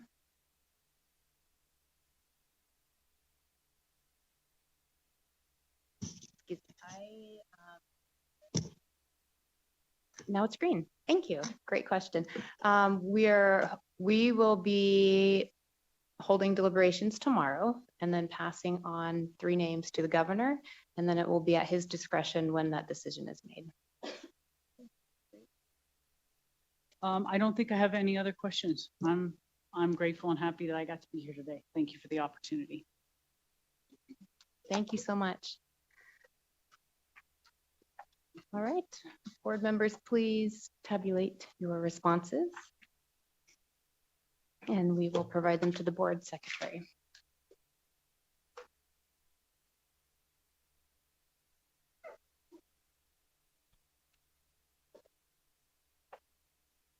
Madam President, am I excused? Forgive me, yes. And thank you so much for traveling to Nevada and for your time with us today. Thank you.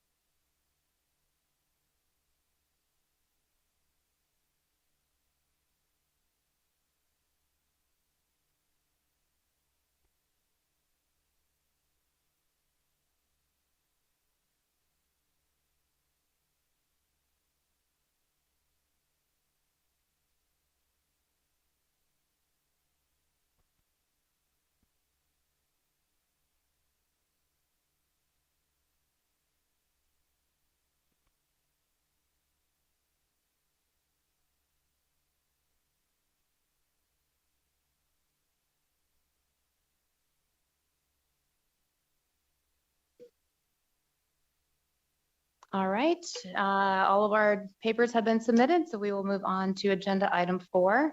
I will now open public comment period number 2. Each speaker will be limited to 3 minutes and time will be monitored by Vice President Hughes. Written public comment may also be submitted to the board secretary at nvboarded@doe.nv.gov. Our secretary will read public comments into the record with a time limit of 3 minutes for those submitted online. If the comments exceed 3 minutes in length, excuse me, the full text will be entered into the record and circulated to the board. Please note that public comments submitted after the board has officially adjourned will not be included in the record. Comments can also be submitted by calling 669-900-6833 or 888-475-4499 with a meeting ID number of 865-118-1570, and there is no passcode. At this time, we will begin by taking public comments in person, and we will begin in Carson City. Are there any public comments up north? Madam Chair, there are no public comments in Carson City at this time.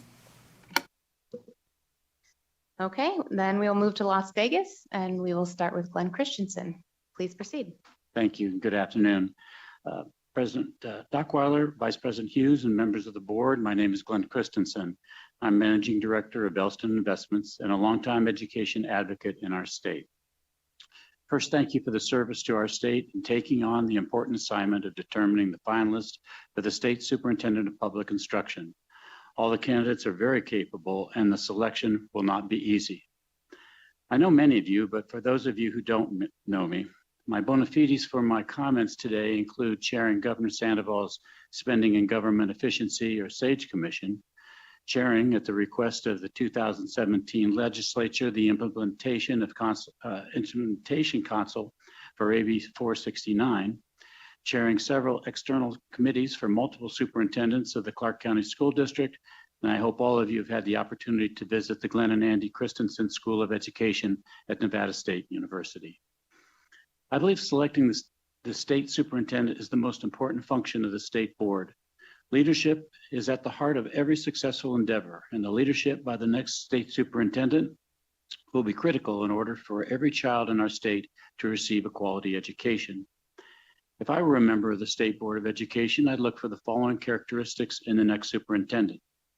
Obviously, someone who is smart, but not just book smart. Someone who can articulate the challenges in pre-K through 12 education in a way that makes others want to help. Someone who can articulate possible solutions to those challenges besides just asking for more money. We already know we need more money. And someone who has operational experience and managed an organization. One thing I'd struggle with is the age-old challenge that we have here in Nevada.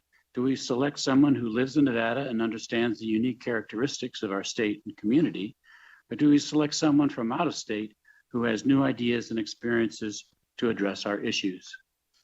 One candidate that has all the characteristics I outlined above is Victor Wakefield, which is why I urge you to forward his name as one of the candidates for the governor's consideration for the state superintendent role. My wife Andy and I worked with and supported Victor when he headed up Teach for America here. Victor is a forward thinker, a problem solver, and is passionate to help kids get a great education. We were sad to see Victor leave our state. We are now excited about what experiences he could bring back to Nevada. I know you would enjoy working with Victor, and I believe he would do a great job for the children of our state. Thank you. Thank you for your comments. Seeing no additional public comments in person, we'll move to online. Madam Secretary, have any comments been submitted online? We have 2 public comments submitted online. I'll go ahead and start with the first one. Good morning, President Dockweiler, Vice President Hughes, members of the board, and Superintendent Canavero. My name is Poonam Mathur. Thank you for the opportunity to offer an enthusiastic recommendation to advance Dr. Victor Wakefield in this critical selection process. I have worked with Victor since 2011. We met at Teach for America, Las Vegas, where I watched as he took what was essentially a startup operation and led it through a period of rapid expansion and impressive success. Then I worked closely with him in his role as member of the State Board of Education and watched as he successfully leveraged his statewide relationships, credibility, and knowledge to help build in and steward implementation of significant education reforms. More recently, I have cheered his ascension into the national level and witnessed his professional evolution and impact as he has continued to refine his system level leadership skills and chisel his extensive capabilities. Beyond impressive credentials, I believe Victor possesses personal attributes that Nevada needs in NDE's next leader. Victor is a listener, a deep thinker, and a gifted communicator. He is an innovator and dedicated, and also getting the details of implementation right. He is an authentic collaborator. He operates with urgency while exercising the patience necessary to pace for the long game. He cares about data and his practical implications. And maybe most importantly, at his core, Victor is an educator with an belief in potential of every child and an unshakable resolve to deliver results on behalf of all Nevada students. President Dockweiler, to step back for a moment, it was a personal and professional privilege to have ridden sidecar with Elaine Nguyen for the nearly 8 years she sat in your seat. During those years, Elaine and I, heartened by the leadership demonstrated by our governors and legislator, your predecessors, including Victor, and all of you to place Nevada on what she believed was a path to a better tomorrow. Most of all, we were optimistic that after decades of pursuing silver bullets until they tarnished, Nevada became making real strides in taking the long-term strategic, multifaceted, and data-informed approach essential to creating transformative and durable change in outcomes for Nevada's children.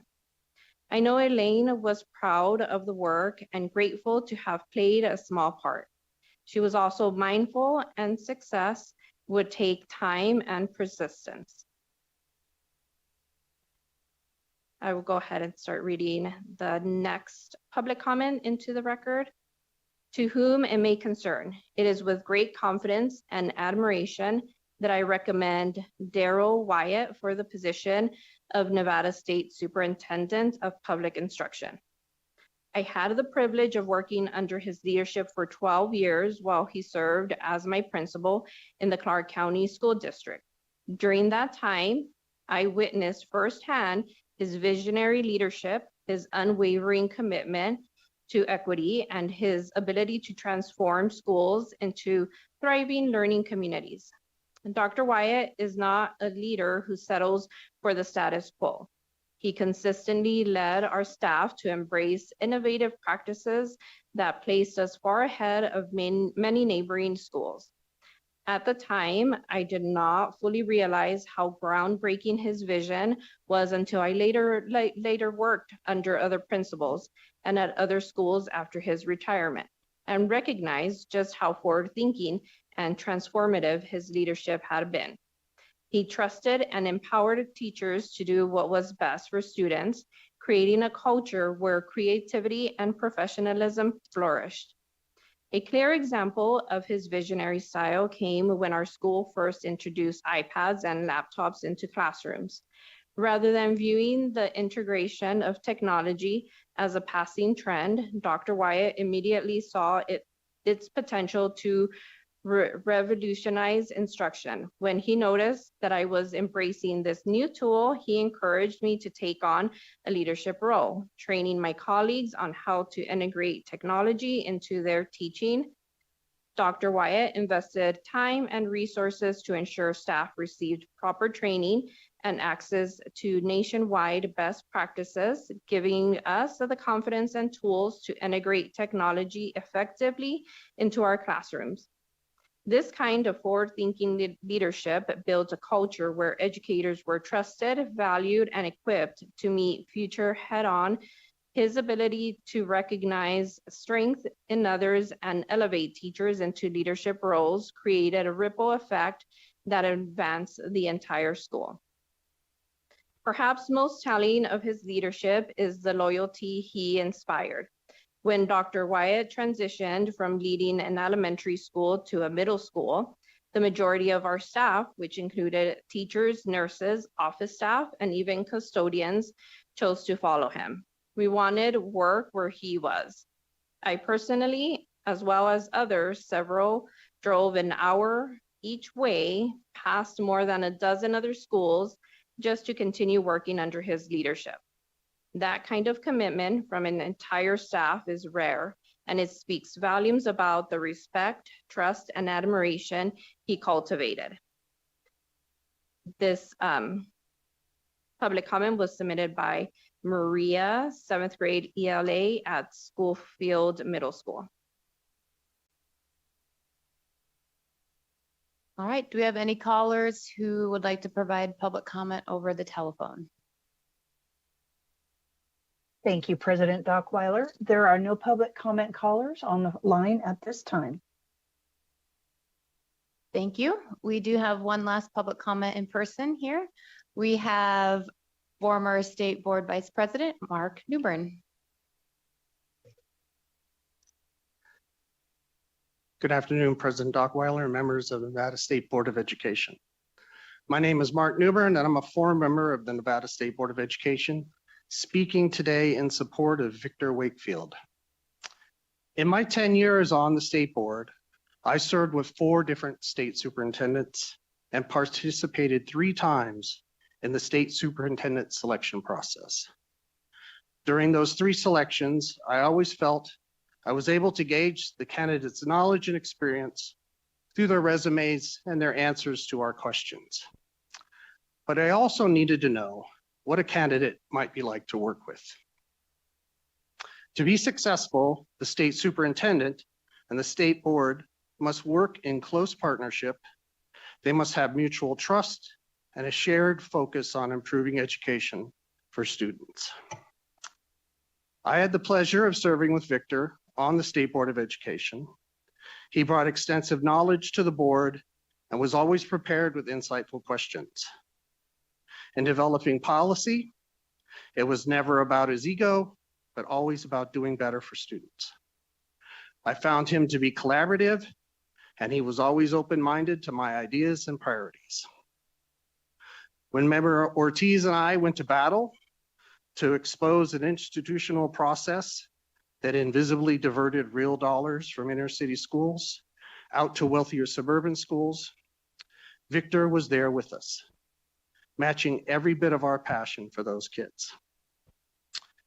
I believe Victor's time on the State Board of Education gives him a unique insight into the importance of the partnership between the State Board and the State Superintendent.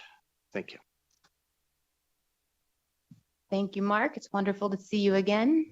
Thank you for being here. And thank you to all of you who attended today's meeting in person and who followed along online.